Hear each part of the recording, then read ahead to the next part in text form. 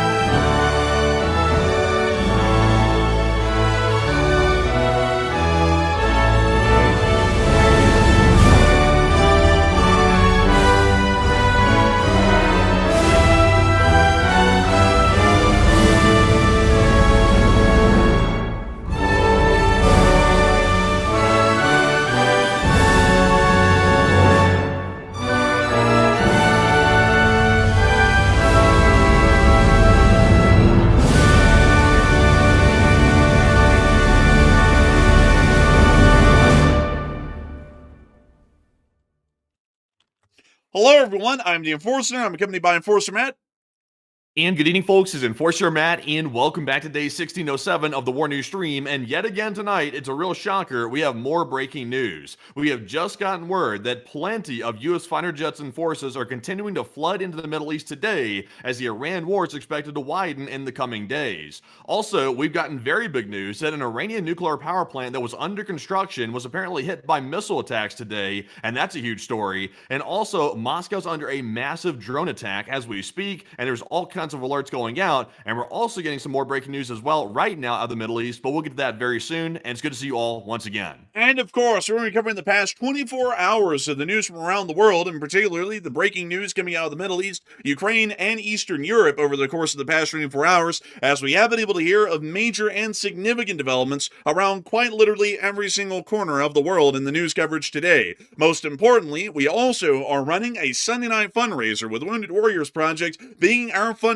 for this Sunday in support of wounded U.S. soldiers who have sacrificed a great deal of their health and well-being to be able to defend the United States of America and our interests abroad in the Middle East in this ongoing conflict. We have been able to see that over the course of these past 24 hours, U.S. armed forces are now flooding into the region in excessively large numbers, with dozens of multi-role aircraft being reported to have flown into the region just over the course of this day alone, showing that the United States of America is now basing an even larger number of forces within the area and is preparing for a broader strike campaign against the Islamic Republic of Iran. This news also emerges as the United States of America has conducted strikes against the Darkhoveyn nuclear power plant site, a site under construction currently by the Islamic Republic of Iran, where a similar power plant, much in form of the Bushehr nuclear power plant, is under construction. From what we understand, Iranian forces were basing off of the construction plot, and U.S. forces hit and destroyed these forces, along with significant parts of the construction Egyptian area as well, leading to the Islamic Republic of Iran engaging in what could only be described as a governmental riot today, as they decried the attack and announced that they were going to be conducting some sort of reciprocal attacks against the United States and other forces within the region that, at least according to them, would hopefully be of similar scale.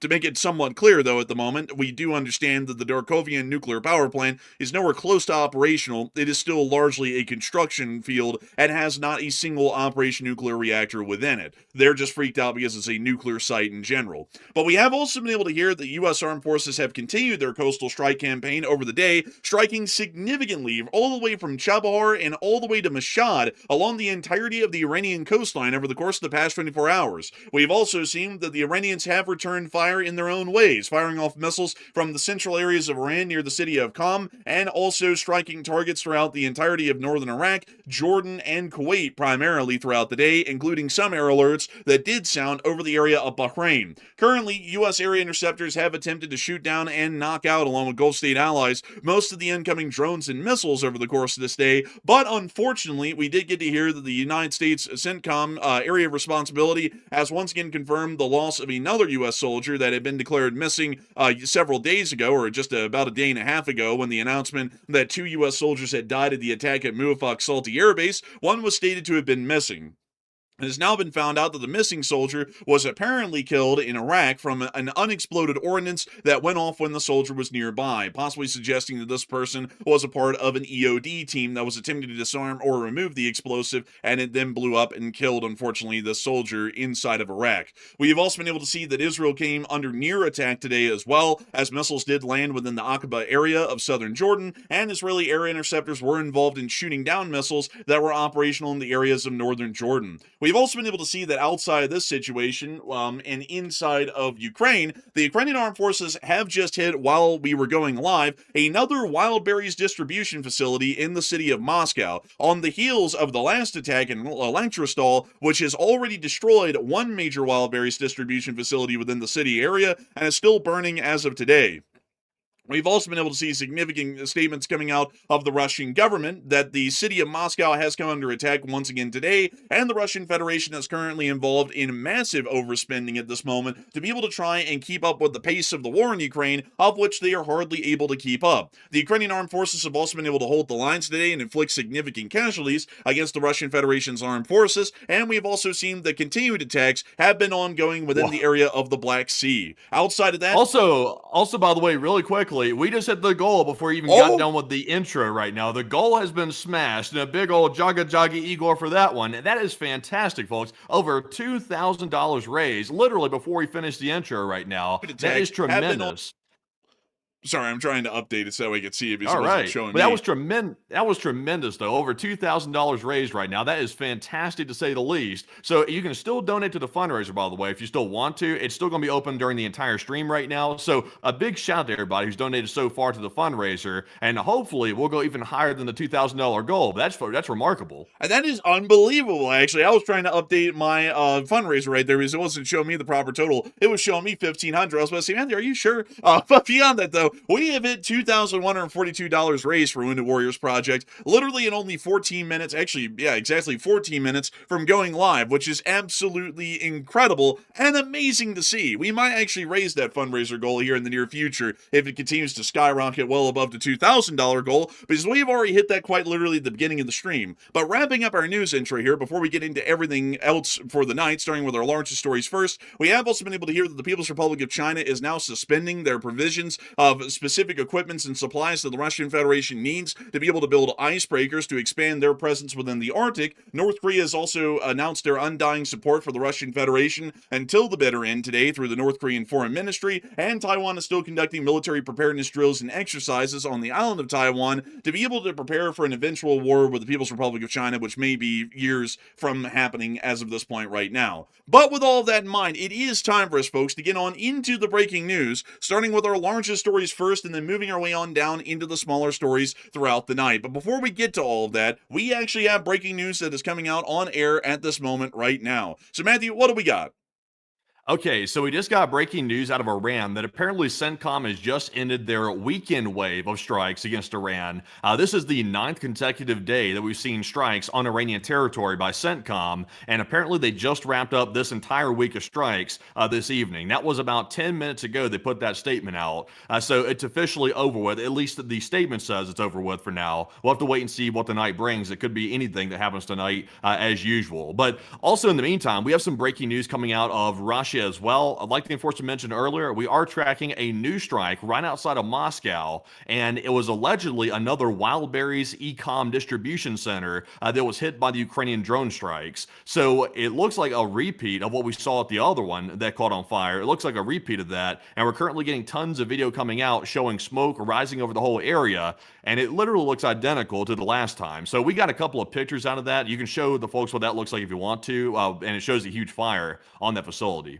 And here's one of the pictures. This appears to be within the area of Podolsk, where another Wild Berries facility has just been hit. We are also able to get some footage from the ground right over here as well, if I can get it up on screen, and my mouse will work with me here. But bringing us over here really quickly, not to the Telegram post, but to this Twitter post right here, we can actually see another clip showing the Wild Berries facility in Podolsk getting hit live on air right now. We hear another drone coming in and flying over the facility, which already appears to be covered in some sort of smoke, a light wisp of it. Он по адресу летит. Не снимай! Да не снимаю, зачем ты нужна?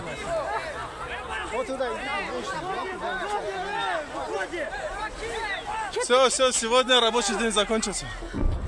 Есть. And we also hear the explosion in the distance. Пошел. But that's the end of that clip showing one of the incoming drones at the area of the Wild Berries in Podolsk. And we also were able to get 3 more clips as well showing the fire which has just happened and the attack that has just happened while we were live on air.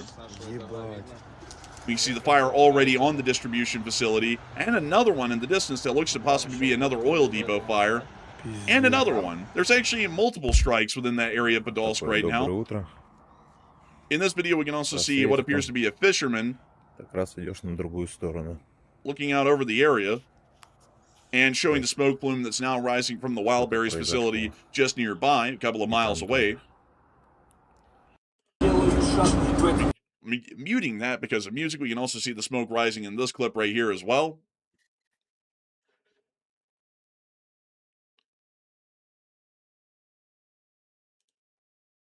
But those are the clips that we've just gotten from the fire within the Podolsk area inside of Moscow. But moving us on out of that breaking news that is happening live on air, it's now time for us to move on out of the Wild Berries fire and the storage sites that are continuing to be hit in Moscow and move further on south to the CENTCOM announcement that just came out moments ago, which appears to have video evidence attached to it of U.S. strikes that were conducted just recently, which we can also see that it appears that they are once again using JASSMs. But outside of that, we were able to hear the statement as follows. U.S. Central Command successfully completed the 9th consecutive evening strikes against Iran on July 19th at 10 p.m. Eastern Time. CENTCOM assets targeted Iranian military command centers, air defense and coastal surveillance sites, maritime capabilities, missile and drone launch sites, and communications networks to further diminish Iran's ability to attack commercial vessels and civilian mariners transiting the Strait of Hormuz. The U.S. military is holding Iran accountable at the Commander-in-Chief's direction. CENTCOM forces remain highly vigilant, focused, lethal, and ready. Here's the footage that CENTCOM has provided showing their aircraft getting ready, apparently from the decks of the USS Abraham Lincoln or the USS George H.W. Bush, which are both currently operational in 5th Fleet's command, which is a part of CENTCOM's AOR. Here's the footage. You see them getting the aircraft ready to launch and launching them off the deck. We can also see additionally the further launches of Tomahawk cruise missiles at targets on shore. And we now see the strikes on land that have just concluded as of minutes ago. Well, you see what appeared to be an anti-ship launcher getting hit in this clip. And we can also see a couple of facilities also getting hit as well.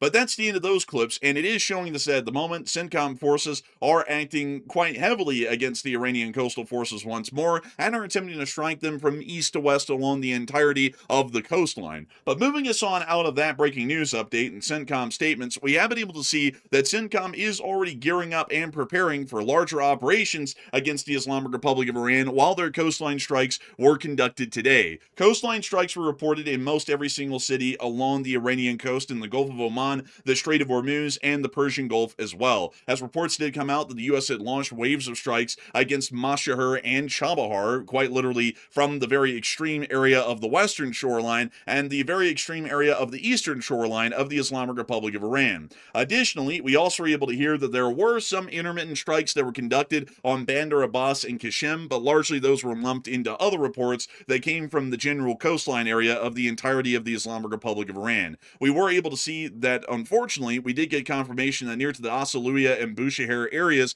an MQ-9 Reaper was shot down as some Iranians appeared to have loaded the motor onto a donkey and started to carry it out of the area, and we also were able to see additional video evidence showing the engine remnants of the Reaper that had been shot down in this area by Iranian air defenses several, really more so several hours ago, about 24 to 36 hours at the latest. Was that the military taking the parts away, or was that the civilians that got it? It looks like it was civilians taking it away for scrap, from what I could tell. Interesting. I guess that's a good, possibly a capitalist venture there, maybe to make some money. Inshallah, imagine all of the copper in this, man. Like, let us get it and bring it back to town. But moving us on out of that clip and the proof of an MQ-9 that was shot down, we have also been able to hear in major news, and getting us into the absolute major news of the night, that U.S. Armed Forces have been confirmed to have conducted a strike on the Darkhoveyn nuclear power plant construction site, a nuclear site within the Islamic Republic of Iran, and one that has caused absolute amount of outrage generally by the Iranian government and also the Islamic regime at this point because of the actions that were conducted. From what we could tell, multiple Iranian forces were based at the Darkhoveyn nuclear power plant site, which is still under construction at this moment, and to show you on satellite photography what it looked like just a couple of months earlier this year, this is the layout of the construction site. It is largely still in its very formative phases, where they are largely leveling the area and preparing the foundations for the nuclear reactors to even be set up. We were able to see that there are some small construction buildings and plots that have been made within this area, and we do understand that the site has been under construction since approximately 2022, and 4 years later, they're still working on just trying to get the nuclear reactors stood up within this area. Once the nuclear power plant is completed, if it ever is completed at this point, it will be very similar in the layout and operation of the Bushehr nuclear power plant further south, where currently the Iranians have one operational nuclear reactor and another second one soon to be operational within, I believe, the next year and a half, and another two that are still in the works and in their very early stages of construction. From what we know, the Islamic Republic of Iran had started to use the facility as something of a base of operations for some form of air defenses or other ballistic missile forces, considering that the large flat plot gives a very easy area to lay out air defenses and also ballistic missile forces, and generally this construction plot has completely ceased operations as of recently, from what we understand, for it to be used for the Islamic Revolutionary Guard Corps' ballistic missile attacks and air defense operations within the Khuzestan region. Importantly, it is also directly in line south of the city of Avaj, which, if there is air defense based here, we generally believe ballistic missile forces are based here more primarily, but if there were air defense forces based in this area, this could be an area where forces could easily be moved and then be able to fire on U.S. aircraft that are operating within the very near areas of the Persian Gulf. Still, strikes were reported on this area, and we were able to see that a report did come out today from the Iranian press TV in the aftermath of the strike, where they stated that Iran condemns the U.S. attack on the Darkhoveyn nuclear power plant construction site, and the Atomic Energy Organization of Iran, which is not the IAEA, that's the UN nuclear agency, has condemned a quote-unquote terrorist U.S. attack on the construction site of the Darkhoveyn nuclear power plant, saying the strikes violated international law and targeted a peaceful nuclear facility under international safeguards. We also were able to see that there was further reports by the International Atomic Energy Agency, which is the UN body for nuclear regulations, that they have announced that it is investigating the incident in Iran's Darkhoveyn nuclear power plant, which sustained and has been confirmed to have sustained damage from a U.S. strike earlier in the day. I want to make it quite clear that while nuclear power plants are provided protections under international law to make sure that radiological incidents and nuclear terrorism does not become the norm of modern warfare, a dirt plot getting this kind of outrage by the Islamic regime is something that I would have to say is quite ridiculous. There is nothing even close to resembling an operational nuclear power plant on the site of this construction plot. The worst thing that could have happened is that they knocked out a dump truck. While many might get excited by some dump trucks, I would say that that's not really something that is the United States' concern. If the plot is being used for military activities of the launching of ballistic missiles, drones, and the operation of air defenses, much like we have seen, then generally this is just an open plot like any normal field surrounding the nuclear power plant, and the forces that are targeted there are legitimate military targets, and I would say that this plot doesn't really require any specific protections for a nuclear power plant, considering there's not one there yet. And also, it goes even beyond that, too, because remember, the U.S. gave Iran a chance to make a deal. They said, we'll let you keep your civilian enrichment of uranium for the nuclear power plants, but you can't enrich the uranium beyond a certain point because then it can be used for nuclear weapons. And Iran basically gave the U.S. the middle finger. So it looks like now the U.S. is going to take out any constructed nuclear plants that they're trying to build. They're now taking those out, apparently, I would assume there's going to be systematically, one by one. Now, obviously, they can't take out an active nuclear power plant. That's not on the table. I don't think that's on the table, and it shouldn't be. But this one being under construction, it was a brand new project that hadn't come online yet, so it was a perfect target for the U.S. So I think that's part of the reason, too. They're trying to prevent them from getting any more abilities to have nuclear byproducts that they could use for weapons. Possibly so, but the thing is that what they hit today is a dirt field. I mean, there's nothing really here materially that would be hard to replace. Like if the U.S. hits, say, a ballistic missile TEL in this dirt plot and they destroy it and they crater the ground below it, it's not really like that's setting the Iranians back by a couple of decades. They just whip out a bulldozer, move the TEL off of the plot after it's been burned out with a wrecker, and then bring in a bulldozer and just flatten out the land and level it again like it currently is. Which is kind of why I'm not really understanding the outrage by the Iranians where they're acting like the U.S. has just conducted an unbelievable attack, like they just bombed Chernobyl, because there's not even anything close to resembling a operational nuclear reactor or anything that would be involved in operating a nuclear reactor on the premises yet. The best thing that we can see is that it looks like they were already setting up a cooling pool for the water that could be used generally in the reaction process for it to be able to cool in the open air before it's recycled and put back into the reactors as coolant. I guess that's like the only thing that they really have here that would indicate that a nuclear reactor is going to be built here someday. But I mean, you could say that this thing is largely an AI data center that's about to be built. It could be anything at this point with how little has been built up here on this plot. And to me, that's why I'm generally saying this whole thing is quite ridiculous as far as the Iranians' response. And on top of that, from what I was able to hear, apparently the Iranians were basing some form of air defenses or more likely ballistic missile forces that were using this as a pre-designated firing spot because they could roll the ballistic missile launchers in right off of Highway 39, right into the plot or nearby to it, set up on it, and then launch ballistic missiles at U.S. bases throughout the region. So if that's what they were using it for, it's really just an open field at this point. It has absolutely no protections, in my opinion. Well, they had graded off the area. I think they graded it off, and they'd also like set up little areas like you're seeing there on the map for like the cooling ponds and stuff like that. And when you build a nuclear power plant, it's very specific. There's a lot of very specific things you have to do to actually get the ground ready to even start building the power plant. So believe it or not, this would actually still set them back significantly because they're going to have to do all that very precise work all over again if they want to still like fix and repair the site, which is still going to take time because you can't really half-ass the construction of a nuclear facility. That's how things go bad really quick, and if something happens, like let's say an earthquake or something like that, your facility could be in trouble if you don't do it right the first time. So I think it's still a pretty good bit of work that they're going to have to do to fix it.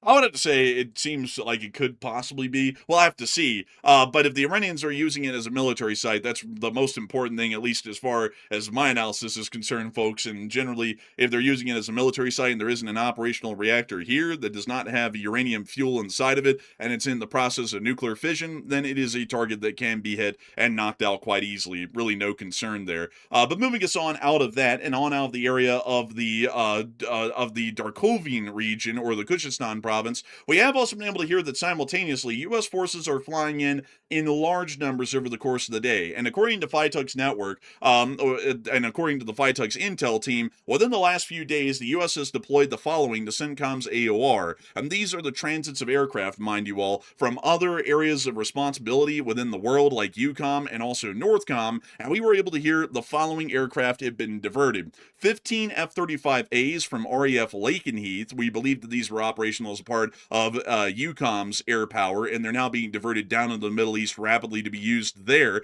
We also were able to hear that 12 F-15s, highly likely F-15Es or F-15EXs, have also been relocated from RAF Lakenheath into CENTCOM's AOR. We've also been able to hear that 12 F-16s from the Aviano Air Base in northern Italy have also been diverted into CENTCOM's AOR, and another additional 12 F-16s have been diverted from Spangdahlem Air Base, which is a very hard one to pronounce, in Germany, and they have also been diverted down in the CENTCOM AOR. So to give you all the count, 15 F-35s, 12 F-15s, and 24 F-16s have all just been diverted out of EUCOM's area of responsibility and have now been moved on down and into CENTCOM's area of responsibility to further augment the air power. Most importantly, all three of these airframes, the F-35s, the F-15s, and the F-16s, in the variants that we know of, are all capable of multi-role operations. None of these are purebred air superiority fighters. Really, the last ones of those type that are left are the F-15C and the F-22s in the U.S. Air Force.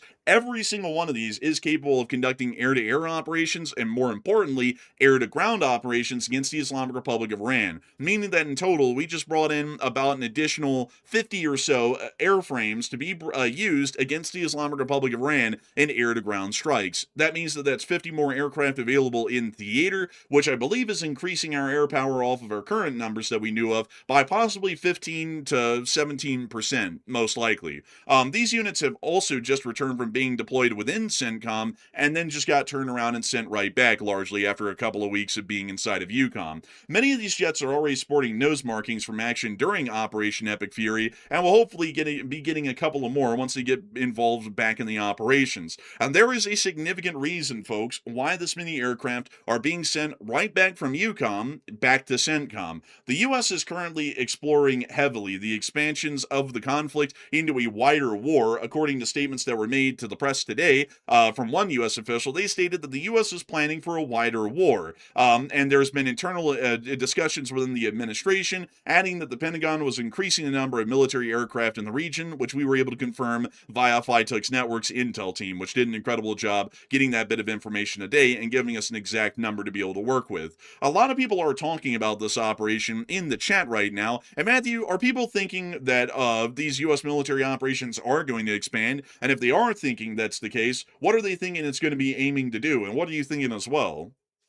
Okay, so at this point, it's pretty much predetermined that this war is about to get much, much wider very soon. We've also made our own predictions over the last couple of days that there's about to be a major escalation in this entire war. So all the signs are there. We're seeing a coastal campaign along Iran's entire coast already beginning. We saw the expansion of that tonight in these larger strikes. Now we're seeing even more airframes and more aircraft from Europe are showing up in Israeli air bases on behalf of the United States, and they're getting ready to attack Iran very clearly. And also we're seeing that Bandar Abbas and the port areas around the Hormuz Strait that are very crucial to Iran's control of the strait are also being cut off systematically from supply lines going into Bandar Abbas. So between all of that right there, it's very obvious that there's an escalation coming. At this point, I would give it a 90% certainty that we're seeing something coming soon. It's either going to be a larger coastal campaign, it could be direct attacks on Tehran that are very wide-reaching, or it could be maybe even a ground operation in Bandar Abbas. It's kind of hard to tell. But do you support any of those types of escalations? Are you in favor of it, and why? And it looks like 63% said yes, we must retake the Hormuz Strait, and that is crucial at this point, while 18% said no, it's about time to wrap this war up and finish it, and 13% said yes, it's about time to widen the war because the IRGC's hurt our guys and it's time to get revenge. And I would say that the realistic reason that we have to stay there right now is solely because of the Strait of Hormuz. That is the number one reason by a long shot that we have to stay there and take this military action. Because as long as Iran has control of the strait, they have control over the global economy. And that is a ridiculous amount of leverage for a terrorist regime to have in their hands like that. And we're already seeing the economic effects start to stack up around the world now that they have control of it. So I'm with the 63%. It's necessary to widen the war and get ready to really go hard on the situation because of the Hormuz Strait still being held captive by the IRGC. But Enforcer, what say you? I would say that they're definitely going to be going to reopen the Strait of Hormuz. The air power that's being brought into the area is multi-role air power that's capable of air-to-ground strikes. And considering that we are seeing some very modest progress so far in trying to whittle down the Iranians' anti-ship and maritime capabilities and their control over the Strait of Hormuz, this additional air power is probably being brought in to conduct a shock and awe campaign, if we would like to call it that,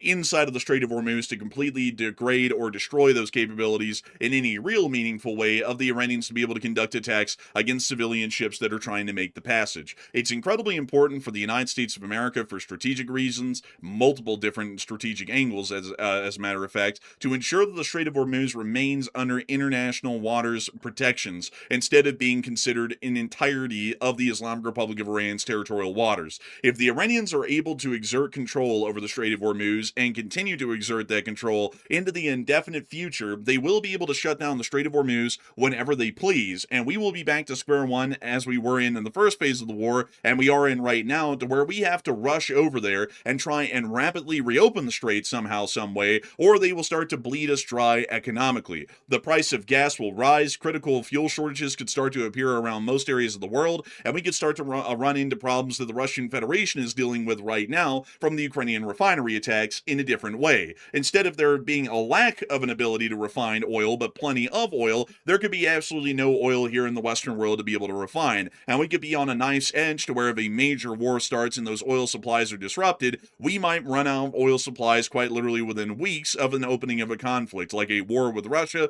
or a war with China, where global logistics and global shipping might grind to a halt as a result of submarine attacks that could be conducted by either side, or generally broader attacks that could be conducted against civilian shipping. We need to be in a position strategically to where we are safe and secure against our enemies, and that our enemies do not quite literally control the key to life or economic life and death via the Strait of Hormuz. And so for that reason, these U.S. forces are most likely going to be brought in to further increase the attacks inside the Strait of Hormuz and see that the jaws of the Iranian grip in that area are pried open and that the flow of free traffic is able to resume once more throughout this region. Hopefully we'll see that that is the case. But moving to And also, not to mention that Iran's planning their own provocations. They're also expanding their strikes on the desalination plants. We saw them hit another one, or hit the same one actually again today, from what we heard from the reports. And also, there's Iranian sources out there claiming that they might try to go and land forces on Kuwait's shores and try to take some U.S. bases. Now, granted, they probably won't be able to do that, but the threat's out there, and that's concerning in itself that they're planning their own escalations on their side. So neither side is trying to tamp things down. They're both ready to go. They're ready to fight. And now we're seeing more U.S. forces, unfortunately, being killed in the region by these terrorist forces. And I think we're about to see something pretty large breaking out, probably on both sides, to be honest. But I think the Iranians will be on the back foot as long as the U.S. goes in with, overwhelming firepower. They'll probably be on the back foot.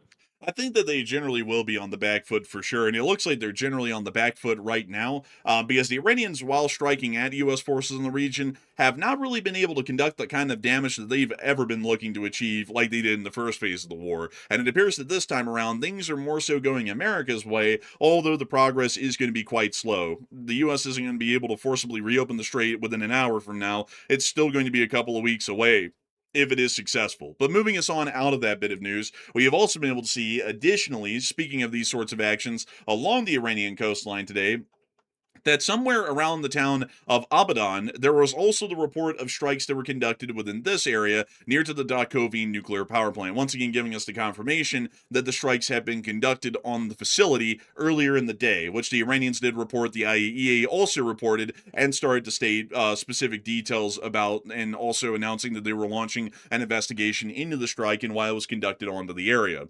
Outside of that, and outside of the entirety of the coastline area, we've also been able to hear other updates from the U.S. government that there have been strikes across the entirety of the Islamic Republic of Iran, and statements that were made earlier today that CENTCOM began conducting a new wave of strikes against Iran at 7 p.m. Eastern Time today for the ninth consecutive night. The strikes will continue degrading Iranian military capabilities used to attack commercial vessels and civilian mariners transiting the Strait of Hormuz, which was the announcement of the strikes, and we've now been able to hear that allegedly they've been concluded by CENTCOM forces, although the announcement of a conclusion of strikes doesn't really amount to a whole lot in the big picture. We generally see most of the time that the Islamic Republic of Iran's susceptibility to getting hit is basically on a 24-hour basis these days. It's just that the announcement and end of the strike period is usually the strongest strikes of the day, but we'll probably be hearing of more breaking news updates on air of smaller strikes that the U.S. will be conducting throughout the next several hours. Moving us on out of all that news, the Islamic Republic of Iran did state today that apparently they were going to be meeting with the Iraqi Prime Minister Ali al-Zaidi. We're not entirely sure why, and I do not know why in the world the Prime Minister of the Republic of Iraq would be traveling to Tehran in the middle of an active war, but it's a question. He rejected it, by the way. The last report I heard, Mujtaba allegedly rejected the meeting with the Iraqi prime minister, and they won't be having that meeting. Apparently, he's too scared to come out, or either he's not in Iran, he's somewhere else, one or the other. But Mujtaba won't even meet with the Iraqi officials, at least according to reports out there. Well, I heard actually, Matthew. The rumor was, and I didn't want to say this on air because folks, I don't like to delve into people's personal business. Mujtaba's life is his own life. Not that there's anything wrong with it, but I was told, Matthew, that the Iraqi prime minister requested for a larger room to meet in instead of the closet, and Mujtaba rejected the meeting on those grounds alone, saying it was the closet or nothing. So I mean, that's what I heard. That was the rumor, at least. Now, there's I just gotta say, folks, the guy is in quiet and hiding a great deal, and nobody's ever seen him. And I'm guessing whatever room he's in, it's got to be small enough that nobody else can get in there and really take a look. But moving this on from Yeah, maybe so, possibly. I've heard rumors as well that Mujtaba might not even be in Iran. Like I've seen some rumors coming out today that he might be somewhere else. I'll be honest, folks, we don't have a clue where he's at. I'm not really sure if most Iranian officials know where he's at. I think there's only a handful of people that's high ranking in the Iranian government that truly knows his real whereabouts, but it's really unknown. I mean, it's a guess game where he's actually at. He might not even be in the country. I think the reason why they're keeping it a guess game, I think he's alive and he probably is in Iran, but they're probably keeping it a guessing game because they still don't really know who the mole is, and the mole's still probably alive. That kind of gave them the intel or the data that Ali Khamenei was going to be having that meeting at that time of the day in the morning when the strike happened. They're so scared of that happening again, possibly from most likely the Israelis more so over us, that they're not wanting to try and get where Mujtaba could be known or at least public and about, so that way the mole can figure out where he's at and then could coordinate with the U.S. to strike him again, or Israel for that matter. I think that's generally the reason why we do not hear of him, out and about in the public, or really anywhere for that matter. It could be. It's just really interesting though, because you would think that in order for a leader to have any type of control or any type of influence over their people, that they would at least have to prove that they exist. Like right now, there's been no proof of existence that Mujtaba is even alive right now. And that's wild. I mean, that's unprecedented. I'm not sure if there's any situation on the planet where a leader has never been seen but is allegedly leading a country. I mean, he might be the first invisible leader that's ever existed. I've never really heard of something like this.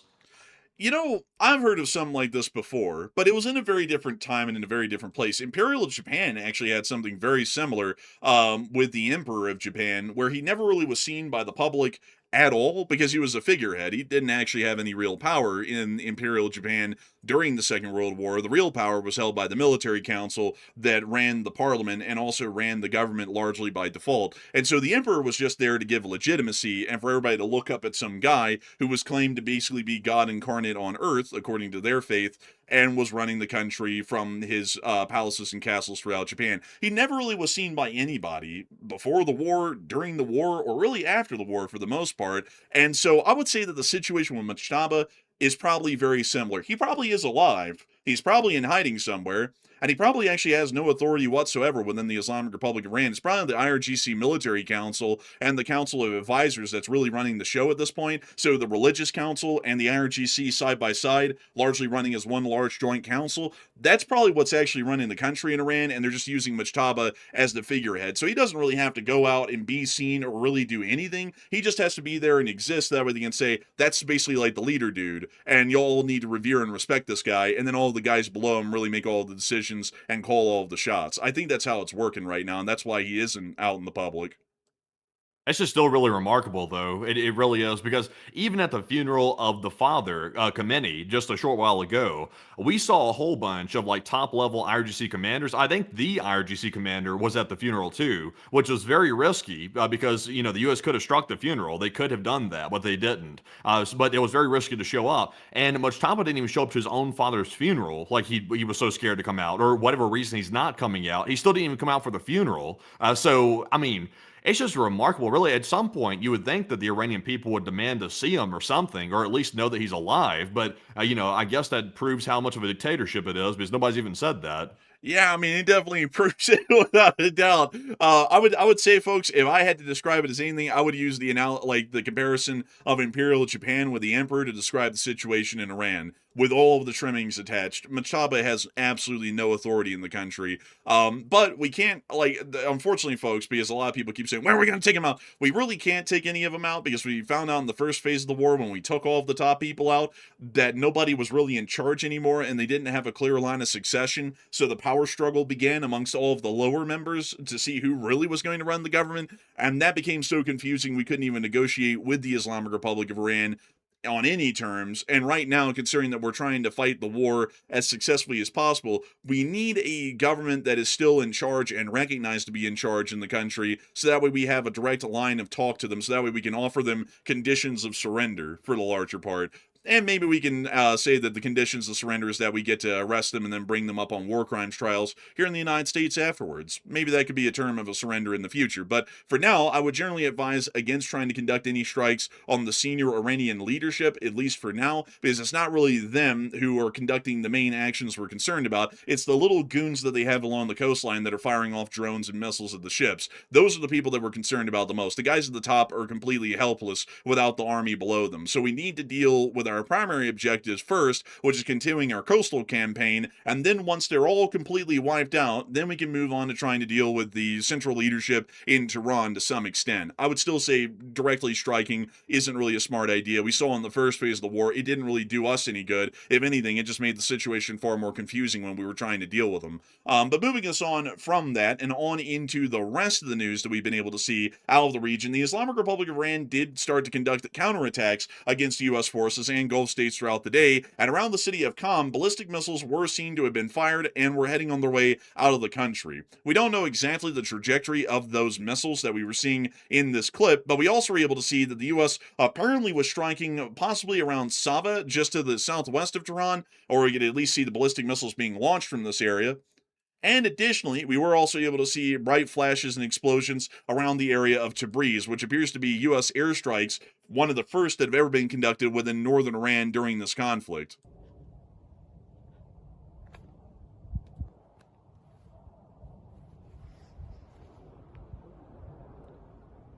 It looks like the explosions are in air, interestingly enough, but maybe interceptions or something else along those lines. But very interesting to see.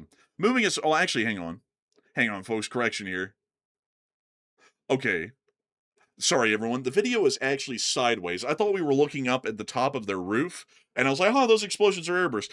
Actually, if you tilt your head to the right, like to a 90-degree angle, we're actually looking at their balcony, which is looking over a roof, and that blackness out there is actually the skyline and the hills out in the distance. So these actually were ground impacts, correction there, inside of the area of Tabriz. I did not realize that until right now when I was watching the video for the third time. But moving us on out of all of this news from inside of the Islamic Republic of Iran, Iranian cruise missile and drone attacks today did prove to be quite damaging damaging within the Kingdom of Jordan, northern Iraq, and also throughout Kuwait and Bahrain over the course of the day. Particularly, one of the most heavily damaged areas, at least from the strikes today, were from the areas of Kuwait.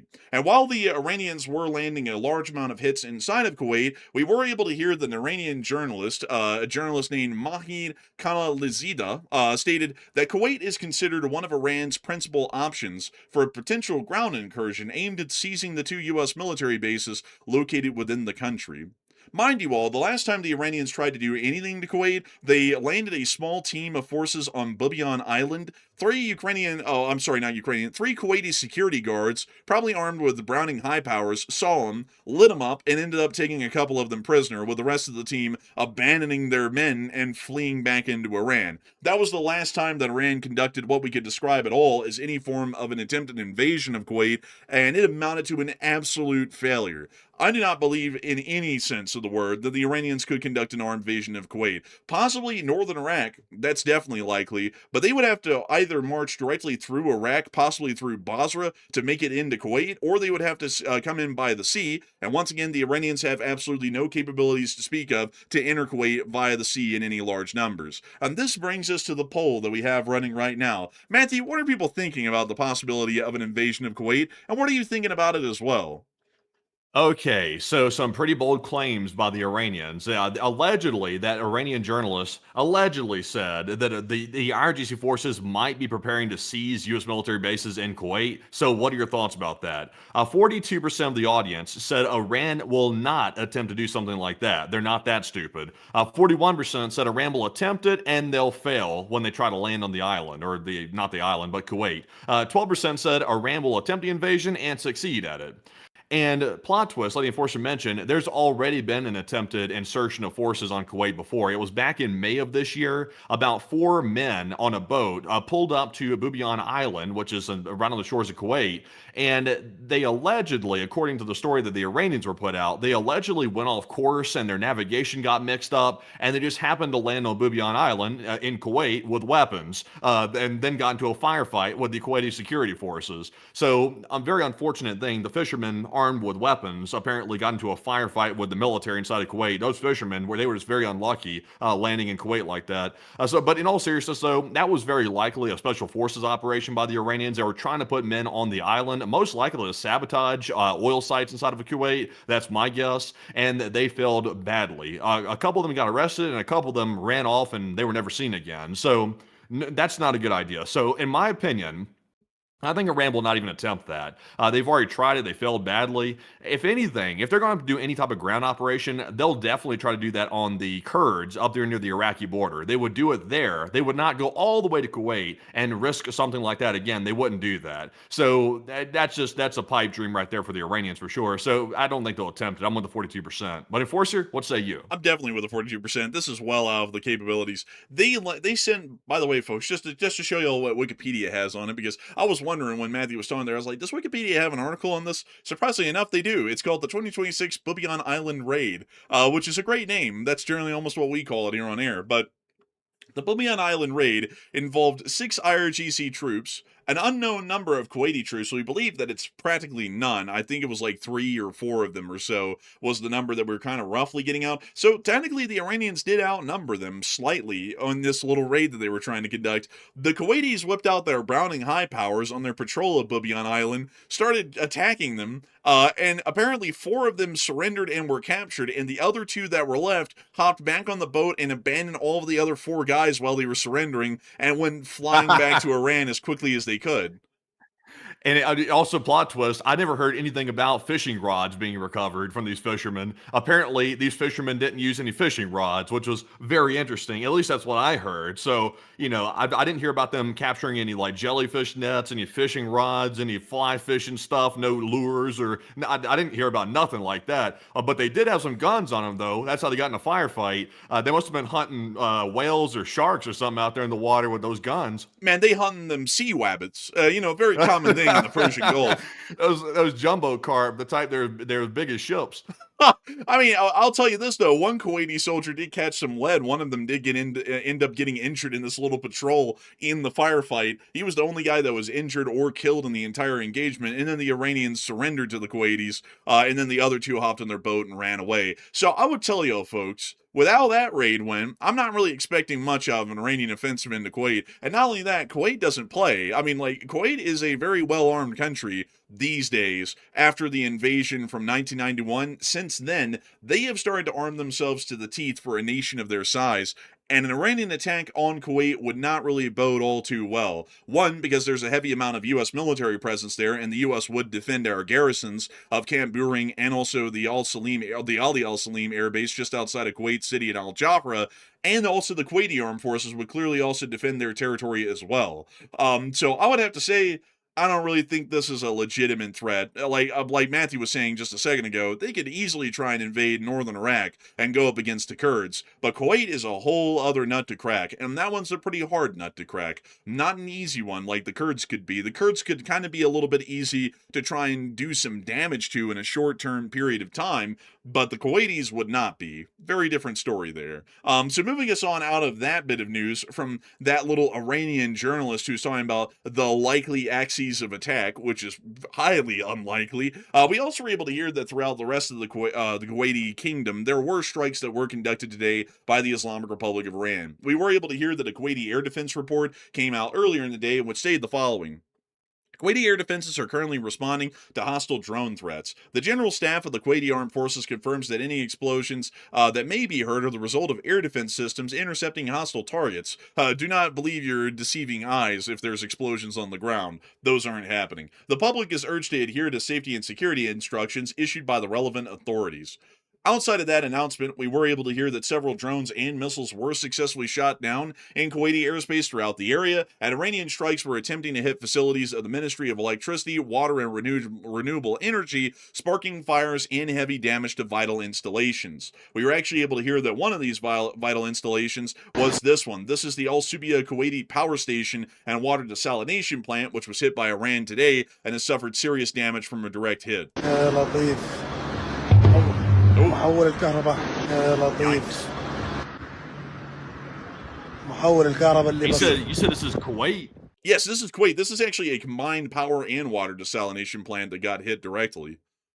Yikes, yeah, it's really bad too, because Kuwait relies on desalination so heavily. It's like 90% of their water supply for the drinking water. So if they lose desalination, Kuwait's in huge trouble. Yeah, it's very bad. Like, these sorts of hits are extremely endangering for the Kuwaiti population because it could leave them without any water. And while people can go on a very reduced diet of food and generally survive for a long period of time, losing any and all access to water can be absolutely devastating and incredibly concerning, as it could create a humanitarian crisis throughout the entirety of the Kuwaiti kingdom as a result of most of the water supplies being knocked out and destroyed by Iran. Once again, folks, I would have to say very clearly that these attacks should be responded to, or a very significant warning should be issued once and only once. And if the Iranians conduct any further attacks like this again, we should start to conduct similar attacks against Iranian infrastructure inside of Iran. So the warning should be this: if the Iranians hit another water desalination plant in Kuwait, U.S. armed forces are going to hit 2 water desalination plants in Iran for every 1 water desalination plant hit in Kuwait. And make that clear. This is the line. Do not cross the line, because we will conduct reciprocal attacks, and we will also make sure that they are twice as large in return. And that's either going to give the Iranians the kind of ammunition they need of deterrence to be able to back off, or the Iranians are going to do it again, and we're going to have to teach them a lesson. I'm not a big fan of conducting actions like that, but if the Iranians are going to start going out of their way to try and create humanitarian crises in allied nations, we're not going to allow that to go unpunished. We should make sure that it's quite clear that the threat stands. You do not conduct any sorts of atrocities or crimes against humanity against our allies in the region and try and claim that's justified, and then act like we're not going to respond. We will respond, and it will be twice as devastating as your attack. I'm not all open of the idea of just going in and causing hell on earth and devastation just for the sake of it, but it has to be with purpose. And with these kinds of attacks being conducted by Iran twice in a row now, one yesterday and another one today on another desalination plant and another another power plant. It's becoming clear that this is a reoccurring pattern by the Islamic Republic of Iran that needs to be met with a very stern and dangerous warning for the Iranian nation. But moving us on out of that news, in southern Kuwait, we also were able to hear that the Iranians did claim that some of their attacks today were successful. Now, this was generally true, at least in one area of the country. Northern Kuwait did suffer a couple of direct hits from Iranian ballistic missiles, but we were not able to get any confirmation yet that Ali al-Salim Air Base was hit, or Camp Buring, which is kind of in central northern Kuwait, being hit either. It appears that whatever was hit was some sort of a pre-designated firing position for a HIMARS that were firing ATACMS missiles into the Islamic Republic of Iran, and we didn't really get any true confirmation that any of the main facilities for U.S. forces were hit. Meanwhile, in northern Kuwait, we were able to see that there were 2 explosions, and we also did get video and picture evidence of these explosions and the smoke rising from the impacts.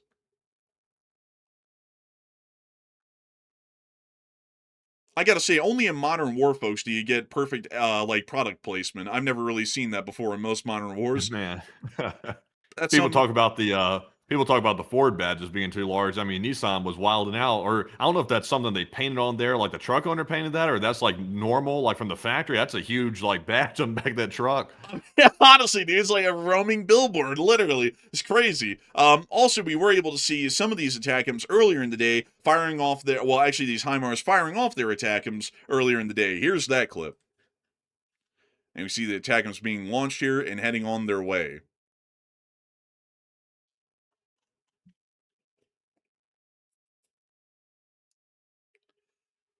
And there goes the second ATACMS right after the first one.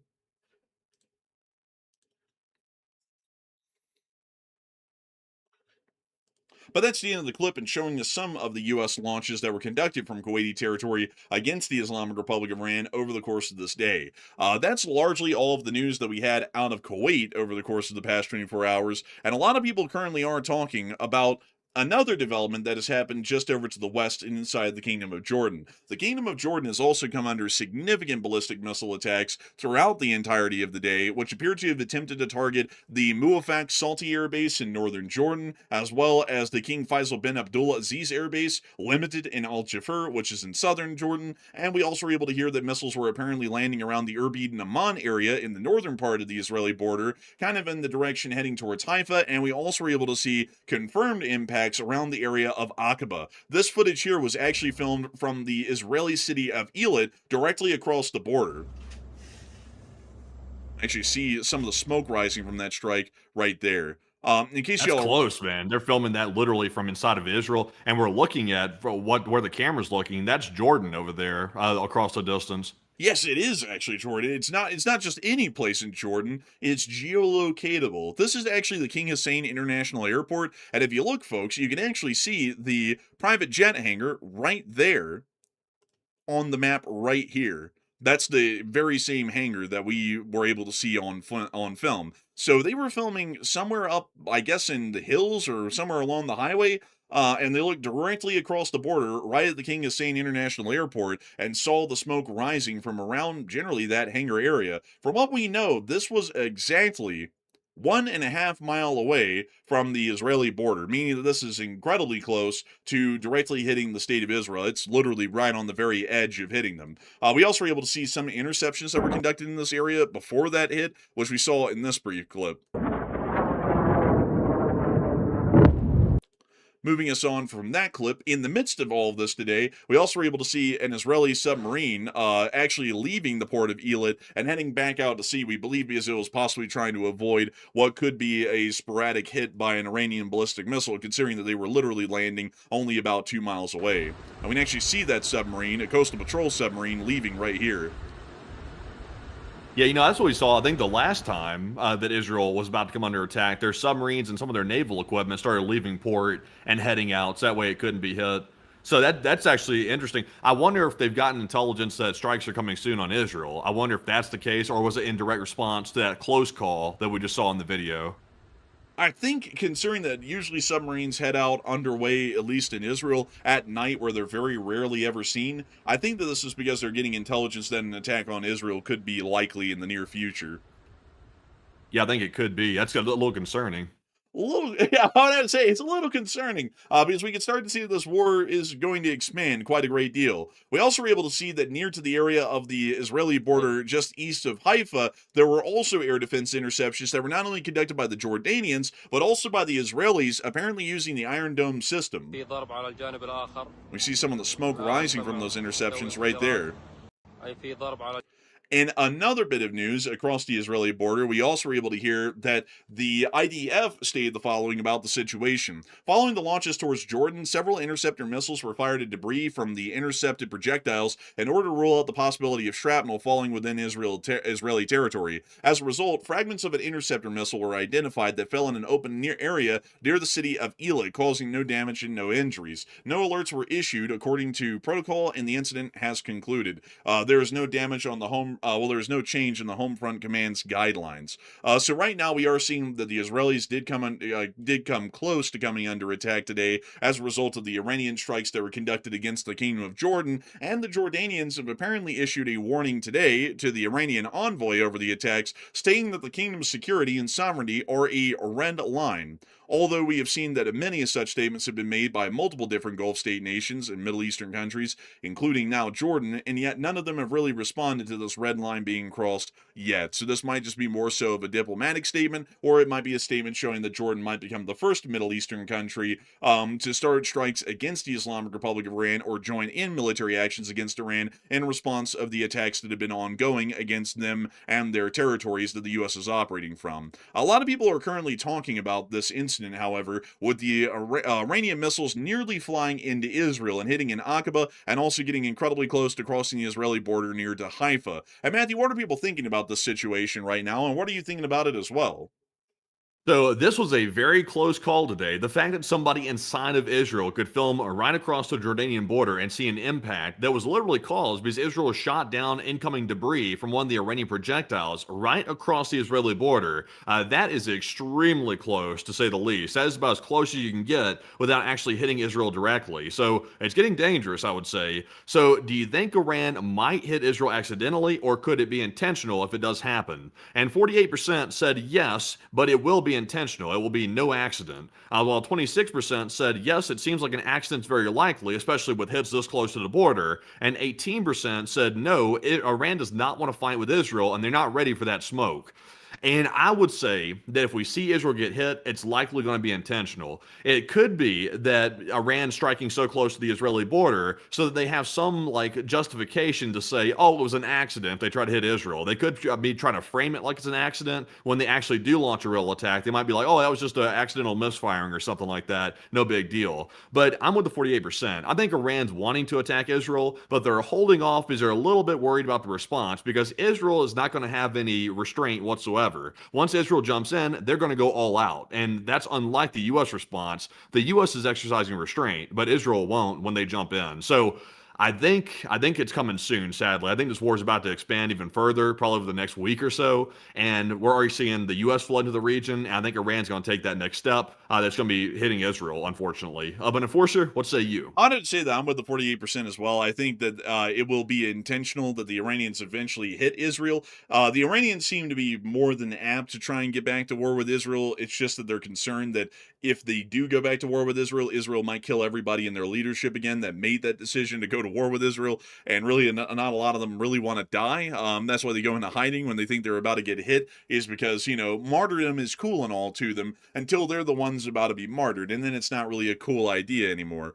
So I would say generally that's the reason why we haven't seen them strike the Israelis yet, because while the U.S. is largely working off of a reasonable sort of a framework for our military actions, the Israelis, on the other hand, generally work more so off of emotion or overkill, is the best way I could describe it, and they would probably just start to wipe out the Iranian government to the slate once again, much like they did in the first phase of the conflict, and they went so overboard we didn't even really know at a point who in the world was in charge in Iran, according to some U.S. officials that were speaking to the press, because quite literally absolutely anybody and everyone who would have been in charge of the country was dead by that point. So I hope that does address that the best we can, at least with what we would know on that situation right now. And before we move on into the little bit of the rest of the news that we have within the region of the strikes in action that's been conducted in northern Iraq, and also the air alerts that came out from Bahrain today, and also the unfortunate announcement of an additional U.S. fatality that's been announced within the northern area of Iraq, at least from what we're hearing right now, we do have to say that the fundraiser has done absolutely unbelievable tonight. Right now, the fundraiser, if mine is correct, is sitting at $4,200 raised of a $2,000 goal. Holy moly! That's very nice right there. That's over double at this point right there. About 2,200 above the goal right there. That's fantastic. Man, we said, do y'all want to help out the U.S. soldiers that are wounded in war? And everybody said, double it and give it to the next veteran. And I got to say, folks, that is an absolutely amazing thing to see. We have been able to raise $4,200 for the Wounded Warriors Project, which is absolutely incredible. And I got to give each and every single one of y'all a humongous shout out, if I could speak English tonight, for raising $4,200 for the Wounded Warriors Project. The Wounded Warriors Project is a great fun nonprofit, like many others here in the United States of America, that go out of their way to try and help wounded veterans of the United States Armed Forces who have been wounded and injured in the line of duty. And I think that's an absolutely incredible and amazing thing to know that so many of y'all have come together and have helped to support and fundraise this amount for those who are currently being wounded right now over in the Middle East in this conflict. And before we move on into the rest of our news for the night, including everything else that we have out of the Middle East and then on into East Asia and Ukraine, I do want to make sure that we take a little brief moment to shout out all of the top donors that we had for tonight, which there are quite a many, and also get a couple of questions from the chat briefly as well. So Matthew, what do we got? All right, so to give a shout out to our top donors so far of the night, we got a lot of them, folks, and also our chat's been running crazy fast all night tonight, so it's been a challenge to keep up with all of it. Let me grab one question here from the live chat. Got a good juicy question there I want to grab. There we go, we got it just now. So giving a shout out to all of our top donors so far, we have at a $250 donation from Tom S, so largest one of the night so far. Also a big shout out to Charles Z07. He put in a 200 along with Fred Zerzal, who also put in a 200 as well. And then we had a 160 from James Hughes, as well as a 100 from Hal Rose, and a 100 from General Feldmarshal, as well as Truck and Chef, Sam Johnson, Cerberus 3, and also Cerberus 3 threw in a second $100 donation, along with Mike, who put in a 50, and Waba, who also put in a 50, along with Bobo Vasquez, Dan Brooks, SC Deer Girl, Samuel Sizamonski, SoCal Lion, as well as Chef Danny B, All in Texas, Rad Doctor, Blush Boy, Boulder Boy, and also Alan Diana Storm. And so far, those are the top donors of the night. And also, unfortunately, folks, we would love to call off every single person's name that threw in a donation tonight, but we would be here all night long trying to do that, and we wouldn't be able to get to the rest of the news. So we would love to, and we want to give everybody a uniform shout out for putting in any amount to the fundraiser, because all that added up, and right now, we're well over $4,500 raised, apparently right now. So fantastic indeed. Also, Anonymous just threw in a 200 as well, just out of the blue right there. And Hal Rose just threw in a $333 donation right this second. So we're almost up to $5,000 raised right now. That's really remarkable. It looks like people are very excited about the fundraiser to help Wounded Warrior Project, which I would say it's a very good cause for tonight because unfortunately, we've lost some service members in the Middle East. And today we heard about some more unfortunate deaths in the area. So that was very sad to hear about today. And once again, condolences to the families. But hopefully this is helping out the soldiers that are still with us and are injured. Hopefully this helps out. I would say it has to help out. I mean, $4,500 is quite a large amount in a fundraiser, and it's absolutely amazing and incredible to know some of the names of the folks who supported the fundraiser the most tonight. But I also have to say to everybody who supported less than $50 tonight that we were not able to call out your names for, that each and every single one of y'all is making your difference. If it wasn't for the half of y'all who throw in less than $50, this fundraiser would not be where it is right now. It would actually probably have just surpassed the fundraiser goal. It probably would have just done that maybe within the hour. It's actually the everybody involved who makes up the bulk of all of this fundraising that's done every single Sunday. And I got to give you all an amazing shout out and a humongous congratulations once again for always making sure to support these fundraisers and get them well past their fundraiser goals, as the support from these fundraisers does a great deal of good on the very topics of news that we cover around the world and the people that are involved in it directly. And so humongous thanks to each and every single one of y'all so much once again for y'all's incredible support of this fundraiser. And with that, folks, it's time for us to get into 3 questions from the chat, and then once we get those 3 questions, we'll be moving on back into the rest of the news for the night. So Matthew, what do we got? All right, so our first question here is going to go to AJ Virginia, who said, do you anticipate moving to a war economy in 2027? And this thing with Iran isn't ending anytime soon.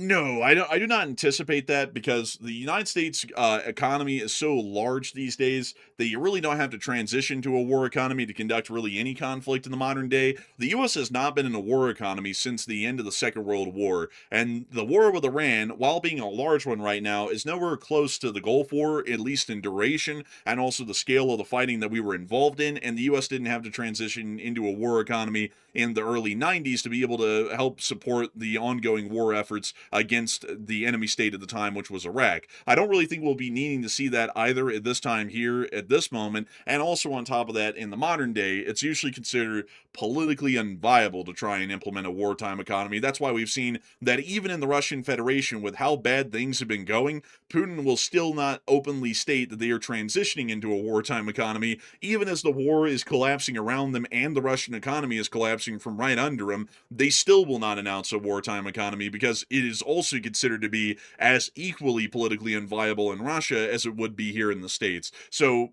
for those reasons, one, because we wouldn't really have to in the first place, and two, because it'd be politically unpopular in the United States, I would say that we'll probably never see a mobilization or a wartime economy shift because of the current war with Iran. I did see Sander Herrera say only with China. I would say that the only 2 that we would ever transition to a wartime economy for would probably be Russia or China. But really, to be entirely honest, a conflict with Russia would probably last such a short amount of time that we would probably never get into a wartime economy. Even if it was announced, the conflict would probably end and everything will return normal within a couple of weeks or maybe a few months, because we'd be trying to avoid a nuclear onslaught with them at that point and try and negotiate our way out of it. And then with the People's Republic of China, that war could go on for a very long period of time. It could require a lot of resources to build out additional forces within the U.S. Navy to be able to try and go up against the Chinese, and that could start to consume enough resources that we could shift into a wartime economy, or we could see some things like rationing and limited census reappear to be able to support the war effort going on against China. So I would say that those are really the only 2 countries we might ever see that happen on, because it might be absolutely necessary. But with Iran, it certainly is not. So I hope that does address that the best I can, and a great question, AJ Virginia. And with that, we're on the next one. And also, by the way, folks, I've been scanning for breaking news all night long tonight. The Middle East is oddly quiet right now. Like, there's nothing going on. Like, you can check Flight Radar 24 real quick if you want to and see if there's any airspace activity on the military side of things. Let's see what we got going here. Not Is this really. a military filter on this? Yeah.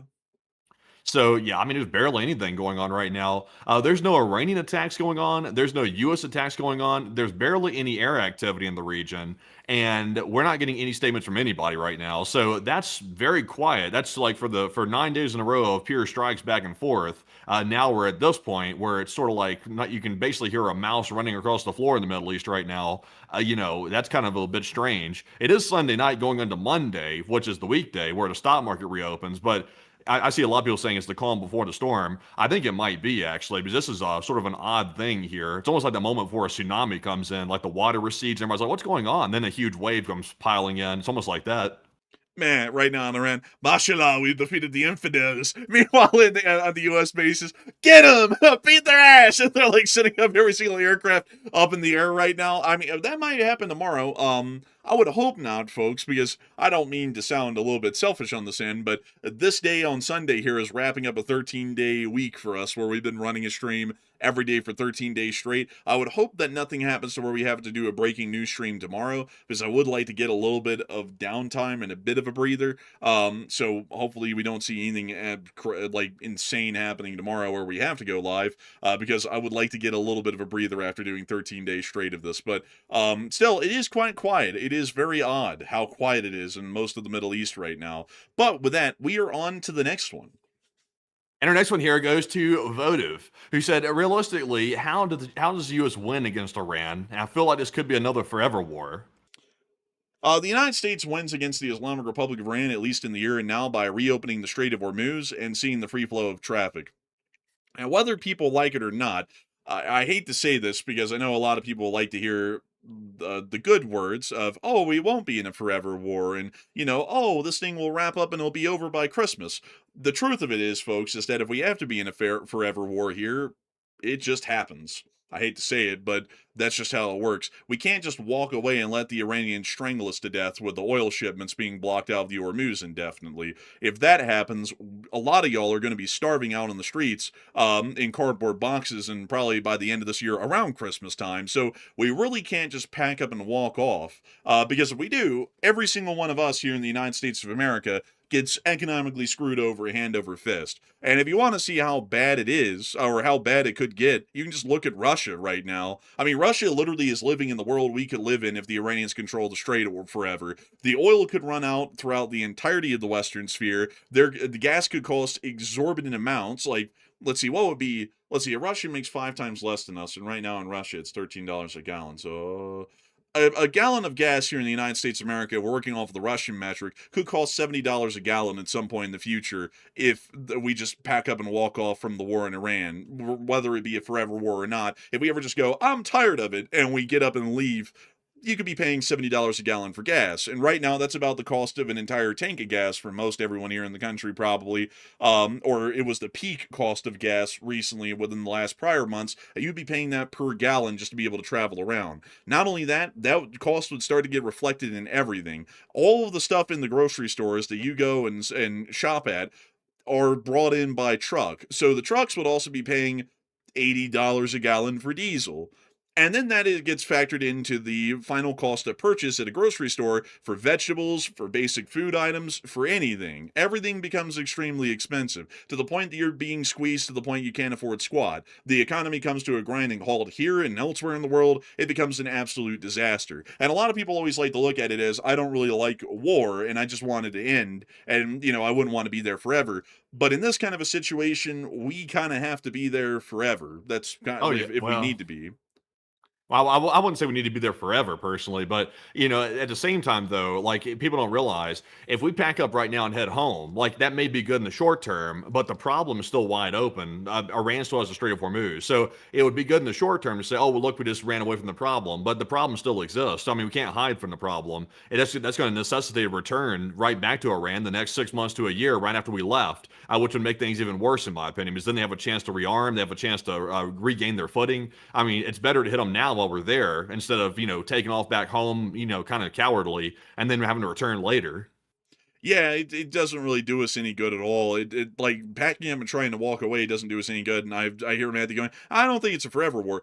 It might not be. I don't think it will be. But the thing is, though, folks, is that if it does turn into a forever war, we really have no choice but to keep fighting it indefinitely, because we have to try and keep the strait open. If we don't keep the strait open, we are going to be screwed over here. Like, I'm not, like, people who say that we're not going to be, they don't get the big picture. Like, hate to just be upfront about that, but they got no sense in their brains. Like, we saw what was about to happen in the first phase of the war. If it had kept going and things kept going the way they were, it was going to be an absolute disaster here in the United States by this time right now in July. We can see what's happening in Russia right now, from Ukraine knocking out on average about 30% of Russian refineries every single day. And even with a trickle of gas going around in Russia still, the situation is absolutely desperate. I mean, people can hardly find food in the stores anymore. People can't find gas.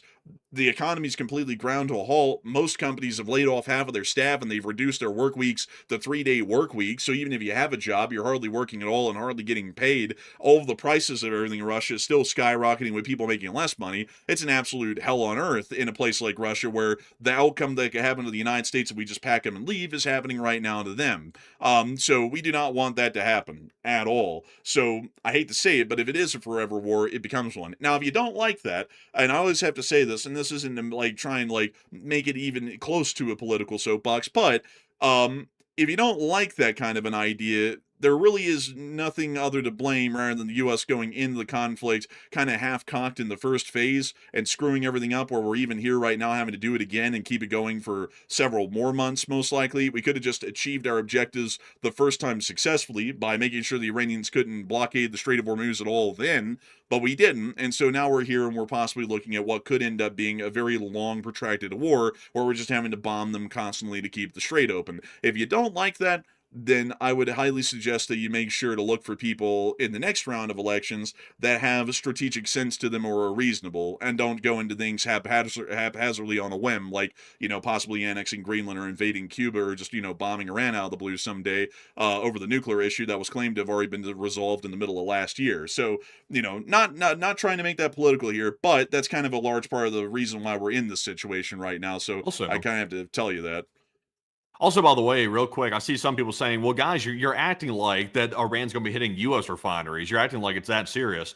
I mean, they're not hitting U.S. refineries directly, but they would be causing damage to our oil economy, because look at it this way.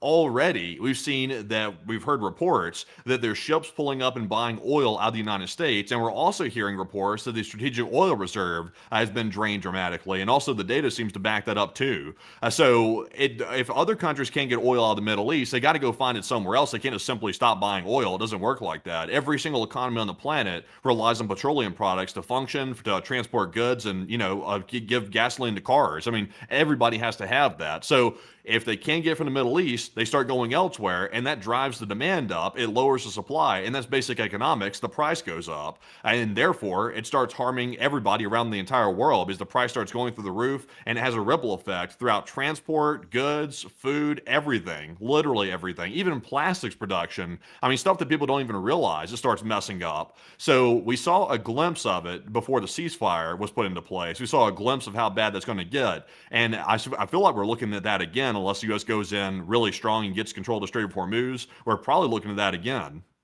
We probably are. And also another thing, to explain it in another way, because I see a lot of people are saying the only point of failure is that the physical plants get destroyed that make the fuel from the oil.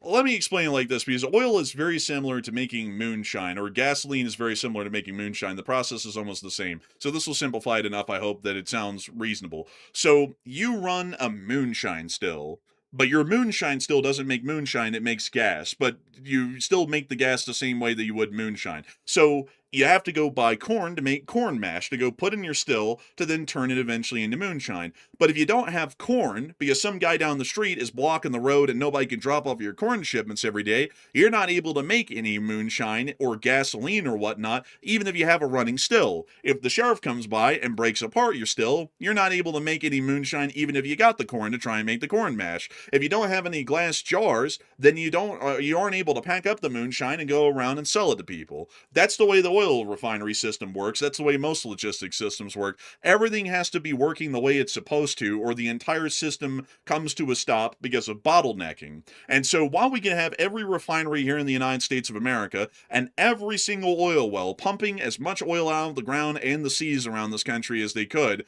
if there is a bottleneck in the international supply of oil, we start to get bled dry very quickly of the crude oil we have here in the United States in strategic reserves and being pumped out of the ground every day. And so while our stills are still up and operational, we have no corn to turn into mash to put into the stills to turn it into moonshine, in a sense, if y'all are seeing what I'm saying. The bottleneck's there. And the bottleneck could appear at any point in the process, but that's the bottleneck that the Iranians were able to create to a massive scale.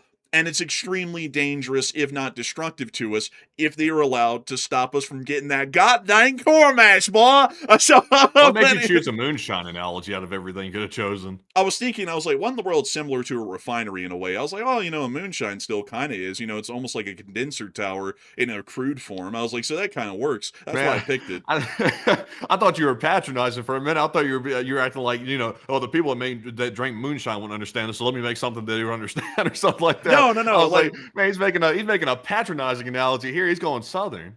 No. What I was thinking behind my thought process is like, what the hell is even similar? I was like, well, moonshine is like a still is a condenser tower, basically, just like in the oil process. You have to have inputs of oil, corn in the form of moonshine to be able to run your refinery, which is a condenser. It then creates a finished product, which is some sort of refined liquid, and then you have to distribute that and sell it. And I was like, that seems similar enough in my head. I was like, that analogy would work on a far simpler scale than trying to talk about the great depth and intricacy of the oil industry and simplified into something that's more basic in its steps, but it has all of the same basic elements. And that's why I was like, moonshine still, we'll work with that. But beyond that, though, it works the same way. So that's why we really can't pack up and leave. And that's also why I'm saying we have to kind of get in a forever war if it's necessary here. I don't think it will be, but if it turns into that, we kind of just have to. We just kind of have to hope that the Islamic regime eventually collapses, or that they eventually just back off and the free flow of oil comes out of the strait once more like it was before. So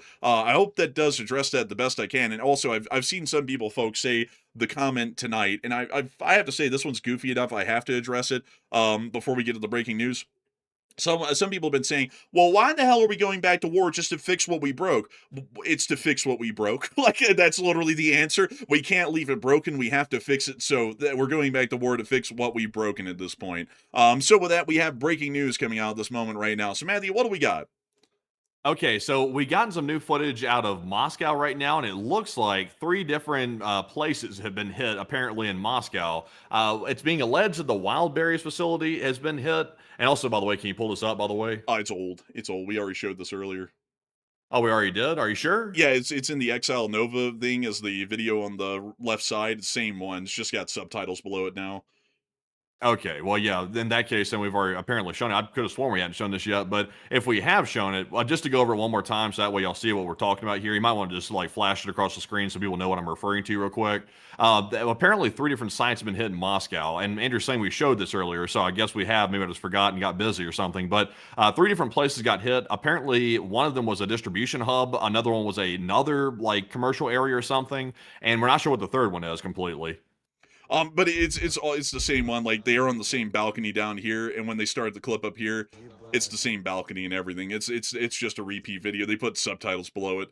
And that's the difference. Like that's the difference between this one and the last one. But it does appear that there are several major fires burning in the Podolsk area of southwestern Moscow right now. While we're live on air. So moving us on from that little bit of an update on the situation, we are now moving on into our last question of the segment, and then we're going to be getting on to the rest of the news for the night. All right, so our last question of this segment, until we get back to our breaking news, is going to go to none other than Jake. And Jake said, how many of their most advanced rockets has Iran used, and how many do they have left? We actually do not know. The number of Iranian ballistic missiles has never been publicly stated by the Iranians, except for in propaganda, where the number wildly fluctuates but is always insanely high. U.S. intelligence officials believe that they have several thousand missiles in storage, but only, I believe it's about 150 to 200 TELs that are capable of arming and firing those missiles at targets throughout the region. So I wouldn't be able to tell you how many advanced missiles they fired or how many they even had, because the Iranians have kept that a closely guarded secret, and as far as U.S. intelligence that's been leaked to the public is concerned, they really don't know the number of advanced or crude missiles either. We just know the overall number of missiles, and it's very hard to parse through what quality, type, or design they all are outside of the raw number, which is in the several thousands. So I hope that does address that the best I can, at least with the lack of knowledge we unfortunately have in that topic. But moving us on out of that, we are hearing that Bahrain has just come under attack live on air right now. It's getting loud down there in the Middle East. So what do we got? Okay, so we just got some breaking news. This is legit breaking news. This is fresh, straight off the presses right here, straight off the Telegram pages. Bahrain is under attack. They've activated the sirens, and they're apparently under a combined Iranian missile and possibly drone attack. That's happening right now. And also, I want to remind people that the U.S. Embassy in Bahrain had just put out an announcement earlier today and said that they had information suggesting that Iran may seek to target unspecified locations in central Manama in Bahrain, which would be where civilians are at. So I'm not sure if it's that attack that's happening, but we are hearing that apparently projectiles are en route from Iran toward Bahrain, and we'll have to wait and see if we get an update about that very soon. I imagine we probably will, because if the sirens are sounding, that means the attack is active, and we're simply waiting on footage and also damage reports out of that area. So that's the breaking news. And moving us on out of that breaking news and back into our normal scheduled news coverage, we will now be moving on into Bahrain, where we were able to hear that there was an announcement earlier in the day of sirens that were also sounding in the country approximately 6 hours ago from this point right now. Also showing that Bahrain has come under attack in significant volumes throughout the course of the day in multiple different waves. Moving us on into northern Iraq, we also were able to hear reports of more explosions within the Sulmania area, and we've also been able to see as well that up in the area of Erbil, there were also reports of explosions within the area today, and unfortunately, we were able to hear that Central Command found the remains were found for the missing U.S. service member, and verification is ongoing. A separate soldier was killed in Iraq handling unexploded ordnance from a downed Iranian drone, and 4 U.S. troops have died this last week in military actions against the Islamic Republic of Iran. So we're largely assuming that because of this report, just to give you all a little bit of a background, 2 were confirmed killed at Muwafaq Salti the other day, with 1 missing, and we've now heard of another being killed inside of northern Iraq, we're believing, around the Erbil air base, most likely from an attack there as well. And so it seems that the missing man from Muwafaq Salti has been confirmed dead at some point, and they haven't come out and stated that officially on its own as a separate standing statement. So we're now hearing that this person who has died from the exploding ordnance in northern Iraq is now the 4th U.S. soldier to have died so far in the conflict, the 9th day in. So we're seeing that right now the U.S. is averaging about 1 fatality every 2 days at this point in this current phase of the conflict, which unfortunately I don't really know the number of fatalities on average in other prior U.S. conflicts per day to give you a running metric, but I believe that this is about as bad as the first phase of the conflict at this point, at least in the amount of fatalities per day that the United States is sustaining in the ongoing war. But moving us on out of the Middle East, off of that unfortunate news, and on into the broader areas of the world outside the Middle East, we have also been able to hear some brief updates from East Asia today. To give you all a small glimpse of ongoing activities within the Republic of China on the island of Taiwan, the Republic of China Army's 584th Combined Arms Brigade has completed a combat readiness evaluation using the M1A2T tanks at the Northern Joint Center and Evaluation Center. Crews calibrated the tank's 120mm guns and M153 remote weapon stations before engaging stationary targets from both static and moving positions. The drill also tested the M1A2T's commander's independent thermal viewer, fire control system, and ability to rapidly detect and engage multiple targets. Currently, the Republic of China on the island of Taiwan is attempting to integrate their brand new M1A2 Abrams, the T variant for the Taiwan export variant of the M1A2, into their armed forces, and they're also trying to make sure that their crews are well trained and well prepared to be able to operate these tanks in the event of a war with the People's Republic of China on the mainland. So that is a small update today from the ongoing combat readiness developments inside of the Republic of China as they continue to try and upgrade their armed forces for an eventual confrontation with the People's Republic of China. Moving us on from that and on into Beijing. Also, I see a lot of people saying, "Oh, this war is extremely." Let me go do this really quickly because I got the numbers. I got the numbers right here. In the Vietnam War, U.S. casualties, if you take the entire casualties across the entire war and break it down into an average per day, it was about 18 to 20 U.S. soldiers that died daily in the Vietnam War. Now, obviously, there were parts of the war that were much more deadly than others. Like, for example, I think it was the Tet Offensive. I think was one of the most deadly parts of it. Yeah, that was the most deadly part of it, apparently, where the casualties got up to almost like 40 a day of U.S. soldiers dying every single day. So then now that was a ground war, obviously. That was not just a simple airstrikes. What we're seeing right now in Iran and the U.S., that's just airstrikes. There's no ground war going on right now. So obviously Vietnam would be way worse because we had guys literally fighting in the forest. And really quickly, do we have any numbers for U.S. killed in the Gulf War to get an idea of the losses per day? Because that was the largest war that we fought in the last 30 years, and it was also a direct ground conflict with the Iraqis. Yeah, let me get that real quick. I'm trying to get these numbers on the fly, folks. So give me just a second here. I should have it in just a second. I'm currently looking here. So it looks like on average, let's see here. They're saying about 3 to 4 battle deaths per day during Desert Storm, apparently, and about 7 total deaths per day if you include non-combat fatalities. That's what they're saying in the Gulf War. Which, by the way, is friendly fire, just to add that in. So far, as far as the metrics are concerned, we're not doing. Well, are you sure about that number though? Let me go look at this really quickly because that sounds kind of high. I don't believe that we had 7 a day being lost because the war was. Let's see here. The war was a total of 6 months, 3 weeks, and 5 days long. And if the entire coalition lost 292 killed, with 147 killed by enemy action and 145 being killed in friendly fire, it's a little bit hard to believe that that would average out to about 7 a day, because I think 6 months is about 150 days or so, and when there was only 292 killed, I think that would average out to be like 2 a So day. So the article I'm looking at right here, it says the air campaign and ground war together, Operation Desert Storm, lasted about 43 days. So how much longer? I mean, Desert Storm was one operation in the Gulf War. So how much longer was the Gulf War beyond Desert Storm? Is Desert Storm was 43 days. So the Gulf War in its entirety was 6 months, 3 weeks, and 5 days long. Okay, so it's only counting Desert Storm in this article right here. So that might explain the time difference. Yeah, because like with what we're dealing with right now, it's like it's very important to make sure that our tabulation is like equal, because right now we're saying fatalities outside of a ground war are being counted. So we also want to do equal measure for the Gulf War as well, because there was a large part of the Gulf War where we weren't really engaging Iraqi forces on the ground directly, which was Desert Shield. The counterattack, or more so the attack into Iraqi territory, was Desert Storm. And so getting the numbers there across the whole coalition, including a heavy amount of Saudi and British fatalities as well, the running average for the entire coalition was about 2 soldiers killed per day during the Yep. entirety of the conflict on average. Yep. So I just got the real number right here on a different article. So it's saying 1.8 total deaths per day across all 7 months of the entire Gulf War. That's including Operation Desert Shield and Desert Storm. So yeah, it's more like 1.8. The other one was just counting just Desert Storm. So during Desert Storm, that was a very bloody period of the war, and that's why it was like 7 casualties a day, including friendly fire. But across the entire Gulf War, though, it's 1.8 per day.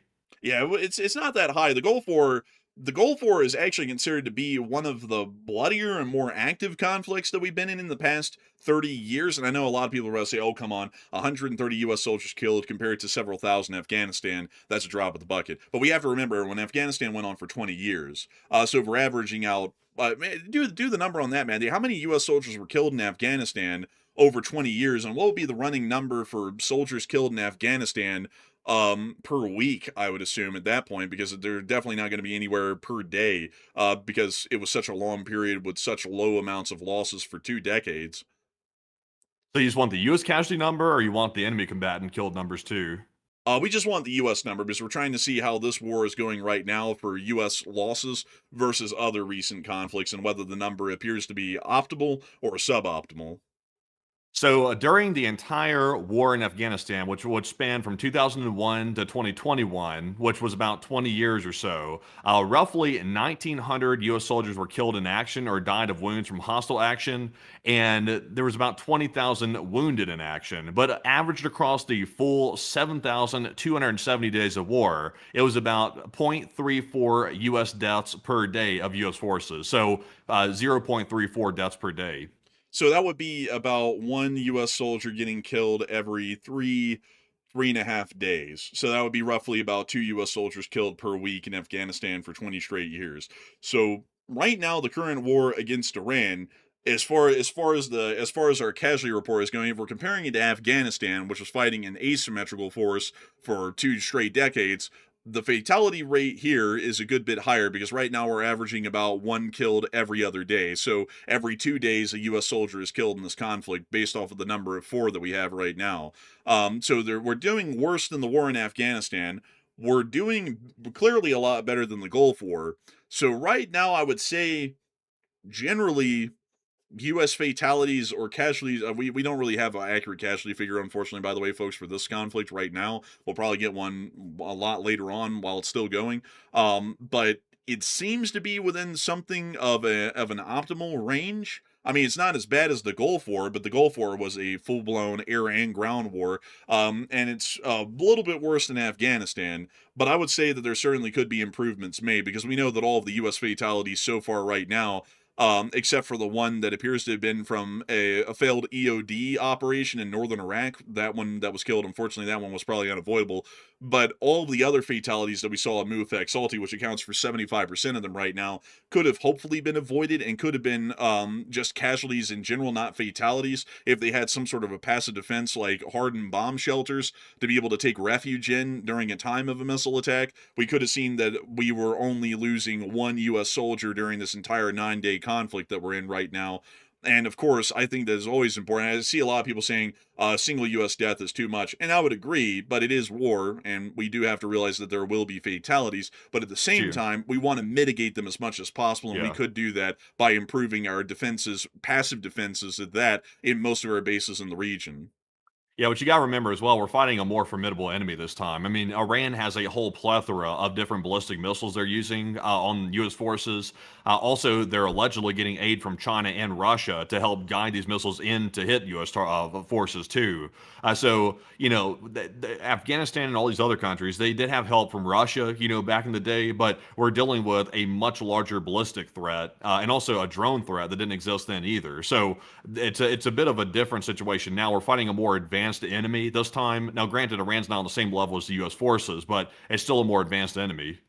It certainly is a more advanced enemy, but still, like outside of that, we could have avoided 75% of the fatalities we've taken if we had started to prepare for ballistics threats in the Middle East and started to set up, even at a minimum, like those little shitty Russian concrete bunkers that they set up in some of the cities, the ones that they have for the civilians. If we had just plopped a couple of those down in Muafak, enough for the personnel there, we probably would have seen that at worst, they may have become casualties as in wounded, but they wouldn't have become fatalities. And I would say, honestly, folks, if we're going to take any losses in war, and it's inevitable, I would rather take those fatalities and turn them into injured instead of having them just flat out killed in an attack like they were at Muafak. That seems to be a lot more positive to me. They, of course, get to live. We will make sure to take care of them as much as we can in the armed forces and also afterwards.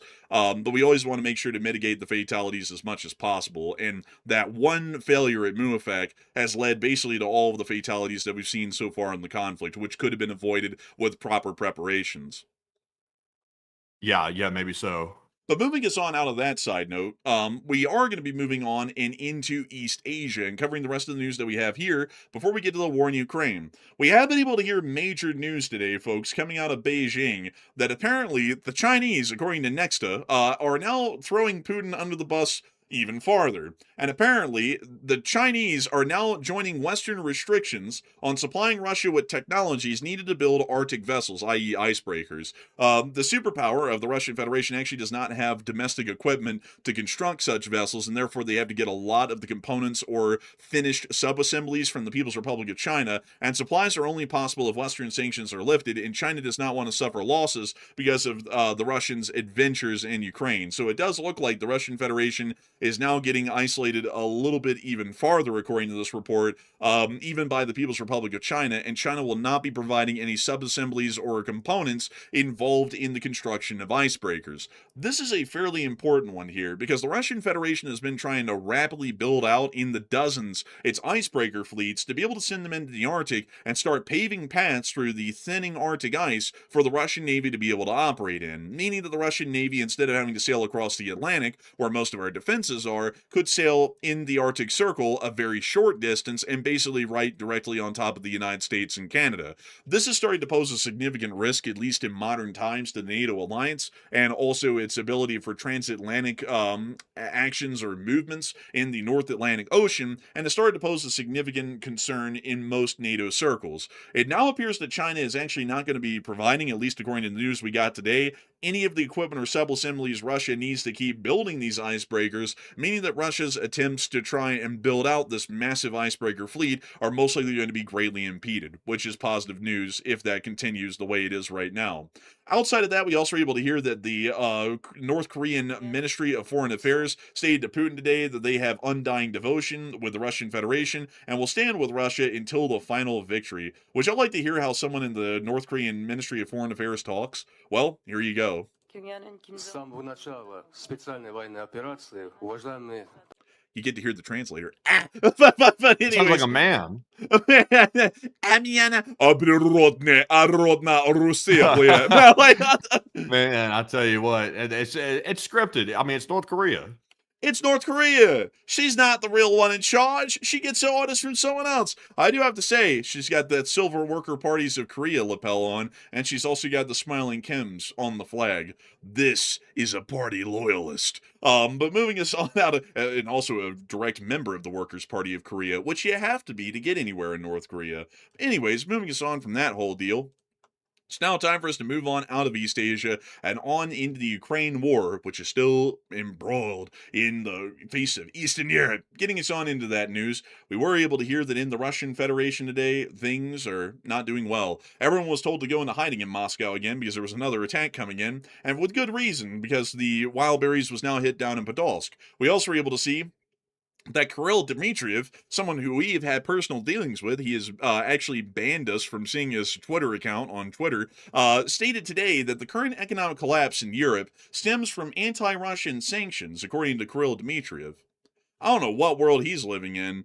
I think him coming into that near encounter with that grizzly bear up in Alaska has changed him, because he's living in an alternate world now. Yeah, click the TASS article real quick. Just click it. Let's see. Look at that. They turned off the comments. I wonder why they turned off the comments, by the way. And maybe people were asking, where's this non-existent economic crisis that Europe's experiencing?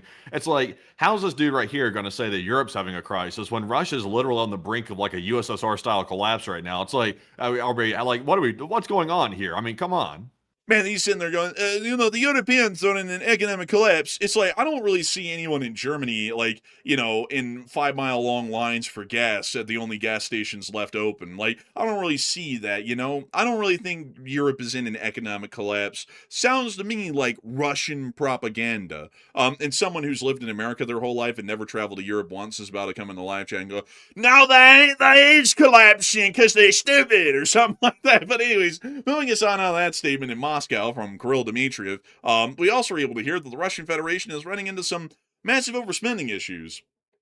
As a result of the placing of OFZPK issue number 29028 RMFS at the auction on July 15th, the Ministry of Finance of the Russian Federation reports that the auction for the placement of federal loan bonds with variable coupon issue income number 29028 RMFS on July 15, 2026 was declared invalid due to a lack of applications at acceptable price levels.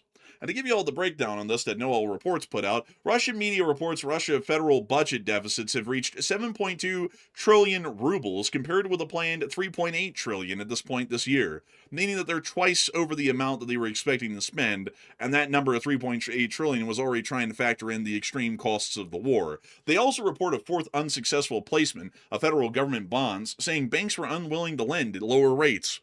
Damn, I wonder why. It's probably because they're all out of money. The reports raise concerns about financing state spending later this year. Seems to me like they're all out of money now. Man, the cooking of the books really didn't help them out for that long. It only helped them out for 4.5 years before the banks ran out of money themselves. Man, I've heard the Russians are gargling. They're out there gargling in debt at this point. I mean, the debt's so high. I mean, you know how they, like, some people talk about other people. They're like, that person's in debt up to their neck. It's like the Russians are drowning in debt at this point. They have to be. It's like, where's the money coming from? It's like their companies are cutting the work weeks. They're cutting production. They're laying people off. I mean, the whole country is like, Putin's out here begging the oligarchs to put money in the coffers of the Russian government as they're going broke. It's like, the money has to be dead. It has to be. I think it is. I think it is at this point. And also the fact, man, that no banks are willing to come forward and lend to the Russian government at any rate. It's kind of gives us an idea that they are just not willing to keep going. They probably don't have the money to keep sustaining these kinds of losses of the Russians taking on these loans and bonds and not ever even being able to pay back the interest on them. So I think the banks are literally on the verge of folding right now. And the fact that none of them have come forward to take on this loan bond, I think that's really starting to show it. Outside of that, though, we did get to see that down in southwestern Moscow, a new wild berries distribution facility had been hit. And we did cover this at the beginning of our show as it was happening while we were going live. But just to show this to y'all again, here it is.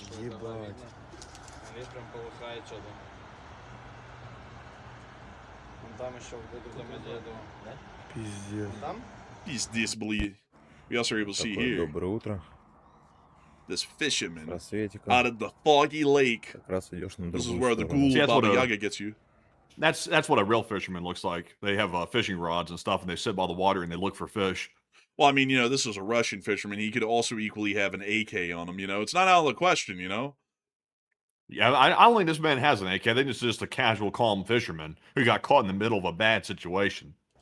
Maybe. Ой, But, что такое, like, да? man, we unmuted. He went, my. И там тоже.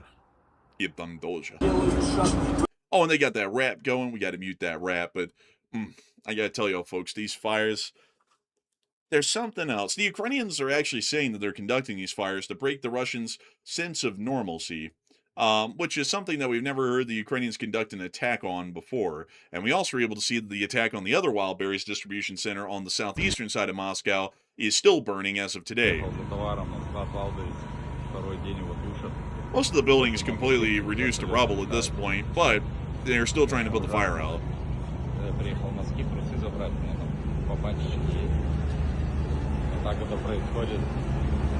And moving us on from this clip, we actually have breaking news coming out right now. Matthew, what do we got? Okay, so we just gotten word that a magnitude 5 earthquake has just hit inside of Iran. This time it's 4 miles from the city of Salan in the Khuzestan province of Iran. This is a shallow earthquake. It's a little bit more unusual than the last one we saw yesterday near Ovaj. This 5.0 earthquake is at a depth of about 7 miles. So it's a little bit different than the one yesterday. I think the one yesterday was something like, I think it was like 70 miles deep or something like that. It was I can't remember the exact number. I might be misquoting it, but it was a lot deeper than this one. So it appears to be just west of Isfahan. It looks like it's west of Isfahan by maybe 50 to 100 miles or so. I'm sort of eyeballing that right now, so you can let me know exactly where that is. But can we get a geolocation on Salan and see what's near that area? Salan, and we spell that how? Saland. Salan. Let's see where this is at. So it's right here. So how many miles is it away from Isfahan? It's the nearest major huge city that everybody would know about. Oh, well, it's a good whopping 165 miles. Okay, this is next to Desful, by the way, which is not too far away from Avaj, actually. So it's generally kind of in the same location as yesterday to somewhat of a degree, a little bit higher up, a little bit more to the north. It is. It's in the same province. I think the other earthquake came from south of Avaj. It was like right south of Avaj, somewhere down here. Kind of near Darkhoveyn, honestly. Like, come to think of it, it's kind of down near there. Come to, like, now that I'm remembering it. This explosion seems to be in the middle, well, not explosion, but earthquake seems to kind of be in the middle of nowhere. Because I'm not really seeing anything of any strategic note out here. Might be mistaken, though. I might just not know of it. But it's off in the middle of quite literally nowhere in the desert. Also, I have to say, it's quite weird they have what is called the American football field. I don't know what that's about here in this town. But that's all there is really of note. Any landmarks around here is the quote-unquote American football field out here. Interesting. So yeah, we'll keep an eye on that. I see a lot of people like I get the desire, but I want to jump to the idea that maybe it's a nuclear test or something like that. Very unlikely it's a nuclear test. It's probably just a high seismic activity. That could be it. And we're not hearing of any U.S. airstrikes ongoing at the moment, so it could just be a heightened seismic activity. Iran does experience a good bit of earthquakes, like normally speaking, and a magnitude 5's on the medium size of an earthquake. So we'll just have to wait and see.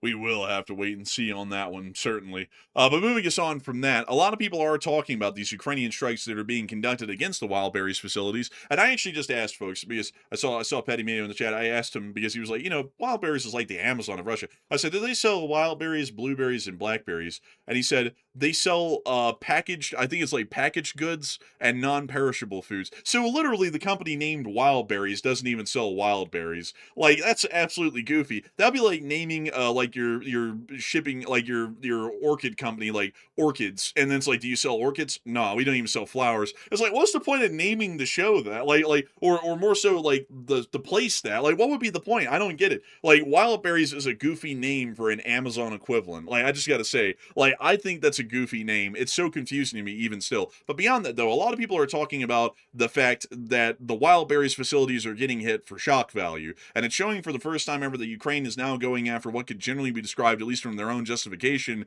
as civilian targets, more so than anything that poses any strategic value. And Matthew, what are people thinking about that right now? And what are you thinking about that as well, and what Russia's response may be? Okay, let me jump to that real quick. Let's hold on just a second here, folks. I'm sorry. I was looking at some breaking news right now, and also my screen just went berserk. That I was trying to check the poll on. So let me pull it together here. There we go. It's working now. It's working now. No worries. No worries. But the poll says, as Ukraine expands drone attacks against or beyond military targets, what is the likelihood of Putin using nukes on Ukraine? 40% of the audience said basically zero, Putin won't do it, while 28% said the odds are slowly rising, and 25% said it's getting to be high odds at this point, and Putin's getting very desperate.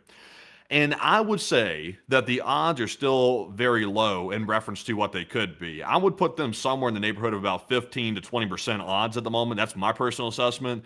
And I would say that the odds are slowly rising as the war drags on, but that's natural because obviously Russia's a nuclear-armed country, and if they feel like their existence is a threat, or Putin feels like his is, he could end up resorting to something very desperate. But I would still say it's not a high likelihood at the moment. It's still rather low, but it is slowly rising. I mean, very slowly. I'm with the 28%. But Enforcer, what say you? I would say that I'm with the 28%. The odds are maybe slowly rising, but even still ever so slowly. I don't really think that there's any real threat of them using nuclear weapons anytime soon, to be entirely honest. I think that's more of a threat with no real action behind it than anything, but that's more so my opinion. So I would go with the 28% as well. But with that, folks, it is time for us to move on from that and on down into the Lipetsk area. We have seen that many Russians, even in the mainland of Russia, are now taking on to riding the horse to deliver the Uber of the eats. It saves I heard gas. a stupid TikTok voice back there too. I'm riding a horse down the street. Let's listen to it. Oh man, it's that. Oh, Oh man, man. Oh. But moving on from that and moving on out of the Lipetsk area on down into Saratov and Engels, we also got the satellite picture today, confirming the loss of a Tu-95. Look at that. The tail's burned off and sitting on the ground. This is a complete loss of a Tu-95. Yeah, the tail snapped off. How about that? That's a loss. So they did hit something the other day when they attacked. Man, they did. And it was nice. They put out the report that they hit this thing and destroyed it. I really didn't believe it, though. I was like, maybe that might be propaganda. Now they actually put out the proof today. They put out the satellite photography. There is a Tu-95 burned out and destroyed down there at Engels now. So they hit one bomber at this airfield. And that honestly isn't a lot, at least compared to the amount of bombers that were there. But generally, what's interesting about that, though, is that the drones only cost like $10,000 to $20,000 a pop. That bomber right there costs I think it's like $70 million. So these things are quite expensive. I mean, the loss of a single one made the entire attack worth it. And a beautiful sight to see, to say the least. But moving us on out of Engels and on into the area of Kursk, we also were able to see that, unfortunately, due to electronic warfare interference, a Ukrainian drone did run into a high-rise apartment building. But moving us on from that brief bit of news, we've also been able to see, moving us further on down and into the Stavropol area, that an oil depot has also been burning in this area since yesterday, and there is the proof. Look at that. This is in the area of that town north of, let's see here, Stavropol Mikhailovsk, which looks like hell on earth. We covered it. It's like an absolute suburb hell. Here it is, the row houses that exist up here. Awful. Oh man, I'll tell you what, it's like living in temporary Connex boxes or something. It's kind of bad. Man, this literally looks like the chews on Muafak, no joke, like the way they're laid out and everything. It's just like thrown out there rapidly to get people in there. It's ridiculous. But also another thing to show y'all here that's really interesting, folks, is that you can either live there in what we would describe as row house hell, or you can live here, which this is what the rest of Mikhailovsk looks like. I tell y'all, folks. This looks like that place that Borat went to at the beginning of his new movie where he's like, I go to America. Like, he could have just gone to anywhere in Russia and filmed that. It would have worked. It's horrific. I gotta tell you, Would you rather live here in this place in Russia, or would you rather live in Gary, Indiana? Gary, Indiana, every day. Gary, Indiana, dude. Oh, Like, real? Like, no lie? hell yeah, dude. I wouldn't be discriminated against for being an American in Gary. I might get shot, but I would get shot here for just being an American. Look, it's a citizen of the city right there in the street. Oh, they're on the phone. Apparently they feel safe. I wouldn't feel safe in here. Is this person laying out their own driveway? They could be. That's actually pretty decent work. Maybe. That looks like a nice work, actually. Pretty solid. Right. In the middle of this shithole, we got like an artisan working on the driveway. Like, honestly, it's a really good one too. Like, I'm actually impressed with that. Like, you go, buddy, you go. But yeah, this place is rough as hell. Outside of that nice driveway, I mean, this place is pretty damn rough. I see some people saying Gary is pretty well. Oh man, Gary, show him Gary, man. Show him Gary. They said, Gary, come home. They meant like, come on back to like U.S. quality. Like, this place is rough. Man, you drop us down the one nice street, man. Why'd you do this? If you're telling me that this is anywhere close to Mikhailovsk, bro, I'll drop us down in the neighborhoods behind here, and it's still nowhere close to Mikhailovsk. Here, we'll drop down here. This is nowhere close to Mikhailovsk. Honestly, dude. Man, they say this man over here has got the grass is greener syndrome. He runs to wherever he thinks the grass is greener. The grass is actually greener here. I mean, did Russia even have any green grass in the picture? I didn't even see any grass. Bro, the grass is all dead in Russia, man. Like, I've never seen a green blade of grass every time we've ever dropped down in Russia. Let's go back to Mikhailovsk. I'm going to pick the nice part of town. We're going to go up here, like in a little roundabout area, to give the comparison to what central Gary looked like. So this is Jesus, dude, this is the nicest part of town. Bro. And the bushes, bro, there's no greenery. Like, the bushes are dead. Look, it's like pure dirt. It's like no grass. It's just dirt. It's just soil. Not a single blade of grass Look, is alive. Cracking too. Bro, there's no moisture in that soil either. Look how it's cracking. And they live in a wetland down here. Like, it rains a lot down here. Why is the grass dead everywhere? Turn around. I think there might have been some green little small trees that they just planted behind you. There's some. Are those real? They look fake. They planted these last week. They're going to die in a couple of days. Like, man, the life expectancy for plants here is low. Yeah, man, there's no moisture for those to live on. I know those don't take much water right there. I think they're like junipers or something. But, I mean, still, though, this is bad. This is bad. Some people, this is winter. Well, let's go to July of 2013. Okay, folks, you're not going to tell me this grass is as green as Gary, Indiana grass. This shit is like gray. Like, this shit is like green-gray. Like, that thing is one bad day away from no moisture at all and is all dead. So this is what the place looks like, folks, in July of 2013.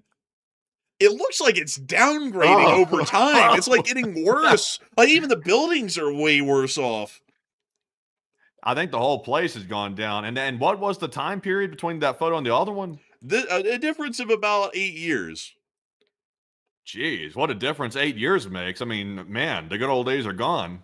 Let's see, let's do it this way. Oh, look, they built that whole building over there new. So this is what this side looked like back in 2013 versus 2021. Honestly, dude, it's a freaking downgrade. Like, I can't believe that, dude. Over 8 years, they built a new building. The place is a downgrade. Like, so let's do the same in Gary, folks. Let's go do the same in Gary, because I know this is a whole rabbit hole in the middle of the news segment. I do know that, folks, and I'm aware. We'll make it quick, but this is still fascinating to me. So let's go up here.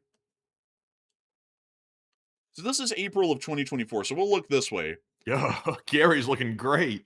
Dude, Gary looks fantastic compared to Mikhailovsk, dude. Hell, I might move to Gary tomorrow. So this is August of 2013 here in Gary. Shit, man, people have been complaining about Gary for nothing. Bro, Gary looks fine compared to Russia. I mean, anywhere in Russia. You thought that I was a hard pick, and honestly, I didn't even know it looked this good in Gary compared to Russia. I would pick Gary any day of the week over anywhere in Russia. That's pretty bad. If people are like, Gary's the worst place in America, the people that live there are depressed as hell. It's just hard to wake up in the morning and go do your job. It's so bad there. Now, I will say this is getting a little bit worse. This is actually getting a little bit worse right here. This is getting quite rough, actually. Let's see a little bit more before I start speaking any further. I think the property values are quite low around this part of the woods. Okay, it depends on the street you're on. It depends on the street. It's street by street. Hold up, though. Hold up. I still have to say, and I'm not being biased by saying this, for some reason, Gary does look better than Mikhailovsk, even still. Like, even with abandoned, dilapidated buildings coming apart, this still looks better. Like, I'm not even kidding. Like, at least to me. I see people saying this looks rough as hell. Remember, though, we're not comparing this against your town versus here. We're comparing this against Mikhailovsk, Russia versus Gary, Indiana. So, in that metric, this to me looks better. Generally, although it's not by much. It's it has curb appeal. It has appeal in the curbs or something. But I will say this is pretty rough. This is not great. Like according to American standards, this is not great. But I mean, if people are depressed here in Gary, I mean, imagine what the people in Russia are like. I mean, in that place we just looked at, I mean, they got to be depressed extra. Well, I mean, if okay, so I see some people struggling with this. They're like, "Oh no, Gary is bad. Gary is okay." Well, let's go back to Mikhailovsk. Okay, random street. This is what we're comparing it to. This is worse. Oh, like it's like a flashbang. It's so bad. It's honestly, man. It's like you have to to make something look this bad. You have to put effort in it to make it look this bad. Like you have to work hard to make it look this bad. Like how do you make it look like this? I mean, everything is faded. There's rust. I mean, the fences aren't even lined up. Like they're not even the same. How can you have different fences every 5 feet? I mean, honestly, like, look, some of them are literally made out of, like, blast doors from, like, Soviet aircraft hangars, and then others are made out of tin metal, and then this one's made out of, like, some like, steel in a wood frame deal, and then that's, that's, like, strips of junk cars. I don't even understand it. I don't even understand. Like, that's what I'm saying, man. You have to put effort to make it look like this bad. Like, you have to this isn't something you just randomly, like, make it look bad. Like, if you, just random bad is Gary. This is, like, intentional bad. Like, they just, like, put, it's like a Fallout 5 city, like, right here. They ought to model the game off of this. Man, I can imagine going down this street and hearing, "On olden days, a glimpse of shocking is looked on as something shocking." It's like, honestly, man, it's like you could have, like, that classic Vault Tech radio going here, and it would blend in. Folks, you can't say that this is any better than Gary. I mean, if anything, this is as bad or worse than Gary. I'm not even kidding. Like, I'm not saying that to save face for the United States. But also, by the way, I need to mention this. This isn't the worst place in Russia, by the way. This is just average Russia. Like, this isn't the worst part of Russia. If y'all want to see the worst part of Russia, we'll do a rabbit hole in the question segment once we get done with the news here, and we will go to the worst part of Russia, and I'll show y'all what that actually looks like. This is considered middle-of-the-road Russia. This is nowhere close to middle-of-the-road United States. I mean, hell, if you went anywhere in Salt Lake City looks like paradise compared to this damn place. Like, even in Murray, like, in Midvale, like, not even firing shots, but, like, those are probably, like, the lower-end parts of the city, and even compared to Alabama, they look really good. You know, it's like, man, oh my God. It just keeps going. It just never stops. Oh, jeez. Why the hell is there dirt on the paved road like this? Man, I feel bad for the Russians that actually have to live in this every day. I don't know if the Russians are nose blind to it because, you know, if you grow up in an environment like this, you don't know much better and you really don't know that there is better out there. Like sometimes you just accept it for what it is and it's just whatever. But I mean, if they're aware of how bad this is, like I feel bad that they have to live in an environment like this daily and there's really not much hope of getting out of this place. I mean, this is pretty rough. And I see someone saying, "Yeah, we get it. Some parts of Russia are shit. All of Russia is a shithole. Like, some parts? Wait, have you not looked at Russia? We've looked at it for 4.5 years. There's not a good part of Russia to be seen. Like, you know what? I'll prove it to you. The Selkie, random town, just picking it. Another one. Literally identical. This is what Russia looks like. This isn't just like a fluke, like we're in the worst town in Russia. This is average Russia. This is what it looks like.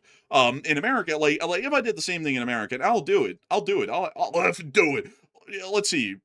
Mexico, Missouri, just out of the blue. Just pick it randomly. Mexico, Missouri. That's some random shit.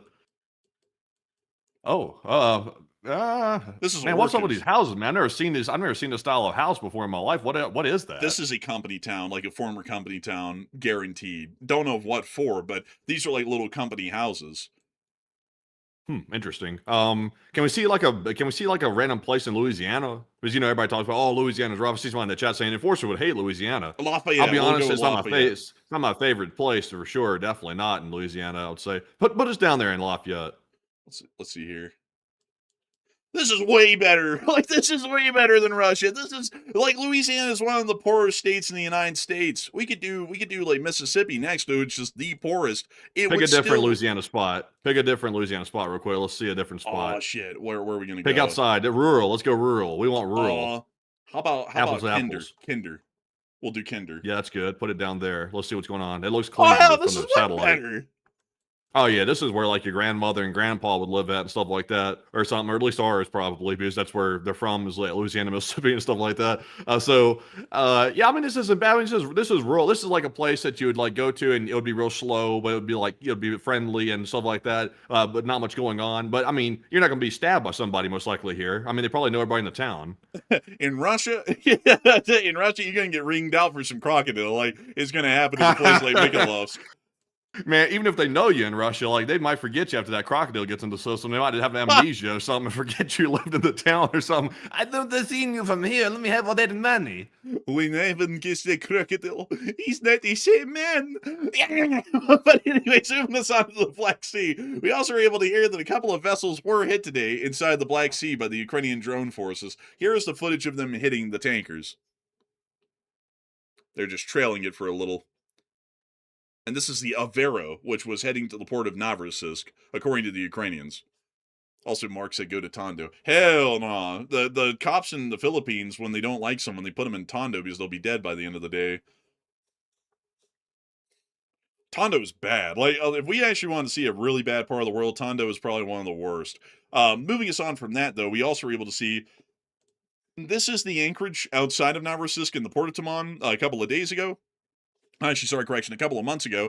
No, actually, sorry, I forgot. This is the European, calendar. So this is the first day of July of the year of 2026. Because we do it month, day, year. They do it day, month, year instead. So this was just about 19 days ago. How many ships were out there? This is how many are left as of yesterday. Oh my God. Man, they've cleared the place out. They're literally sweeping the north and south side of the Kerch. There's nobody left out there in the north part or the south part. The Ukrainians are also in the process of conducting a drone attack right now, with massive vectors heading deep into central Russia and also the south as well towards Crimea. And we also were able to see that Yalta did come under heavy drone attack today, and several fires broke out as a result of successful impacts. It does not look good in Yalta. Moving us on from Crimea, we've also been able to see that near to the area of Odessa, there was a vessel that appears to have been hit by a Russian attack near the city of Odessa. Outside of that, we also were able to see what appears to be the work of a Ukrainian air defense unit shooting down a drone on the beach with a manpad.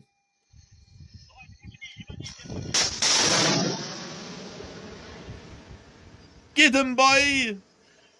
Where's the puff? Yeah!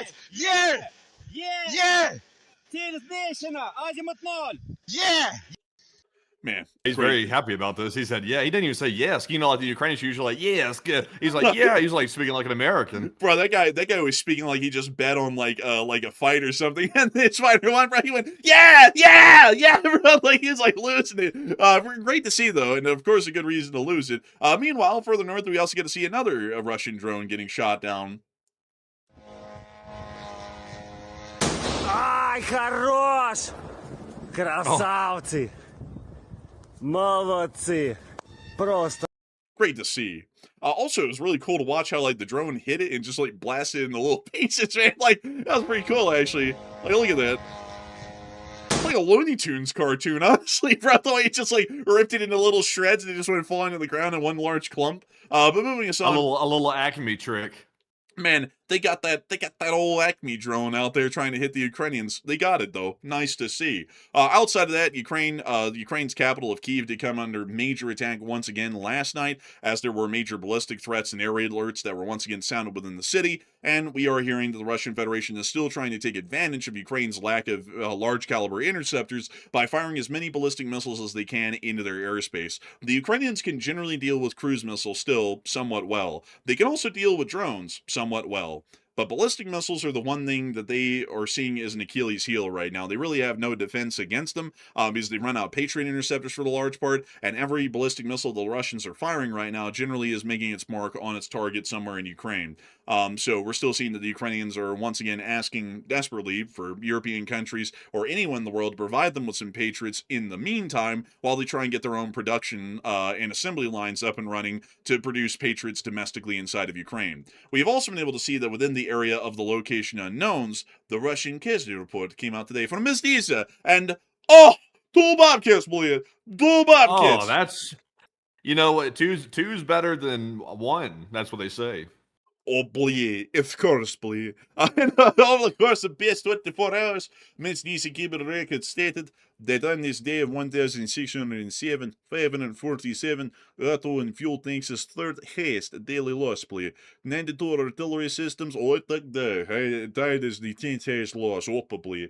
13 ground robotic complexes tied for fifth. Personnel losses 7-day average, 1,400 a day. Suka, bleep. He's negative now, bleep. And over the course of the past 24 hours, we were able to see that 1,520 Russian soldiers were wounded and killed, along with 5 main battle tanks, 7 APCs, 92 artillery pieces, 4 MLRSs, 3 air defense systems, 1,858 drones, 13 ground robotic complexes, 547 fuel trucks, 2 Bobcat skid steers, and 1 cruise missile. Oh. Also, by the way, I just learned some extra details. The Ukrainians got 2 Bobcats, but it's not 2 at full price. It's a 2-for-1. Oh, two group, Yes, yeah. they got a discount because it turned out that the Russian drones were damaged merchandise. Probably, Krasavchik. But moving us on from that and into the Belgrade area, we also were able to see some strikes on Russian logistics. Let's take a look. Oh, they got that music playing in that car. Let's turn that down. Oh, that delivery van ain't making no more deliveries.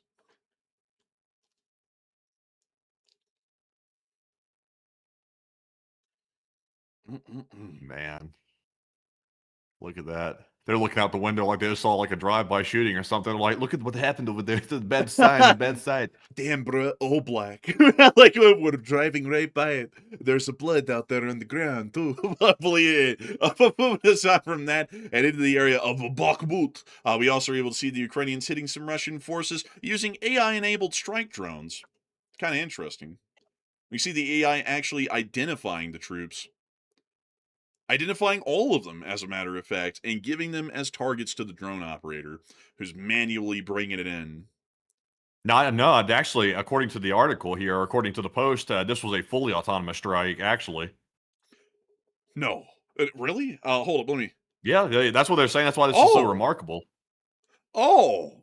I'm so used, folks, to the drone operator taking control of it in the last moment. I thought that was the case. But apparently this is the first time ever that the AI completed the kill, so that's a first in the war. I gotta tell you, folks, we're getting closer and closer to the Terminator becoming a real thing. Oh, that's scary. But moving us on out... Really?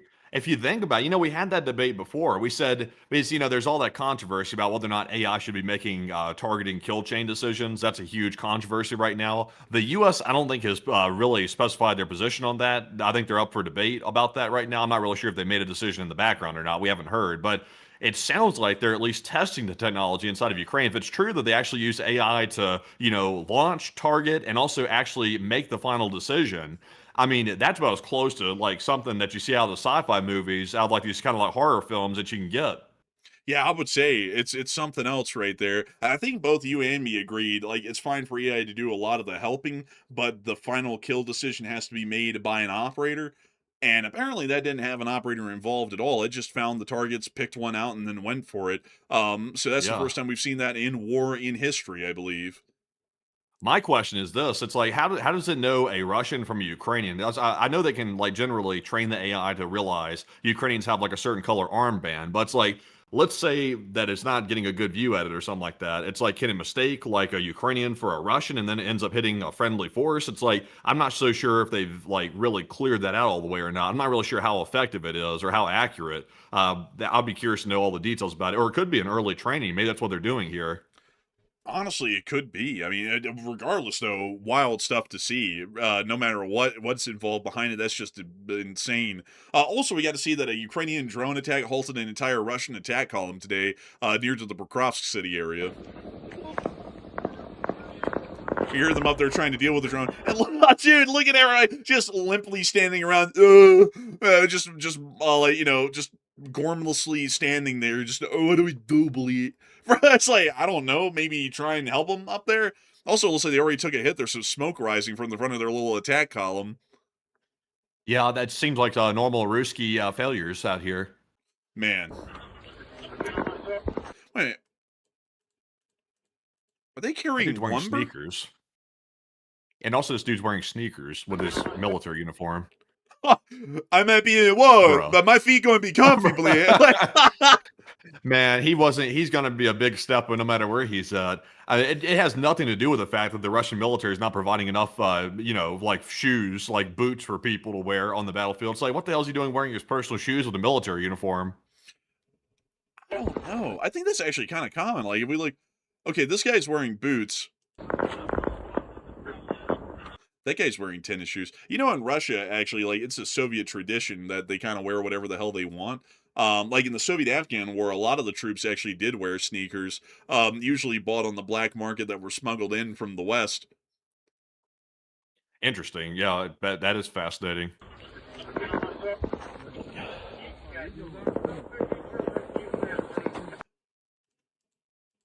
What the hell? Look at that. Bro, the Bahanka on this side is green. Oh, and it's just the glare of the sun. I was about to say, on this side, it's silver. I was like, the hell is that?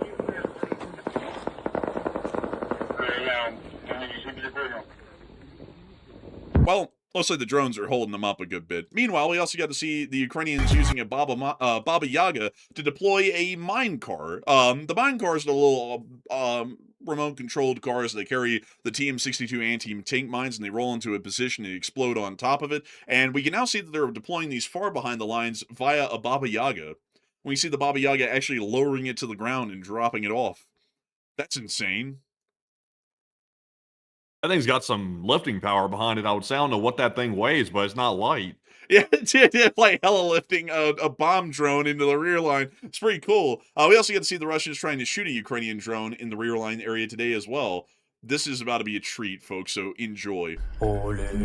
Ole. Man, I almost sound like Bad Bunny there. But anyways, we see him whipping out that crank here in a second. Watch, he about to whip out. Oh, the trigger! Oh. Oh! Oh, I got a bigger one back there. Yeah!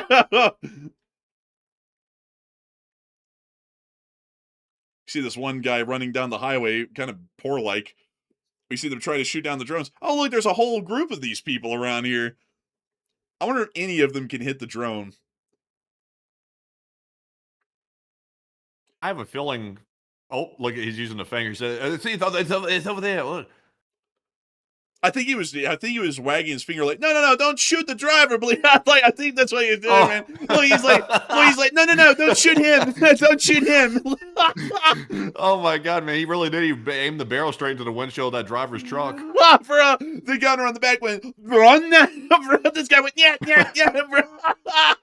Oh my God. Man, the guy back there is the gunner, bro. It's like that helpless coworker that's in the office talking about, Mr. Supervisor, should I use the company car to go and buy some storage in the cloud above the office? It's like, no, you idiot. Not the cloud above the office, the cloud. I got a hot air balloon to go put it up in the cloud. Man, it's like, no. Like, no, you're not supposed to do that. I mean, the cloud on the computer. How do you even buy one of those? I use the company credit card. You're not supposed to. Oh, you've seen the same meme. Yeah, I've seen the same meme. I think I sent that to you, actually. Man, I've seen so many of different ones now. Like, there's like 4 of them out there. And like a whole bunch of different animation styles for it. It's funny as hell, though. Also, I gotta say, how in the world are these guys expecting to hit anything? I don't even see anything out there, and they're moving at like 40 miles an hour down a road. So those are the two things combined. How do they expect to hit the drone? Also, they drove all the way past the convoy they were supposed to be protecting. Oh. Oh, wow, look at this duel. What is he shooting at? There's no way this dude's aiming this right.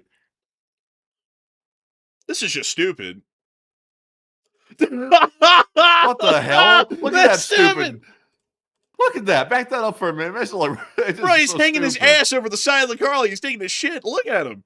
Bro. Clown right here is not hitting a damn thing. I can guarantee you. This guy's getting hot brass Look down at his him. collar, by the way. This is why the mobile fire groups are so bad. This is why. Look at all the people passing by on the other side of the road, bro. They're like, they're probably praying for their life. They're probably this dummy right here, the back of this truck right here is going to end up taking somebody out in a minute. Oh my, look at this stupid ass Russian outro. Honestly, some of the Ukrainian ones can kind of get a little goofy, but this was a Russian film clip. This is the stupidest outro I've ever seen. A VDV wolf. Lame. So stupid, by the way. Or is it actually should be saying grr? That was man. That's what finished off the Russian budget. Was when they paid for the animation. That finished their budget off. That was the last $5 they had. Mr. Putin, you told me to finish the war with a big outro. Yes, and how did you do that? I spent the entire governmental budget on one outro for a video. You what? Man, I like it. Oh, this one's too spicy. Oh. Sorry, everyone. It's too spicy. I didn't think it was, but apparently it is. Anyways, moving us on up into keep. Honestly, man, I think I nailed the voice acting on that last one when I went, you what? Bro, like I actually nailed that. That sounded scared as hell. But anyways, here's the speech from the president of Ukraine, Presidenta Volodymyra Zelenskyy. So, without further ado, here is the speech. Шановні, He's keeping him at 3 minutes Speech. these days. He's not giving us enough time. But here's the speech. Peach! шановні українці і українки, зараз ще тривають роботи в Києві. У місцях після російських ударів багато було балістики. Один з найбільш масштабних ударів сьогодні. Саме балістикою Київ і область були ключовою мішенью для росіян. Вони готували цю атаку кілька діб, накопичували ракети. Звісно, небезпека залишається і тепер. Це треба враховувати. Саме на балістику Росія робить ставку, і завдяки балістиці Путін досі продовжує вірити у свою війну. Нашим силам ППО та усім захисникам неба за сьогодні вдалося збити 18 ракет і ще знешкодити більше сотні безпілотників. Дуже важливо, щоб наші партнери розуміли, що відбувається, і що ракети для ППО потрібні нам для захисту життя буквально кожного дня. Я дуже розраховую, що Міністерство закордонних справ України та інші урядовці по всій лінії оперативно говоритимуть з нашими партнерами щодо тих пакетів, про які ми вже домовлялися. Важливо все прискорити і від європейських наших партнерів, і від Сполучених Штатів Америки. Результат потрібен кожного дня. Удар на сьогодні пошкодив більше сотні об'єктів в Києві та в Київській області. Були сьогодні удари також по Харкову, Сумщині, Донеччині, Херсону. Я вдячний кожному і кожній, хто реально допомагає людям, хто рятує життя. Сьогодні продовжив говорити з досвідченими українськими військовими Михайло Драпатий, Володимир Горбатюк, Олег Апостол. Кожного з них в армії добре знають. Це були доповіді і по ситуації на напрямках, і загалом розмова по ситуації у війні. Важливо оцінити подальшу нашу стратегію, наші українські активні дії, як змусити Росію завершити цю війну достойним для України миром та гарантованою безпекою. Це має різні складові. І хочу почути, як це бачать командири та командувачі в наших силах оборони та безпеки України. Завтра у мене ключові розмови. Україна має досягати своїх цілей. І це буде. Ще одне. Продовжуємо виконувати план далекобійних санкцій проти Росії за війну, нафтова галузь, постачання для окупаційного контингенту, наші українські мідстрайки та далекобійні удари – це наші відповіді на те, що Росія робить проти України, і на те, як росіяни мислять. Не можна просто жити життя і нічого не помічати, коли твоя країна вбиває сусідню країну. Треба впливати на Москву. Треба тиснути, щоб мир був. Ми працюємо саме так. Я дякую всім, хто допомагає. Я дякую всім, хто дбає про людей, хто дбає про життя. Слава Україні! And Hiram Hiram Slava. And with that, that is the end of the speech from the president of Ukraine, President Volodymyr Zelensky, here on this day of 1,607 of the news from around the world. And I gotta say, folks, one hell of a show it has been. I gotta give a humongous shout out and a humongous thanks to each and every single one of y'all who has been watching over the course of this night, and everybody who supported the fundraiser, which has now reached an insane $5,500 raised, which is well above 2 times the amount of this fundraiser goal that we had for the night. And before we get on into anything else, I want to make sure that we get to any more top donors that we've had over the course of this fundraiser. So, Matthew, what do we got? And a big shout to 65 Chevelle for putting in a $50 support to the fundraiser, and also Bruce for also putting in a $50 as well. And a big shout to both 65 Chevelle and Bruce for that generous support to the fundraiser, and also a huge shout to literally everybody too, because $5,500+ that is a hell of a lot right there. Well over double the goal tonight. So a fantastic Wounded Warrior Project fundraiser. I'm very happy that was highly successful tonight, because that is helping out with the whole situation with the Wounded Warriors that are coming back from the Middle East, and that will eventually also be deploying in the future too. So hopefully that does make a big difference right there, and a huge shout out to literally everybody that donated tonight to make that possible. But Enforcer, what say you? I gotta give a humongous shout out to each and every single one of y'all who supported this fundraiser tonight in big donations and small, because each and every single one of y'all have made a humongous and fantastic difference in the lives of those soldiers who have sacrificed their health in the name of this country to be able to see that our war against Iran will hopefully be concluded successfully. And I'm sure that many of them, if they could, would thank y'all greatly for y'all's care, concern, and kindness, and also making sure to try and support, as far as we can, on the home front, the actions that our armed forces are currently conducting against the enemy. And so, a humongous thanks to each and every single one of y'all once again for supporting and being here tonight. Even if you didn't support, we're happy to have each and every single one of y'all here. And with that in mind, folks, it's now time for us to move on into the second segment of the stream, where we get to talk to each and every single one of y'all. And I hope that it will be a fun time. Now, Matthew probably saw it in the Discord DMs. You saw it, Matthew, didn't you? You saw it, right? Yeah, I saw it. Did you see what I sent you? No, I did not yet. Let's see here. Oh, okay. Well, we'll look at that later. Get rid of that. Get rid of that for now. Get rid of that for now. So we weren't talking about that on there, but we'll take a look at that off here, and we'll take a gander at it. But beyond that, though, to get into other news, many of y'all will know that I shared with y'all last night the work on my graffiti that I was working on for a rail car. And to show y'all what I had last night when I showed y'all, this is the rail car of which I'm modeling, and I was modeling the Gout right there on the left side of the rail car, right under the TTX logo, where it says next load any road. And that's how far I had gotten when I was on air with you all last night. Now, when I got off of air last night, I sat downstairs and I got to work as quickly as I could on finishing this thing and actually trying to get it as close as I could to the main prototype picture. And the only reason why, folks, I'm making a big deal about this is that this is my first serious real attempt at actual graffiti. And it turned out exceptionally well compared to what I was hoping for, because my hands are really shaky and I've never really painted especially fine details well on anything ever. But this is the prototype, once again, just to show y'all, and this is how it finally finished out. I was really happy about it. Like, it looks very similar. The green's a little bit bright and very fluorescent looking, but it looks really good. It looks exactly what I was hoping for. I was really happy with it. I wanted to share it with you all because I was like, wow, it turned out the same way. Even like the little area where they painted over the graffiti to keep the road number, which I wasn't able to do the patch, but I did get like that kind of detail put in. Even has that. I was super impressed with it. Like, I literally had to share this from the mountaintops everywhere over the past day, because I'm like, oh my god, I was like, I did it. I was like, I did the graffiti. I couldn't believe it. I thought this would be well beyond my abilities, but it was done, and it was very close to the actual prototype. So pretty cool to see, and I gotta say, I hope y'all like to see it. Also, I see someone saying whitewash. Yeah, I need to put some, like, I need to fade this up a bit, like make it less pronounced, because this is like very neon looking. It looks cool that way, though. I really like it. So, you know, hopefully I'll be able to see that I can get more graffiti going on the other box cars that I have and make it as good as that. So I hope y'all enjoyed that little glimpse into what I do off air whenever I get a little bit of free time. And with that, it's time for us to get on into the questions. So, Matthew, what do we got?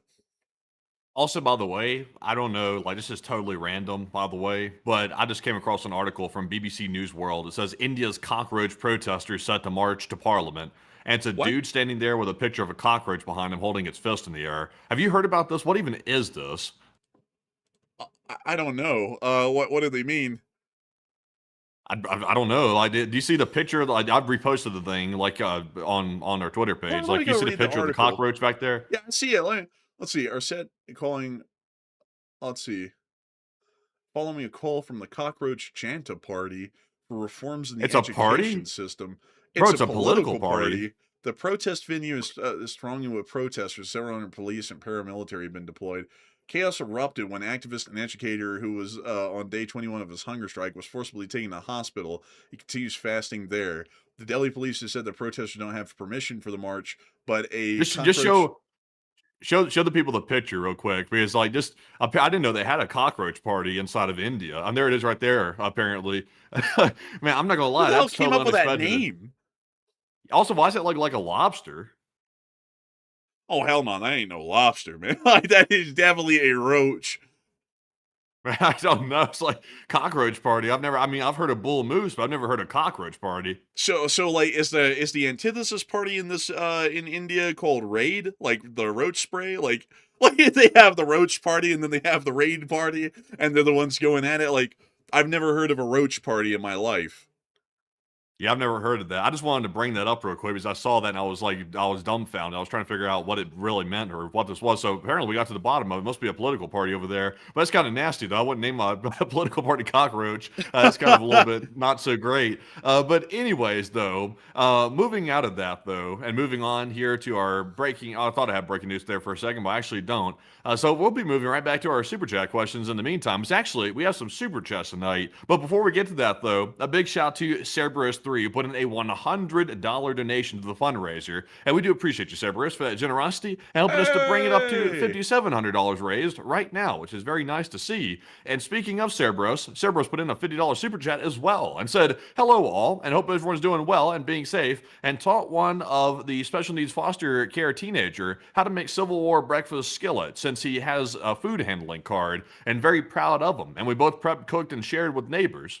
Oh wow, that's really cool. Actually, that's really neat. I wish I could cook well. I can cook decently, but I don't really cook a lot, and my experience is Oh, very limited. you can cook? You can cook decently. Yeah, I cooked up that What do you beef cook? bolognese. Oh, you did? Yeah, you never ate it. Like, you remember it was when you were gone, back when we were in HQ 2.0, and I cooked up that bolognese. It was good. It was very good. It didn't cause me any trouble, so I didn't cook the meat badly. I did good. I was pretty good with that. And I cook a couple of other things, man. Yeah, I mean, I cook a mean grilled cheese. Not many people can claim that. I mean, even Gordon Ramsay couldn't do that. So, like, I don't do bad. I don't do bad. What can I say? What can I say? I don't do bad, but I'm not great at it either. I'm not like Michelin star or anything like that. And I might burn something. Yeah. But, I mean, the last time I cooked, it was a beef Wellington with a side of rice pilaf, some mustard bolognese sauce with coriander. man, that sounds pretty decent. I mean, not the greatest thing I've heard, but it's all right. Yeah, I've never cooked anything like that. No, no, I don't think either. It was ever, probably will, honestly. But beyond that, that is really cool to hear that he did cook that up, because that's probably beyond my abilities. And I would have to say, I will definitely have to see about cooking something up like that myself in the future. I've been watching that YouTube channel, Tasting History with Max Miller, a lot recently, and it's actually getting me very fascinated with cooking like historic recipes, because I always have to, like, make it historical to be interested in it or anything like that. I'll have to see, though. That would be pretty interesting. And a big thanks to your support and helping this channel to keep running. I hope that it's dressed out well. And also, Chef Danny B said, Enforcer, what kind of red did you use? Well, I didn't use any of them damn Russian Reds. Like, I'll tell you that. I don't believe in them communists. I actually don't know what that means, Chef Danny B. I'm like very cooking. Fine, I think. What kind of red did you use? Wine. None. I don't drink. So I'd have to tell you. I have to tell you, Chef Danny B. When it comes to food terminology, it's completely out of the window for me. I don't even understand most of it. I just know the dishes. Like, I'm very good at eating, but cooking, not so much. Master at eating though. I can eat so masterfully. People have never seen anything like it. But big thanks to you so much once again, Sir Roast, for that incredible support and helping this channel to keep it running. And with that, we're on the next one. And our next support here goes to Yabba Dabba Douche. And thank you for the $50 support. That's a great username. They said, in your honest opinion, 0% trolling, what is the fundamental difference between Russia and the USA in their imperialistic stances toward global conflict? In recent years, I've frequently noted similarities between US current issues and Russian ones. Well, as far like, I hate to say this because I'm not trying to make this a political thing, but it really has a lot to do these days with the political parties. Not really the parties, more so a particular movement within one of the single parties these days. And if you're talking about that and how there's a lot of similarities in between that and the Russian view of the world, I'd have to tell you you're not really that far off. I mean, like the current movement within one of the parties that's kind of running the show right now, they believe that the might makes right is the best approach to foreign policy, which I think is one of the goofiest ones I've ever seen. I mean, the Russians have tried that and it hasn't worked well for them. But that's what they're trying on their end. And I would say that in that regard, it's not really that much different. And that's also why we're heavily against that here on the channel of just going to war and invading anything and everyone for any reason under the sun. It's a pretty ridiculous way to handle foreign policy and it ends up pretty badly in the long run.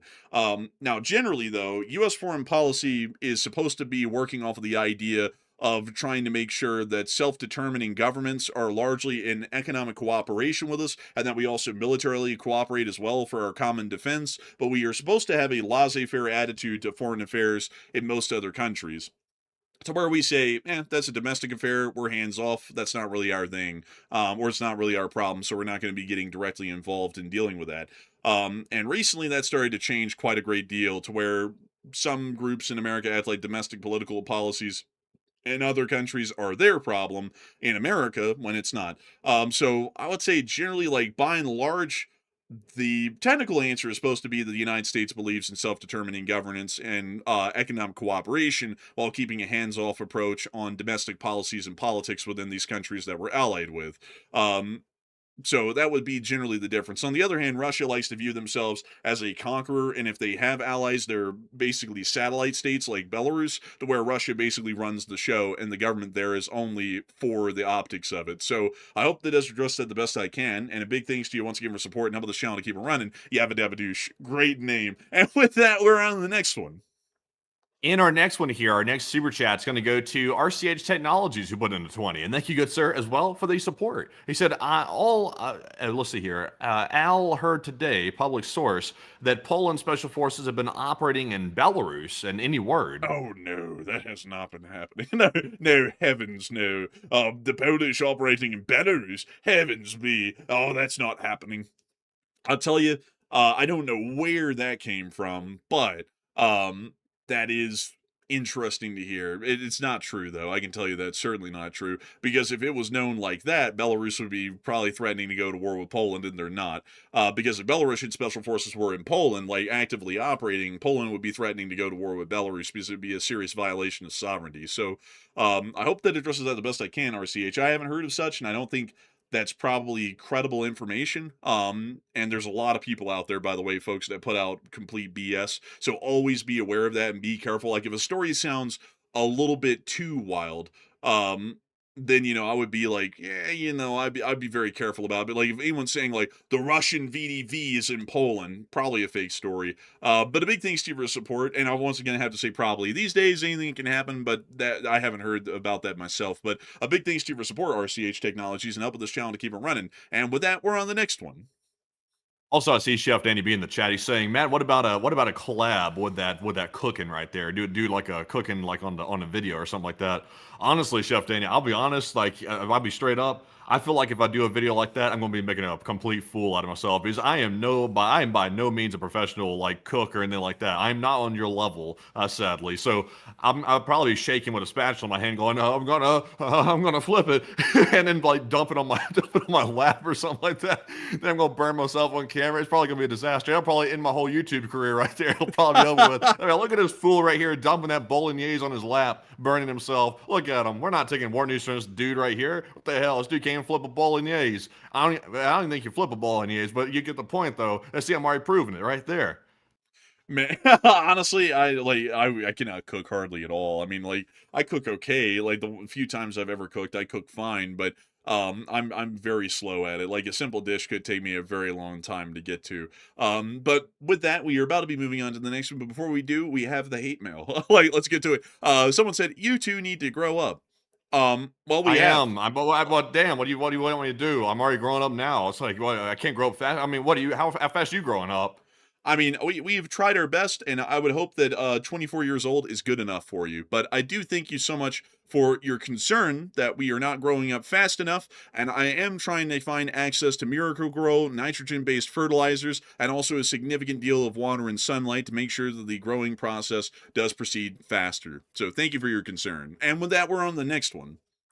Man, I love when people say stuff like that. Grow up. I'll turn 26 soon. I'll grow up fast enough. But anyways, those people like that. Who the hell? Who the hell? Like, I can say this. I've never gone on somebody else's stream and had the audacity to jump in somebody else's chat and be like, "You grow up." It's like, no, you leave. It's like, how about you leave? Like, Also, that's a better thing. How immature of a mindset to act like the whole world revolves around you, to where you're going to come into a show where there's 16,000 people listening to us, and that's like we're going to change the whole way we behave because of you. Like, that's such a self-centered mindset of behavior. That's got to be immature. I mean, that's just stupid. Yeah. And also, Loco XO said, "What does grow up even mean?" It's like, what's the alternative? Like, grow down? It's like, grow up. It's like, there's only one way up. It's like, you go up in age. There's no growing down.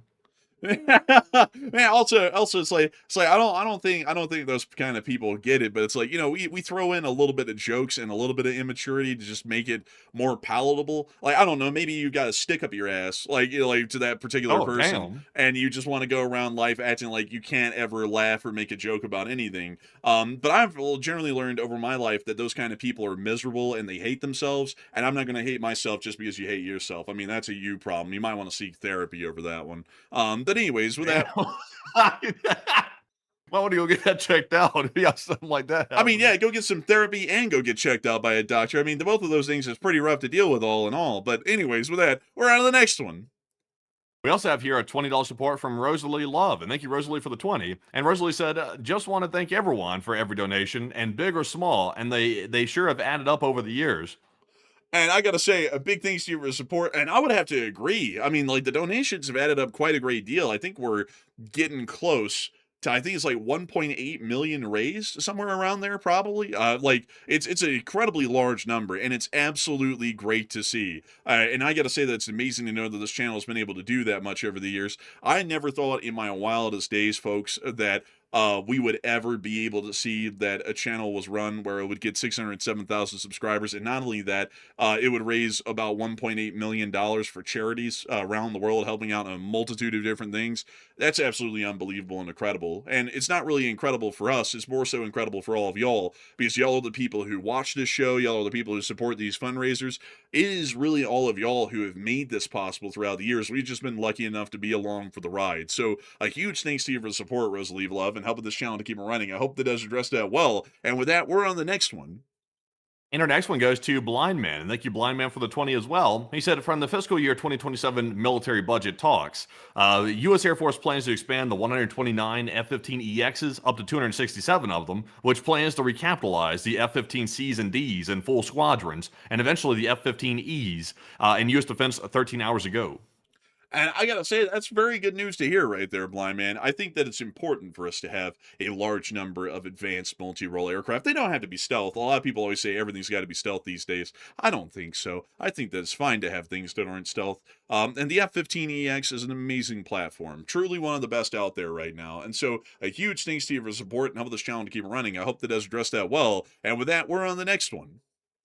And our next one here goes to none other than Ross, all the way from Australia. And he puts in a Hey! massive $200 Damn! Australian super chat. And thank you very much, Ross, for that support right there. And also, by the way, Ross, we actually did go and finally try out that lobster roll that you told us to try it. We tried it Yeah, out we about a did. day or two ago. Honestly, it was fantastic. I've never had a Awesome. lobster roll in my entire life, and it was honestly fantastic. I was very impressed with it. I will say this, though, it's going to be a one-time thing because those things are pricey. And I'll tell you what, that's definitely not a daily food for sure. That's a one-time, like, I'm glad I got to taste that lobster, but I'll have to savor the memory of it because those things are too much. But anyways, Ross said, if you guys were much older, this stream would probably be less funny and less energetic and less knowledgeable. And anyone disagreeing should piss off and watch DW News instead.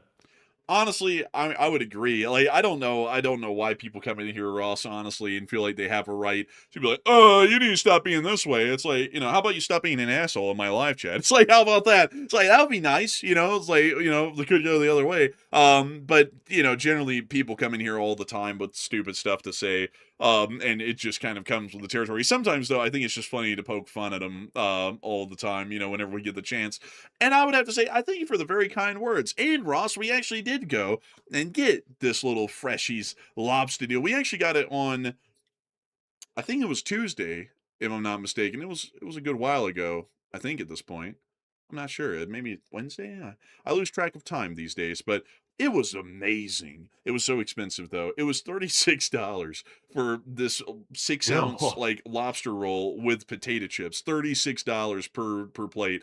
So it was very expensive. I mean, like, I would never be able to afford that in my daily Man, budget for one meal, but it was I amazingly would good. have.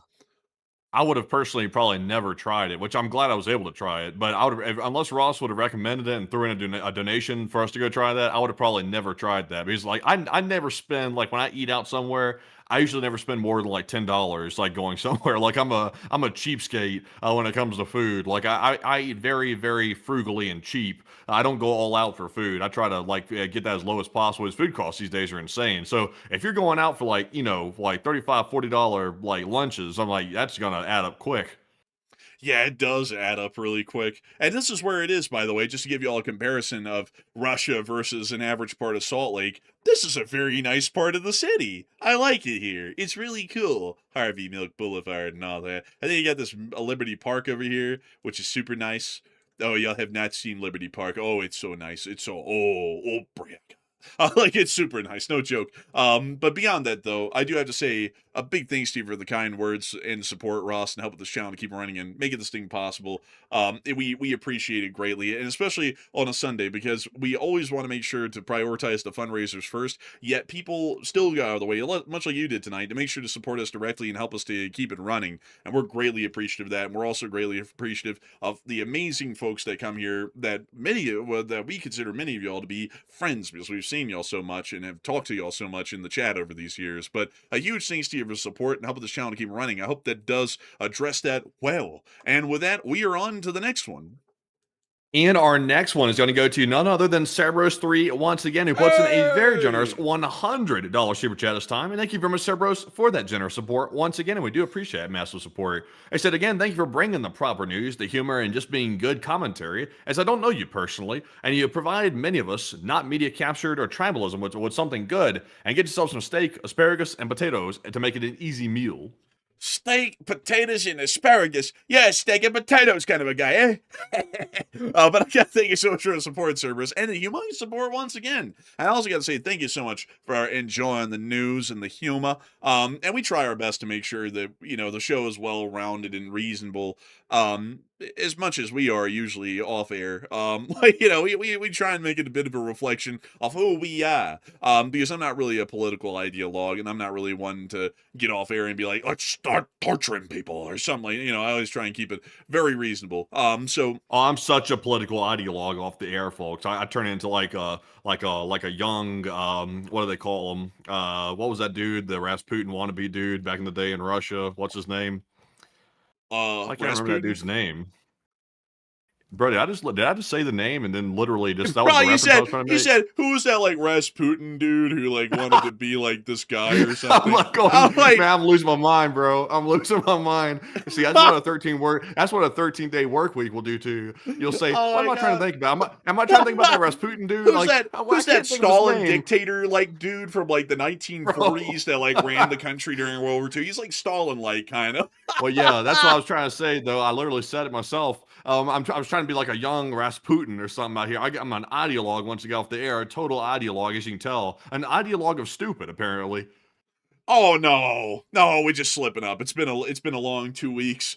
Like it's been a very long 2 weeks. But I gotta say that was one hell of a slip up right there, man. I've never heard that. That's like saying what the hell is that like Walmart store? It's got like the big blue wall on the front. Like they saw all these groceries inside. Bro, chill out, bro. Let me live it down, damn it. Come on, bro. Don't roast me like that. Come on, that was a screw up for the century. Man, what's like that like horseless carriage car like thing? Like doesn't have horses on it, but it uses like an Bro. internal combustion engine to get you around town. What's that thing called? Like, Oh my god, that was great. I didn't even do that. I didn't even do that on purpose. I was legit just said the thing and didn't even realize I literally just said the thing I was looking for. That's crazy. Dude, I was sitting there thinking, literally stumped me, man, with the way you say, you're like, who was that, like, Rasputin guy who, like, wanted to be, like, this like, guy who ran Russia, and all? I was like, isn't that just, like, Rasputin? It's like, did he just say his name? Like, who else would Oh it man, be? Like, I think what my tired mind's doing at this point. I was thinking about Dugan, which is the clown right now, who retweeted our junk, and he's like, "Want to be Rasputin?" oh, I yeah, think I was thinking about him. him. Yeah, I was thinking about him, and then I said Rasputin. I was thinking about Rasputin the whole time. Man, honestly, though, man, I'm not gonna lie, that one was so good. Dude, you could actually do that as stand-up, and that would feel like a great joke. Like, Yeah, I'm like, sitting down. Actually, we'll call it sit down.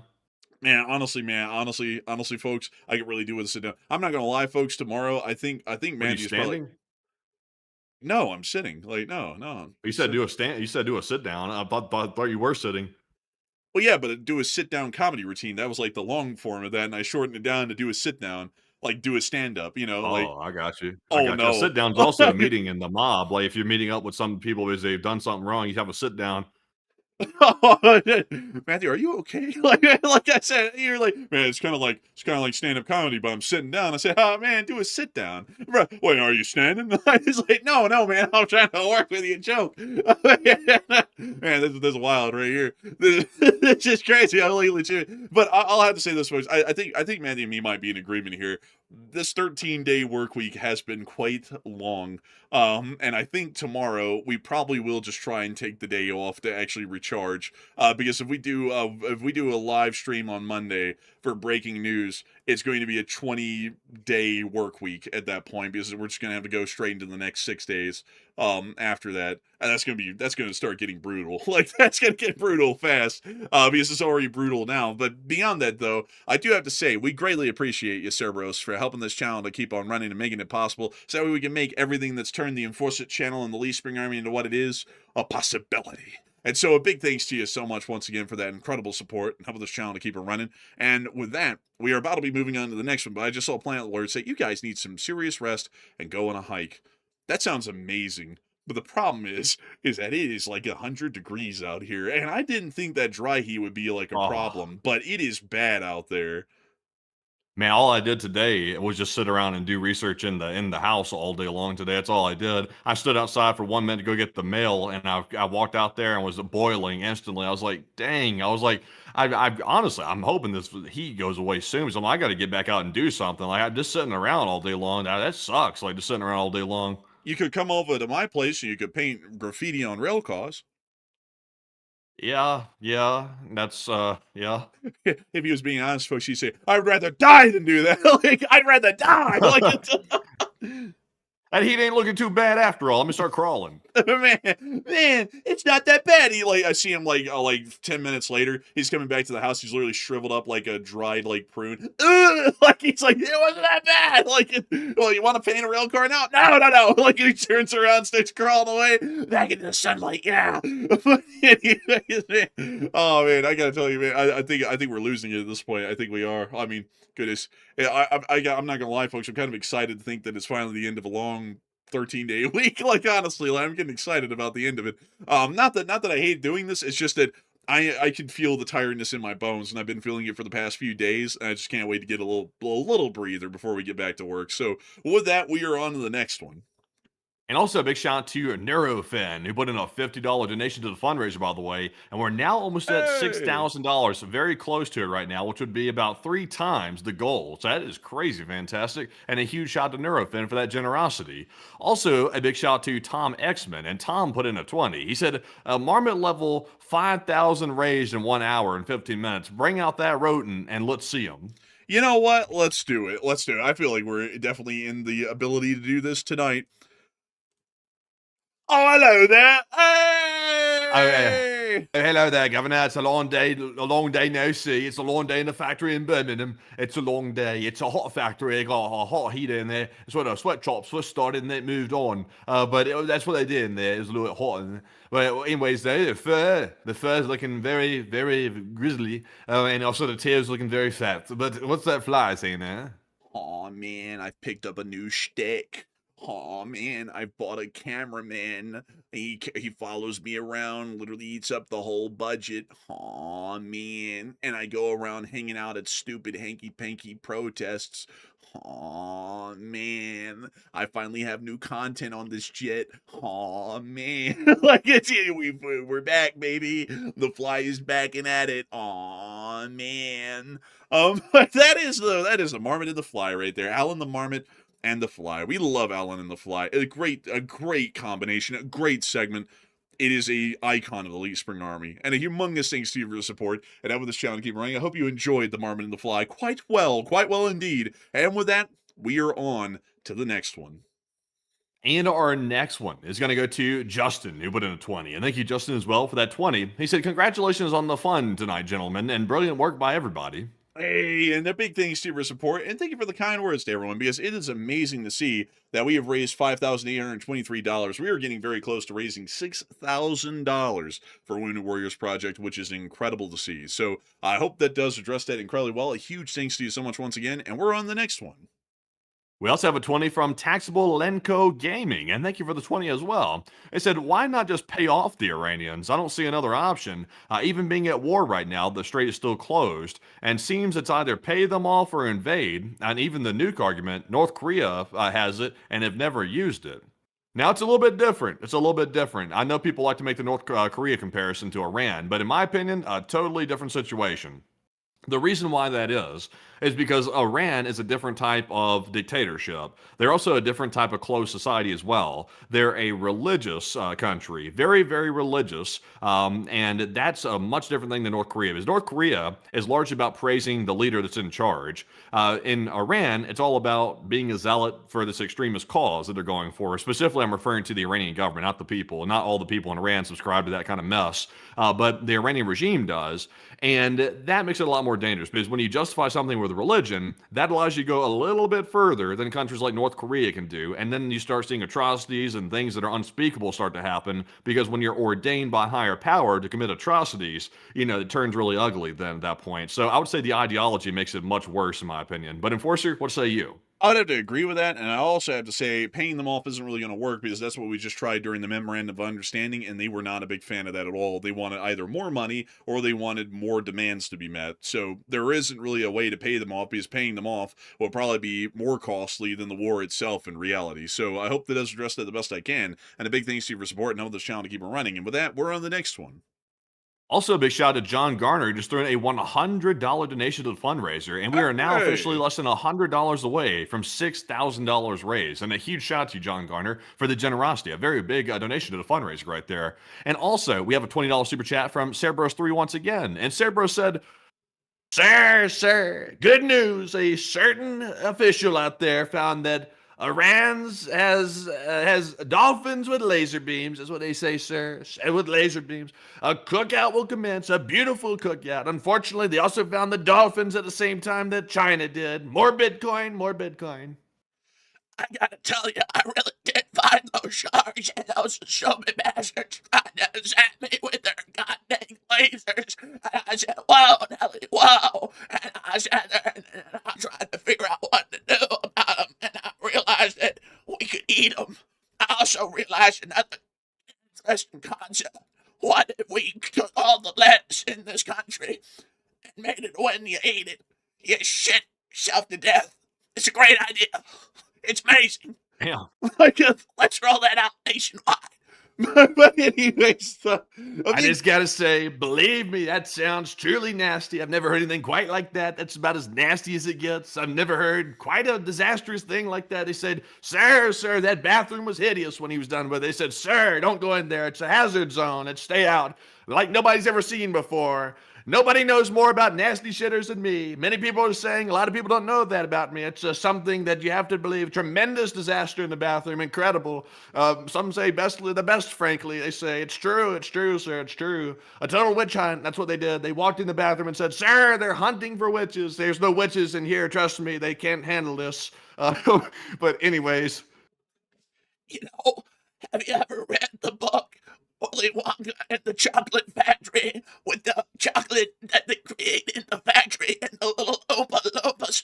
One time I went into a bathroom after somebody ate some lettuce and they blew themselves out all over the walls. I walked in there, it looked like a little birthday cocoon for an Oompa Loompa. Okay, I can't do that one anymore. It's bad in many ways. Frankly, it's quite a disaster. They need to build a wall around that shitter. It's a bad thing. Drain the shitter. That's what they said. Drain it. It's a bad thing. Go ahead and replace it. They said, sir, we're going to get the best ceramics in here, sir. We're going to fix the walls, too. They probably need a redo. It's a real ugly thing. They said, sir, they're laughing at us, sir. They don't think we win anymore. They said the bathrooms aren't right. They said these bathrooms are subpar. They're not good. Let's get the deal. Let's see what happens, sir. I also paired up the exploding diarrhea lettuce with the tallow that all the fries are cooked up in, so that way it can grease up your insides and make it come out a little quicker. Get that pressure behind it like a pressure washer. It's really sick, honestly. But anyways, with that, a big thanks to your support, Sir Roastery. I hope you appreciated our voices. We absolutely lost it there. At least I did for a minute. And a big thanks to you for helping this channel to keep on running. And with that, we're on to the next one. And our next one here goes to Cerberus3 once again. And thank you very much, Cerberus, for the 20. And they said, oh man, we going into IT dairy style in Russia. And I also, the lights are not distilled vodka. But if you know the reference, you know. One from the chat, please.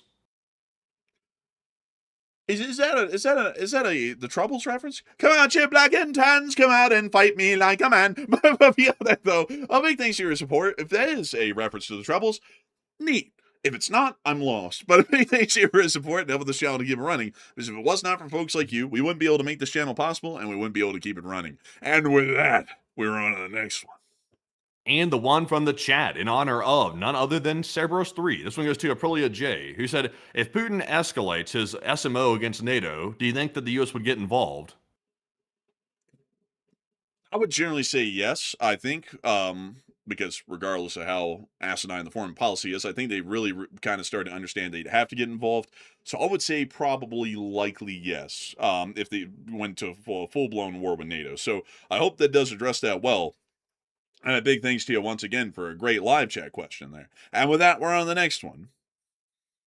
And also, just level the playing field a little bit, folks. Look, folks, here's the deal. I'm serious. It's not a joke. Let me be clear. It's a lot of malarkey, what they're saying. They said, sir, I don't want to hear it, sir. We don't want, anyway, come on, man. But anyways, though, moving on from that, moving back into our super chats. This one goes to John Garner. And John Garner puts in a $20 support. Thank you very much, John, for that 20. He said, what's wrong with being old? I turned 60 in November. I saw a disco. I mean, honestly, there's nothing wrong with being old at all. It's just, in certain places, it's not ideal. Kind of like, it's not great to have, like an 8-year-old child in the U.S. Army. It's kind of the same thing, same concept. There's a time, a place, and an age. And 8 years old in the Army isn't a good thing, and 9 years old in the House of Representatives just isn't good the other way. But a big thanks to your support and helping the channel to keep on running. And I also saw someone say, just stop. That voice you're doing is definitely not the guy you're trying to do. Well, I would tell you, one, I have to say you do have cognitive capabilities, because I am not that guy. I'm also not that guy because I don't have a worm in my brain. But that's a story. You're not that guy, pal. You're not that guy. I am not that guy because I don't have an effing worm munching through my cerebrum. But a big thanks to you for pointing that out. Very observant of you. And with that, we're on the next one. And also a big shout out to Cerberus3 once again, who put in another $100 support to the fundraiser. We are now officially over $6,000 raised. Triple the goal tonight. And a huge shout out to everybody, including Cerberus, for that generosity tonight. That is truly fantastic to see once again. But moving into our next super chat, this one also goes to Cerberus once again. He said, damn, if I was in Utah and you two were good overnight camp out cooking and we'd see what we do, we make that fun. And also, by the way, I want to go camping like that. Sadly, it got too hot to do it, and I just don't want to be out there in the heat, like swatting around flies and like trying to like not burn up in the tent. So I put it off until it gets cold again and to give that a go. But that does sound fun right there. Sadly, though, they don't let fires in the national forest area. They don't let you do that. So you can go camping, but you can't have a fire, which is kind of interesting. I guess they're trying to keep people from burning it down. So I'm sure some people you probably go berserk and start building bonfires instead of just campfires, and they probably just ban them for that reason. But Enforcer, what say you? Man, you start a fire up there and literally no one's around, and then you hear from the corner of the woods, like, you just see a little bit in the fire, a black bear, hey! And then they pull, like, a phone out of their fur, beep, beep, beep, beep, beep. Yeah, is this the Forestry Service? This guy started a fire. Yeah, I know. Can you come up here? Thank you. Screw you, man. And then, like, wanders off in the woods. He sounds like, did that bear just talk? It's like, oh, yeah, I don't know, but he just called the Forestry Service on us. It's like, but beyond that, though, I would say overnight camping sounds interesting to me. When I was a reenactor, I did like overnight camping a good bit, and most of the time, I remember I was actually quite miserable. I was always way too cold, or I was way too hot, or there were bugs all up in the tent. Or wherever I was, it was never enjoyable. Like, I remember that clearly. That was probably one of the things I hated about reenacting the most. Maybe I just you didn't have any good gear. You didn't have any gear. That's why. You got to have a tent. You got to have a sleeping bag and proper stuff. That's why. Yeah, that's true. But I I was sleeping outside just in the wide open. That's probably not a great idea. I was just having to rough it, man, like they did back in the 1700s. And then that's when I realized, damn, these people lived in horrific conditions. I would never want to live in a time rather than the present. Maybe the future would be better, but definitely not the past. I was like, this isn't my cup of tea. But beyond that, though, I do have to say, it would be cool to try some campfire cooking. I would really like to try that. And there are a lot of beautiful places out here to overnight camp at. It's also another thing is I just got to be honest with y'all folks. I am not of any good physical fitness to speak of at all. Like, my physical fitness is atrocious. And like I like going up to Red Pine Lake and back, that nearly killed me. Like, no joke. And some people out here are like, oh, that's nothing. That's a breeze. I applaud y'all for your physical fitness. I wish I was that fit because I did it and it nearly took me out, like legitimately. So I would like to try that though one day, and maybe one day I'll get in shape enough when I get the energy and the time and the ability to actually exercise regularly. Maybe one day I can. But a big thanks to your support and the offer. That would be a really fun thing to do. And also another thing, folks. Let's see, Matthew, is this the resort? This is not the resort. Which resort did we drive by that they were building? It was like near the Guards Overlook Pass, and it was really cool that they overlooked the. Is it this one? It is this one. Yeah, we drove past this. This is a really cool looking place. That is pretty cool. Yeah, pretty neat. This is my kind of camping right here. This ski resort. Yeah, that's no camping. That's glamping. I went to Park City to camp. I got my fruit delivered to me in cellophane wrapping. Heavens. That doesn't seem very 5-star, although I think that's room service, though. This looks like the beginning of a Wes Anderson movie, this picture. Mr. Anderson, we need some snow.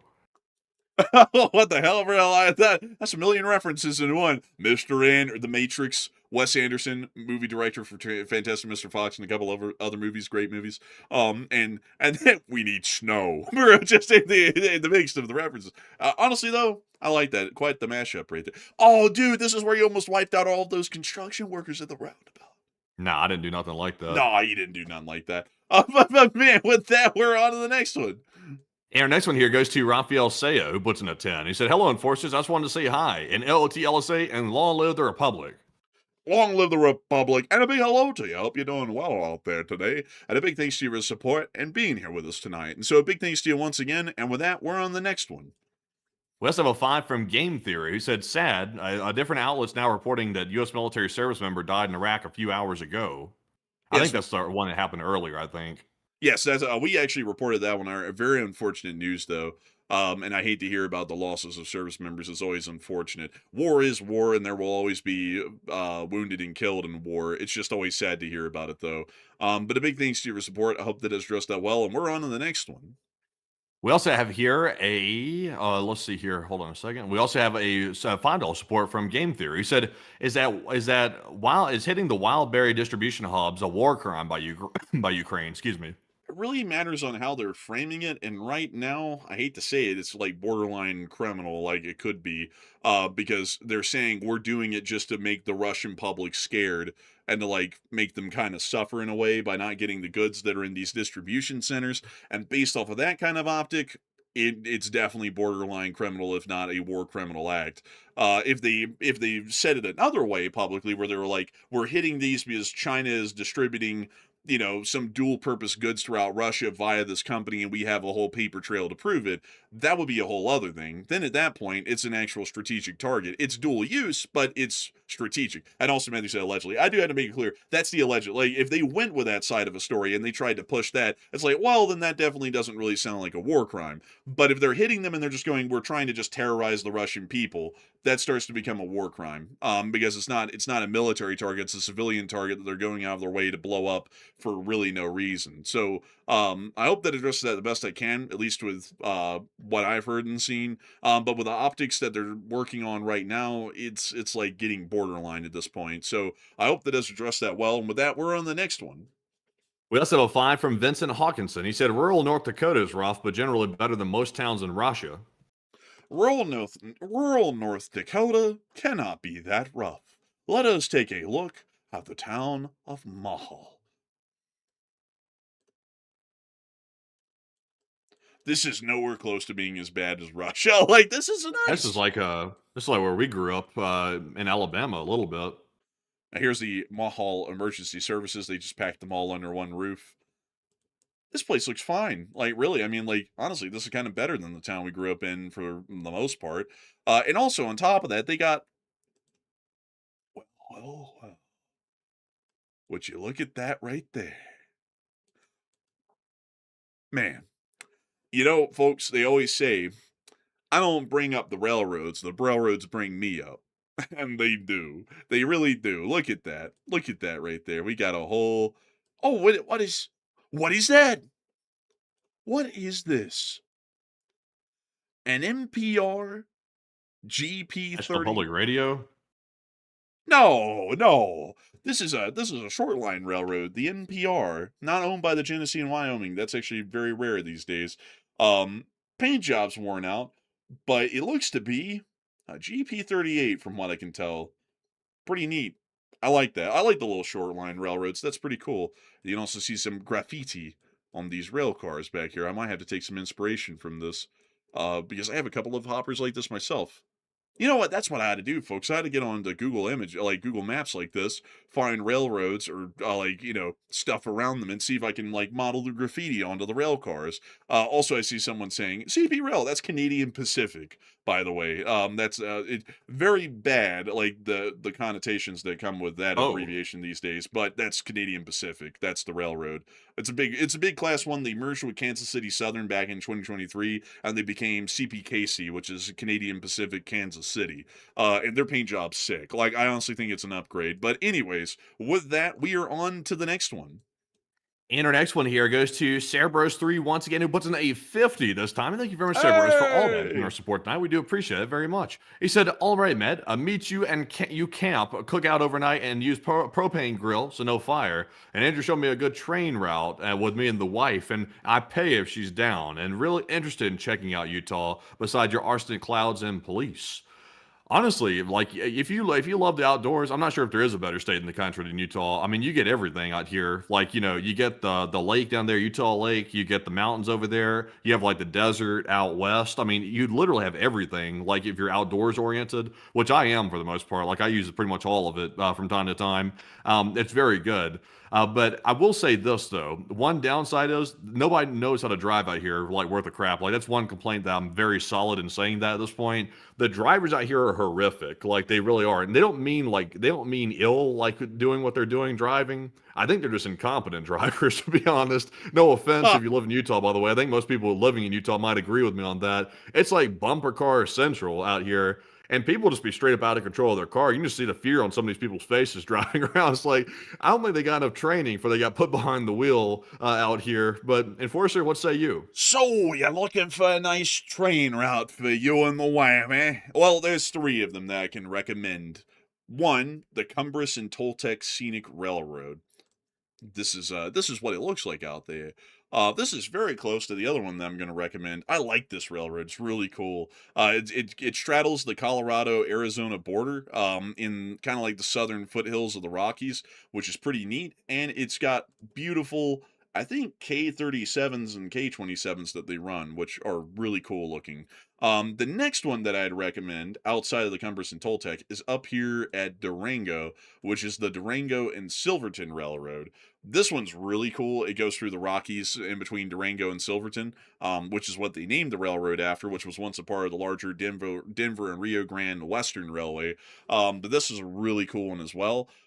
Very beautiful scenery. I mean, it's like breathtaking stuff, like the Cumbrous and Toltec or the Durango and Silverton. And then the third one, which is standard gauge, and you can do for a good bit easier and a good bit cheaper, probably than those. Well, actually, those are pretty cheap to do, depending on like the ticket you get for the ride. But the one that's probably the most accessible and the easiest to get to is the California Zephyr from Denver to Salt Lake City, which passes through the Rockies. It's a very cool route, and you also get to see the deserts of Utah just north of Moab, because the train goes winding through Thomas Springs, Green River, and then it goes up to Helper, and it makes it up into Salt Lake City from there.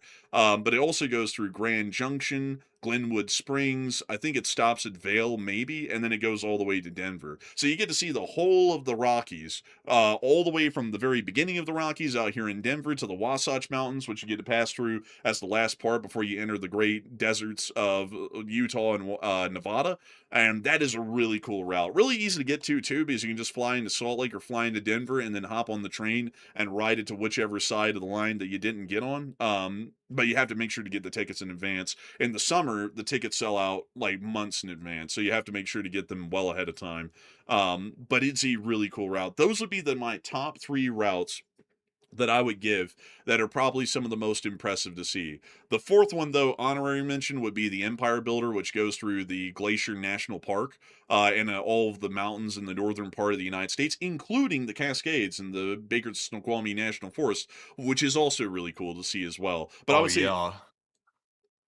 oh, I was saying, oh yeah. I was about to interrupt and say one thing I would like to do, not the train trip stuff, but one thing I would like to do is have those BMW like GS 1300s, those like adventure like road trip bikes. You know which ones I'm talking about? yeah, I think so. Yeah, I would like to take one of those like around all these different places, like ride it around the entire state of Utah, ride it out to like Yellowstone and all those places in Wyoming and stuff like that. That'd be really cool, like a motorcycle trip across like so many states. That'd be really neat. That would be really cool. Like, I think the coolest place to do that would be up there in that northern part of, like, Montana. Like, from there to Washington State. Like, making, like, the end goal, like, Seattle, and then go back, like, for the landmark to just stop at and turn around. Because this part of the country is really beautiful. Like, here's some pictures really briefly, folks, of Glacier National Park. That's what it looks like there. And then you go from that and you go into, like, the Kaniksu National Forest. That's what that looks like. I mean, absolutely insane scenery all the way up through there. And then you go through northern Washington, and it kind of gets a little bit arid up in here a little bit. And then you get to make it into, let's see here, which one? You get to make it into stuff like this in northern Washington, like getting close to Seattle. This stuff is breathtaking. I mean, honestly, probably one of the most underrated parts of the country, in my opinion, because it's always talked about for its politics, always its controversial political side, but there is so much natural scenery to be had up there in the Montana, Idaho, Washington area. It's unbelievable. I mean, it's definitely S tier. I would say it's much like Colorado, like western Colorado and northern Utah is for its scenery. This area is as good or even slightly better, in my opinion, for the kind of environment that exists up there. Yeah, I would say so. Also, Cerberus 3 said, how bad are snakes and overnight camping in Utah? If you go up to the higher altitudes, like at the alpine lakes, you won't hardly have any snakes up there, especially not rattlesnakes. It's too high up for them to live up there. There's not enough like creatures for them to eat, so they're usually at the lower altitudes. And also when it gets cold, like in the shoulder season, like around fall and stuff like that, in the winter, the snakes are too cold anyway to do anything. So if you even ran across it, it's going to be extremely sluggish because it's like in its hibernation mode for the winter. So you pretty much won't run into any snakes up to the altitude, pretty much at all. Maybe like a instant like garter snake or something like that, but that's nothing to worry about. Yeah, I mean, that's nothing really too bad. I mean, like, I would say the snakes out here at the lower altitudes are just slightly better, like, fewer in number, I would say, than they were in Alabama. But there's still a lot of them, though, like at the lower altitudes. But once you get to higher altitudes, there's not really many of them around. Oh, by the way, one more thing, cool thing to go see, Mount Rainier. Or Mount Rainier, I believe it's what it's actually called. Dude, that is like that Alps, like in Switzerland. Like I've seen so many videos on Instagram of this thing, and it's unbelievable. Like, look at that. Like that looks fake. You're definitely paying for it in that state. Well, I mean, yeah, you are paying for it, but still it is gorgeous though. I mean, look at this. I'd rather pay what I'm paying here in Salt Lake and just have this than that. But Matthew, you don't have to live there. You can just travel there, like on your motorcycle trip thing that you're talking about. Just go there and see it, and then drive out back to Utah, back to the wonderful state of Utah. Yeah, I could just stream from the side of the road. Yeah, you could, for a little motorcycle trip deal. I'd be like, look at this homeless guy over here. And I'd be me sitting there with a computer and a Starlink and everything on the side of the road going, welcome back, guys. It's the Enforcer Stream. Man, they're gonna sit there. Oh my God, we're gonna have to bake wreck this poor guy. He's clearly insane, bro. Like they're gonna be putting you in the back of the ambulance. You're gonna be going, I'm a famous YouTuber, you know? Yes, of course you are. Of course you are. We're gonna get you the help you need. No, like really, like and then they like shut the door on you and break into the hospital. Man, maybe that's not a great idea. Come to think of it, maybe we have to keep the home fires burning, basically. But it would be cool. Like it's cool to dream, folks. It's cool to dream. And also, all these pictures quite literally look fake. I don't know about you, Matthew. I don't know about you, but I like to see that myself. I'd like to travel there and like wander around that. Yeah, it does look pretty nice. I will admit. He does admit. He does indeed. And so, with that, folks, it is time for us to move on and into the next one. We also have a 5 from Austin. He said, everyone ready for the 6 a.m. post that we've reached an agreement with Iran to stop the war right before the markets open. I'm ready. We're ready for anything at this point. If that happens, we would not be shocked. But a big thanks to your support. And with that, we're on the next one. We also have a 5 from Game Theory. He said, for kicks, show Oakland, California. Oakland? The smashing grab central. Oakland, California. Oh, boy. Well, we got to do it. We cannot deny a guest even the most ridiculous request. Oh, this isn't too bad. You want to say smash and grab you, or at least your belongings out of your car. It's like you're going to be in foul shape. I don't think I'm going to let them smash me. I just pass. Well, yeah, your belongings. Oh, this doesn't look too bad. No, this ain't bad at all. I don't know if I'm dropping down like the nice parts of Oakland. I'm trying to find the bad parts. The nice part, definitely. Where's the bad part of Oakland? Like I'm trying to figure this out. Here? Honestly, this doesn't look too bad. I mean, this is like the greatest thing I've ever seen, but it doesn't look bad, I would say better than Russia. Like, I'll round it out that way. Way better than Russia. I don't think anything in America comes close to Russia. Like, not even the abandoned parts of Detroit get that bad. But a big thanks to your support, helping this channel to keep it running. And, Matthew, actually, we went through Oakland, the train, the Coast Starlight we were on, it actually stopped here. In the middle of the night. I think that was a stop where that woman came on the train and was yelling and screaming. No, that was further up. That was past Sacramento, even. Like it was, it was somewhere up in the middle. Like I think it was around Yuba City. Help! What do you mean? I gotta climb these stairs. Like in the middle of 1 in the morning. I was violent, and then that foul smell started going down the hallway too. That just like wouldn't go away. I was like, I'm nauseous. I'm up here on this bunk bed where I can't even see out the window. I'm literally up here like dying inside. There's this lady outside the hallway screaming and yelling, acting like she's crazy or a lunatic. And then there's this nasty smell creeping down the hallway that won't go away. It's like they're getting me crazy. They're trying to do me in. That woman was such an ass. Like I'll never forget that. Oh my god, and like so by the way, folks, the whole reason why she was complaining, and not to get into too great of a detail, but she was like, the best way I can literally explain it, and I don't mean any offense by this, but she was basically like a living member of my 600-pound life and had gotten a train ticket to go somewhere. And so she got pissed off because she couldn't get a handicap room on the bottom floor of the train. And so she had to haul herself up to the top floor of the Superliner where all of the normal cabins are at. It's the middle of the damn night. It was Yeah, like at 1 in the midnight. morning. And so, like, I was sitting there and I was thinking, like, I was like, why in the world would you get a handicap cab? I mean, you're not like disabled or anything. You're just like very overweight. That's not a disability. Like, that's just a life choice. It's like, so you got to climb the stairs like everyone else does. It's like She was making her way through that top floor just fine. Bro, I heard her stomping through that top floor like all night. Like she was out just screaming, and she was having no problem running through that top floor at all. I believe me. Yeah, I mean, geez, folks. I mean, like for this woman to have some problems that she needed addressing, she sure as hell was screaming out her lungs like she wasn't out of breath. Don't they know I'm handicapped? Like I was like, shut the hell up and sit down. Like, I was about to get out there and throw hands. Bro, I was up there so mad. I was so angry at that point because I was feeling so sick and I was feeling so nauseous and I was ready to like run off the train at that point. But it was midnight and I was struggling. And then this lady's out there screaming and yelling. I was about to be like, shut the hell up. And somebody shut the damn bathroom door, bro. It stinks so bad in the hallway. So also I saw someone say, wait a minute, was it just a floor up? So here in the West Coast, and these will be replaced in a couple of years, here in the West Coast, all of the Amtrak trains use these things, which are called superliners, and they're bi-level rail cars. So you enter on the first floor, and there's a very narrow staircase that brings you up to the second floor, and that's where all of the cabins are at, or the seats are at. So bad. I hate seeing these bastards again. I thought they were fine. I think you're just being over dramatic. But hell no. I don't have the courage to show the video. I took a picture of myself in the middle of that train hallway where I was literally on death's doorstep. It's so bad. I don't even think I can show that to the people. I don't even think I can do it, man. It's too bad to show. But I'm looking at it right now. It's a picture of me standing in that train hallway. It brings back horrors, straight horrors. I remember exactly how I felt. I remember I was like, if they stop the train, I'm just going to run off the damn thing. I don't care what city they're at. I don't care what town they're at. I'm running out the door, and I'll run out like I'm a psycho patient or something like that, and they'll pick me up and take me to the psych ward. I'll be better off there than on this train. I was totally fine the whole time. I think Matthew literally just got a bug of something, and he got sick on it or something, but I was fine.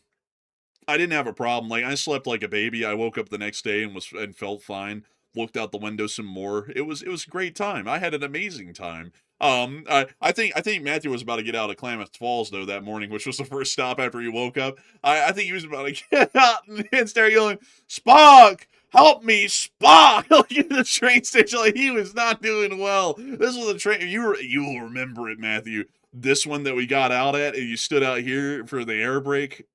Oh, I felt so good. Like it felt so good to get off the train. I was standing out here outside the thing. I was like, I've returned to normal so quickly. And then they're like, "Oh, okay, back on the train." I was like, "Oh no." I was like, "I don't know if I can do it." And I finally got back on the train and it got bad again. I was like, "Dang, I'm stuck in this train right here. It's so bad."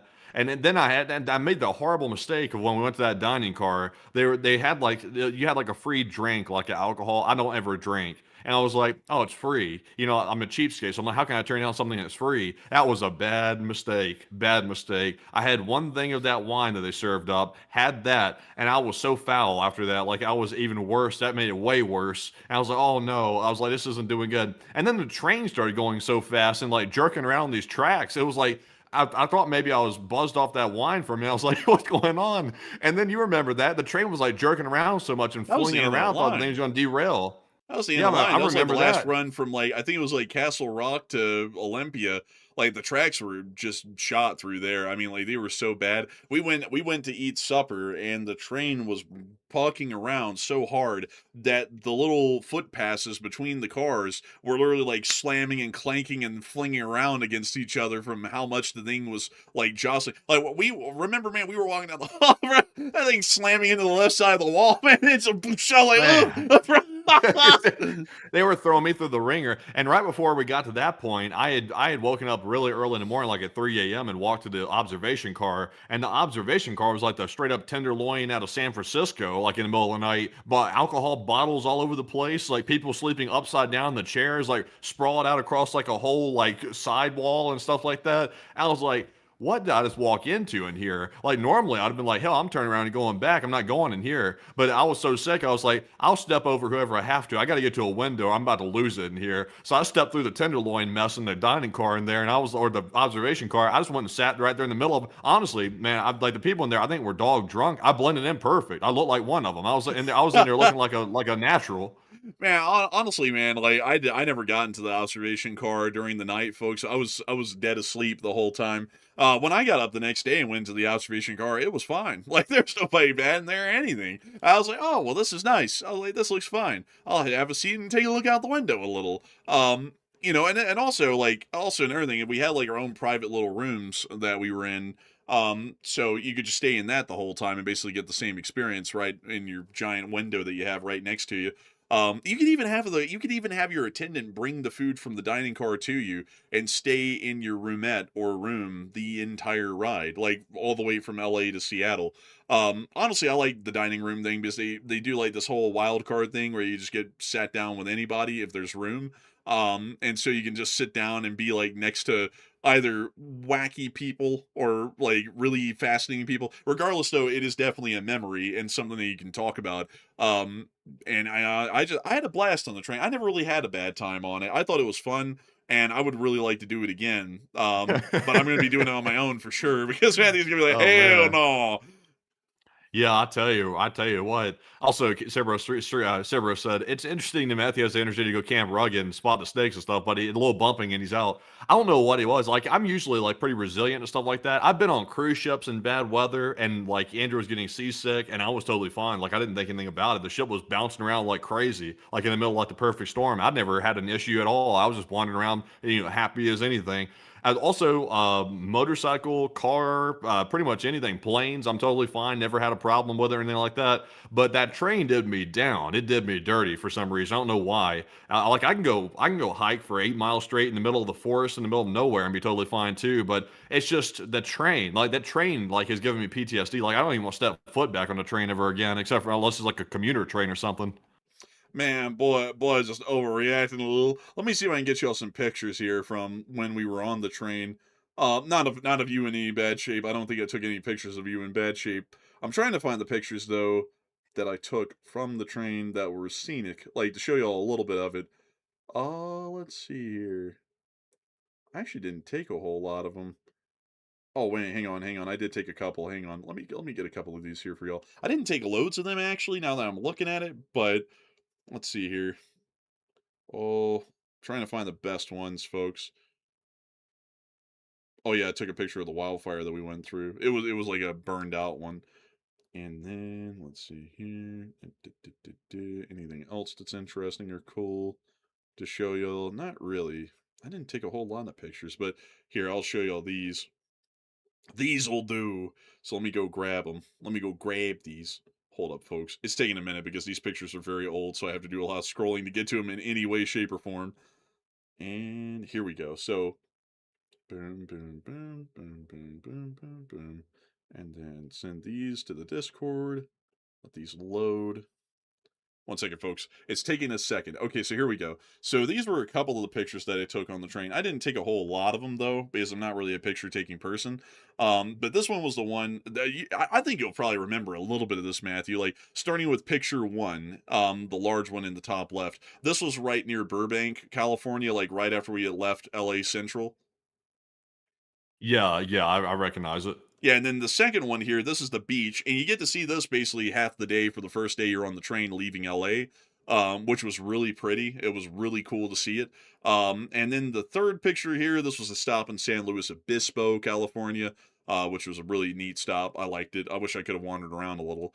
And then this was the morning on the second day. We were right under Mount Shasta, and we were actually going through an area that had been burned out by a wildfire around the tracks. So it was very early in the morning when that picture was taken. Then the next picture here, this was outside of Klamath Falls. We were heading north past Klamath on deeper towards, I believe it was Salem, Oregon at that point, or Eugene. I think Eugene was the next stop.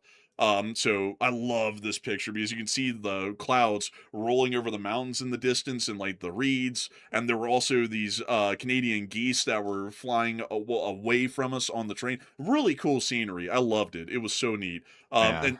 I And got this, show my two pictures real quick. I'll show you the exact spot I was standing while I was like just dying. Like I'll show you the exact spot. so I'm on the first one right now. Oh man, this was the spot I was standing right here. I was literally standing there when I took this picture. I was dying, like I was on death's doorstep right here. Thankfully, this picture here doesn't show me at all because I was looking horrendous. Like I'm looking, I just can't do it, people. I can't show the picture. It's too bad. Like I don't want this image in people's head of me. But I was standing in the hallway, looking like death warmed over, taking this picture right here. And I remember the stuff was moving by outside, and that was making me even sicker. But then if I went and sat down and didn't look out the window, I was getting sick doing that too. So I was like, well, hell, I might as well have a view while I'm feeling sick. But yeah, I was standing here. I was like, this is not great. Go to the next picture, and then there's the down the hallway look. Also, notice how dirty the carpet was on the floor. Like, you see that? Like, how dirty the carpet Dude, is and everything? There's like trash on the floor. This car had gone 20 years, man, without being refurbished. It finally was refurbished, and this was one of the last ones in the whole fleet that was, and we just happened to be in it. Yeah, I mean, it was not good. Like really, it was not. Like I'm just like seeing the pictures again. It looks junky. Like it looks old, worn out, and kind of like nasty a little bit. Like it felt nasty. Oh, that's that smell was going right down that hallway too. Like that picture you see, just like visualize. You look at the picture and then visualize the smell coming down the hallway. Like just awful. And then that big lady was wandering up and down, stomping through these like narrow halls. I don't even know how she did it, to be honest. Looking how narrow the halls are at this point, but she was like storming down through here somehow. Maybe that's why it was so loud. She might have been banging into the doors. So like that stairwell right there, I'm gonna zoom in on it on the first one. That's the one that she was coming up at 1 a.m. And you just hear like you don't really notice the train stop or anything. It stops so smoothly you never really notice it, and it takes off very smoothly too. But then out of the blue, you just hear goosh. Don't they know I'm handicapped? Goosh! Someone help me! Goosh! And it's like every time she took a step, like you could like it was vibrating the rail car like literally on the stairs, and I was like, what the hell's going on out there? And she's just screaming every single step up like it's a medieval torture chamber. I'll talk! Goosh! Please help me! Goosh! That's like, so finally I look out of the cab and I'm like, what the hell is going on? And I see this mass of a person. I mean, truly could have been a train of their own. And I was like, oh my goodness. I was like, this person is screaming their lungs out, and everybody in here is hearing this, and it's driving me crazy. I was about to cuss this woman out. So she finally got up the stairs and then got into her room, and then she kept on yapping to the attendant every other hour. They're trying to sleep as well. So yeah, would have to get up out of his room, run down there. Yes, what can I help you with? All that stuff. It was just ridiculous. And so she finally got off somewhere in Oregon. Thank God. So it wasn't a forever thing. But the woman was an absolute ass. She treated the attendant like shit. And I was like, that's no way to treat people. I was like, your looks are as bad as your insides are with your like how you act towards people. I mean, it was atrocious. I've never seen anyone act that rudely to people in my life. But anyways, with that, it is time for us to move on and into the next one. All right, and the next one here goes to Blind Man. Once again, he puts in a 10. And thank you, Blind Man, for that support. And he said, let's see here.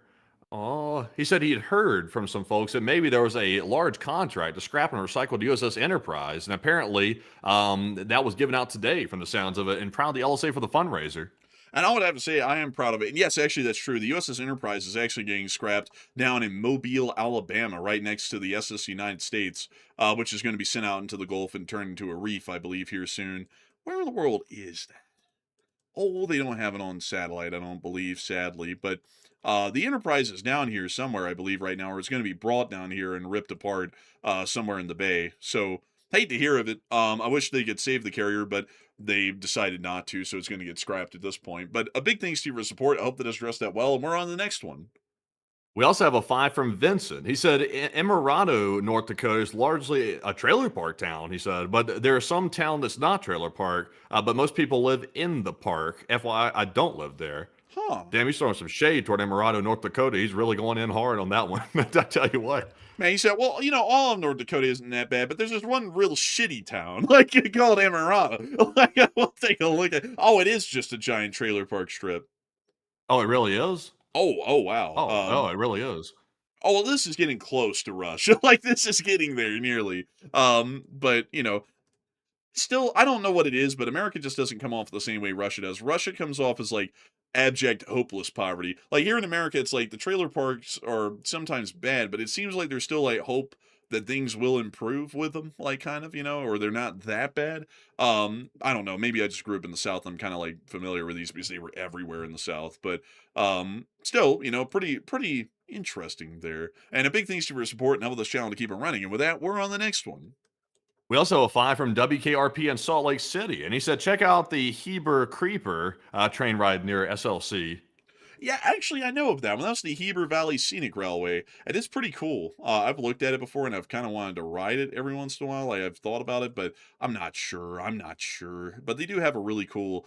They have a really cool little running fleet of electromotives. I think that one's a Baldwin Morse Lima or something like that. And they also have the classic Jeeps, which are really cool. And it's a 19-mile stretch, and they'll take you all the way down to the end of it and all the way back. And I would like to do that. I'm just trying to get people to go with me here because I don't like doing things on my own. I like to do them with someone else. That way, I have someone to like bounce off of and enjoy it with. And also, people even out here kind of look at you with a side eye if you ever go out and do anything completely on your own that isn't like hiking in the woods. People be like, "Why are you here alone?" It's like, because I just want to enjoy life. But anyway, so that we're on the next one.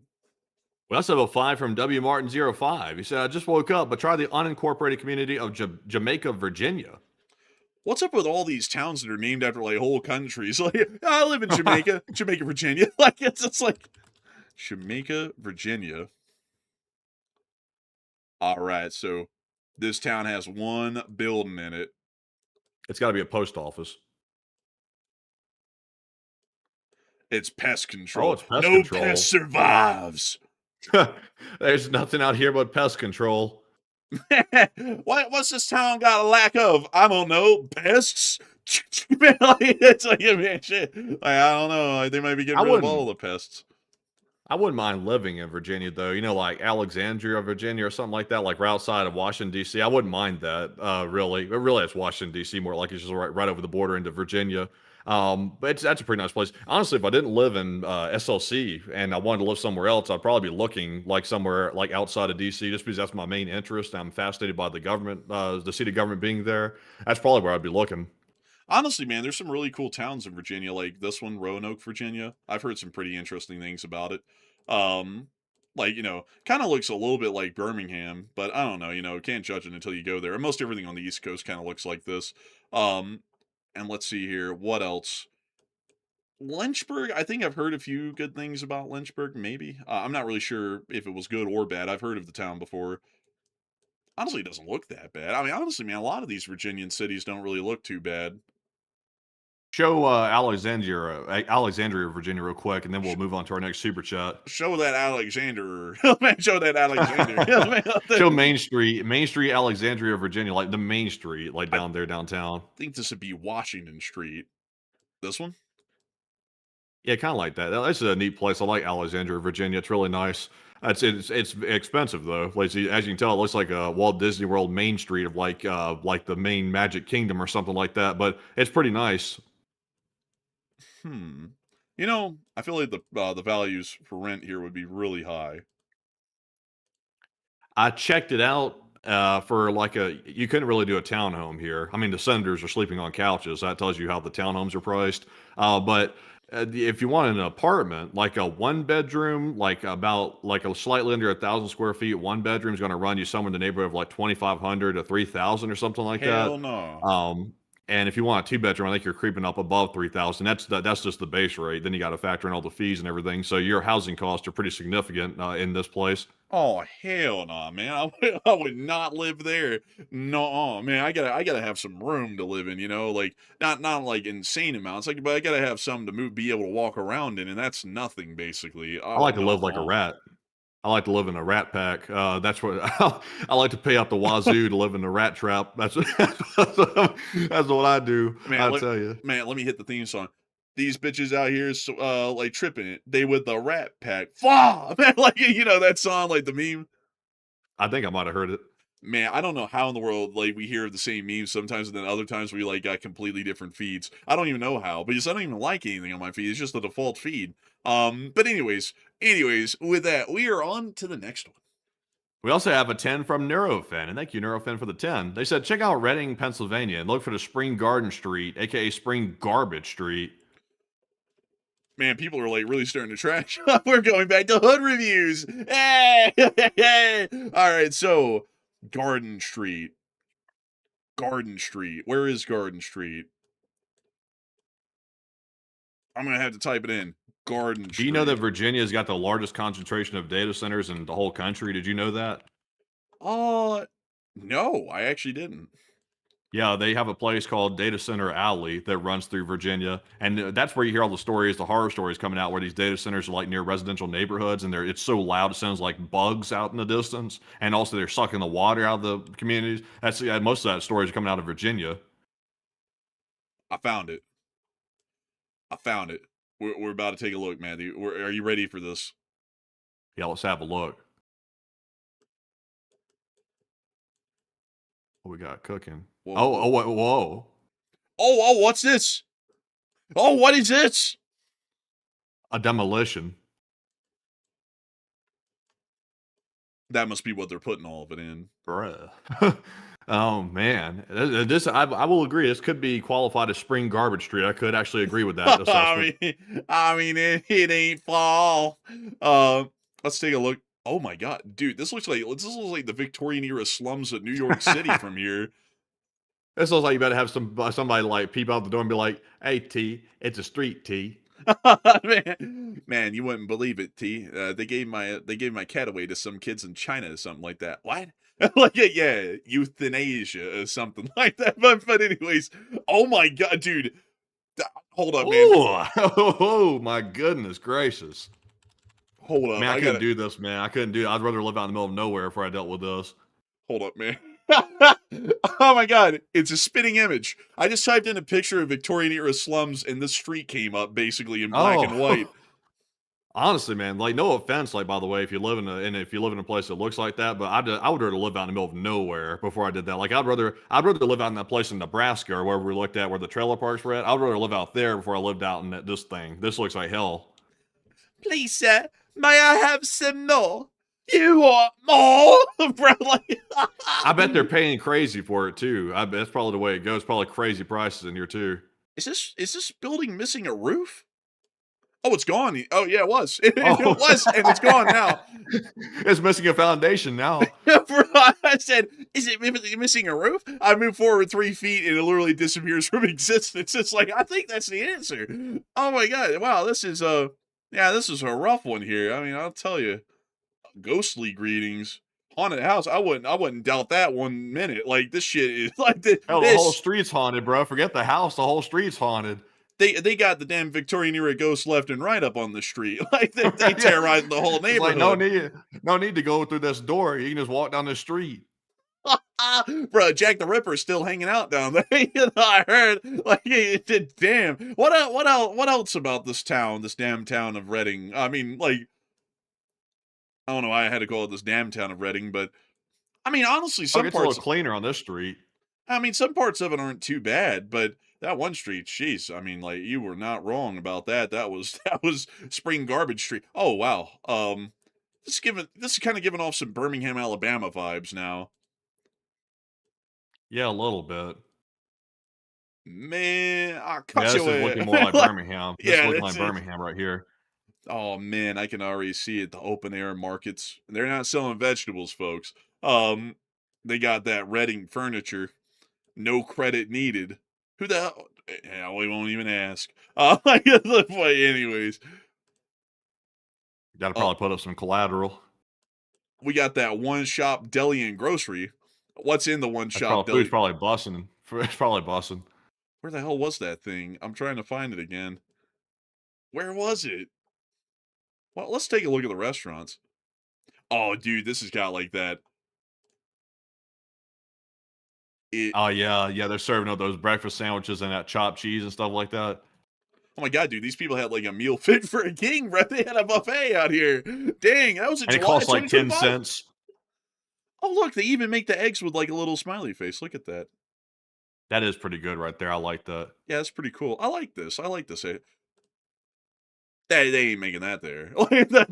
That's what they're making here. But man, that's interesting. Reading. I've never really heard a lot of this place before. I'll have to take a little stronger look at it after we get off the show. But a big thanks to you once again for support. I hope that I was dressed out well, and you were right about that street. Whew. And with that, we're on the next one. And our next one goes to Cerberus3 once again, who puts in a 10. And thank you very much for that support. They said Cajun boiled peanuts from Virginia hits good. And if you go there, try them. And a really good snack. Oh, I will have to try them. We had boiled peanuts all the time in the South. They weren't Cajun, though. They were just like the salted kind. But they were very good. I hated the ones, though, where you pop them open and literally just be water in them. That also would make me so angry. Like, I'd be like, damn, this thing's a ripoff. Or it would be like the shriveled up, like, little, like, fruit of the peanut inside of it. It was so annoying. But a big thing, Super Sport. I will have to try those out, and I would like to travel back to Virginia someday. But a big thanks to you so much once again. And with that, we're on the next one. Also, a $1 support from Chris Scheid. And thank you very much, Chris, for that one. And we do appreciate that. And with that, folks, it's now time to get our live chat questions proper. But first of all, we have Paul, Kevin, Mason, Joni, Norm, Arabelle, Roy, Flogness, Kush, Secretary, Cy, and Brian with the Morse code. I said the Morse code said, getting hit left and right out there, looking like they're not doing well in LT LSA. And that's the sound of money. I got that dead on the nail. That is the Morse code mentioned tonight. I got to congratulate y'all for getting that correct time and time again. The Iranians do look like a joke out there, the way they slamming them left and right, slapping them silly. And I got to congratulate y'all for getting that correct time and time again. And so with that, it's time for us to get on into our live chats. Matthew, what do we got here? So we also have a live chat question from Ricky, who said, Matt, did y'all say that the Army started moving in the mechanized infantry? I didn't hear about that in the Middle East. I heard that we were moving in our airborne infantry, the 82nd Airborne Division, and we have 2 Marine Expeditionary Units on the ARGs at sea right now, the Boxer and the Tripoli. But I haven't heard of any mechanized infantry units being sent to the Middle East, so no. So I hope that does address that well. And with that, we are on to the third to last question of the night. This one goes to Ryan Peacock. He said, do you think Iran has chemical weapons and they'd be willing to use them? They probably do have chemical weapons. Most every country in the world has them, being honest.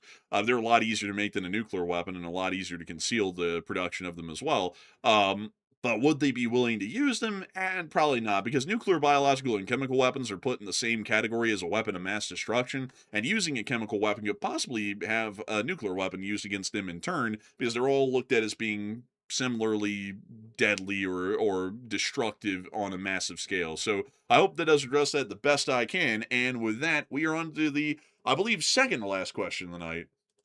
And this one goes to Rotas, who said, can the U.S. realistically win via a missile campaign? And there's a limited supply of missiles, and each one only does so much, and Iran can choose to target the Gulf desalination plants. We can, as long as we're not using missiles, as long as we're using the Air Force to drop guided bombs, which we haven't quite truly almost unlimited number of, we can actually win it. It's just that ballistic missiles or cruise missiles, we do have unlimited numbers, so we can't just throw those at them all day and night. We will run out of them pretty quickly. But we could end up winning this conflict as far as reopening the Hormuz. Everything else beyond that, I can't guarantee. I mean, that might be impossible to achieve anything further beyond that, but reopening the Hormuz, we could achieve. So I hope that does address that the best I can. And with that, we are on to the final question of the night. And so, who is the lucky last person to put in the lucky last question of the night? And that viewer is going to be none other than the Whisker, who said, why doesn't the U.S. blow up all of Iran's heavy-duty excavation equipment? And that stuff's very expensive and irreplaceable. That's a good question. It might be because it would be hard to justify for most of them that they are a military target, is they could be used in civilian construction. And if they're only used in civilian construction, then it's hard to say, that's a military target. Because, they're building like a hospital or a house or something. That's going to be a very hard one to sell. So generally, that's the reason why I'd say they probably haven't hit all that yet and probably why they wouldn't. But I would definitely advocate for any heavy construction equipment that's anywhere near to a military site or a nuclear facility getting blown up, because then we can say that it was being used for military purposes. So I hope that does address that well. And with that, folks, we've reached the end of tonight's stream. I've got to thank each and every single one of y'all greatly for having been here with us over the course of this night. We had 28,500 people here at the peak, and 250,000 people have watched this stream before it ended. I have to say that we're entirely honored and greatly appreciative to know that so many of y'all were here with us tonight. And not only that, we were able to raise a whopping $6,046 for the Wounded Warriors Project, with only 1 minute left on the clock right now before this fundraiser rounds out, as the fundraiser finally closes at midnight our time, which is in quite literally just, I believe, a minute from now. And so a humongous thanks to all of y'all so much once again for watching. And if there is a short video to be made tomorrow, I'll be the one making that short war video. And with that, good night, good luck, take care, stay safe, Slava Ukraini, Heram Slava, long live the Lead Spring Army, and long live the Republic. And a big shout to you all, and the literally 250,000 people that were here tonight, over 250,000 people. And we appreciate you all for being here once again tonight and help us to hit well over, almost tripled the goal tonight on the fundraiser. And we appreciate you all once again for that. And we hope to see you all on Tuesday night at 10 p.m. Eastern. And we do appreciate that very, very much. And of course, Slava Ukraine, Heram Slava. Get some rest and good night.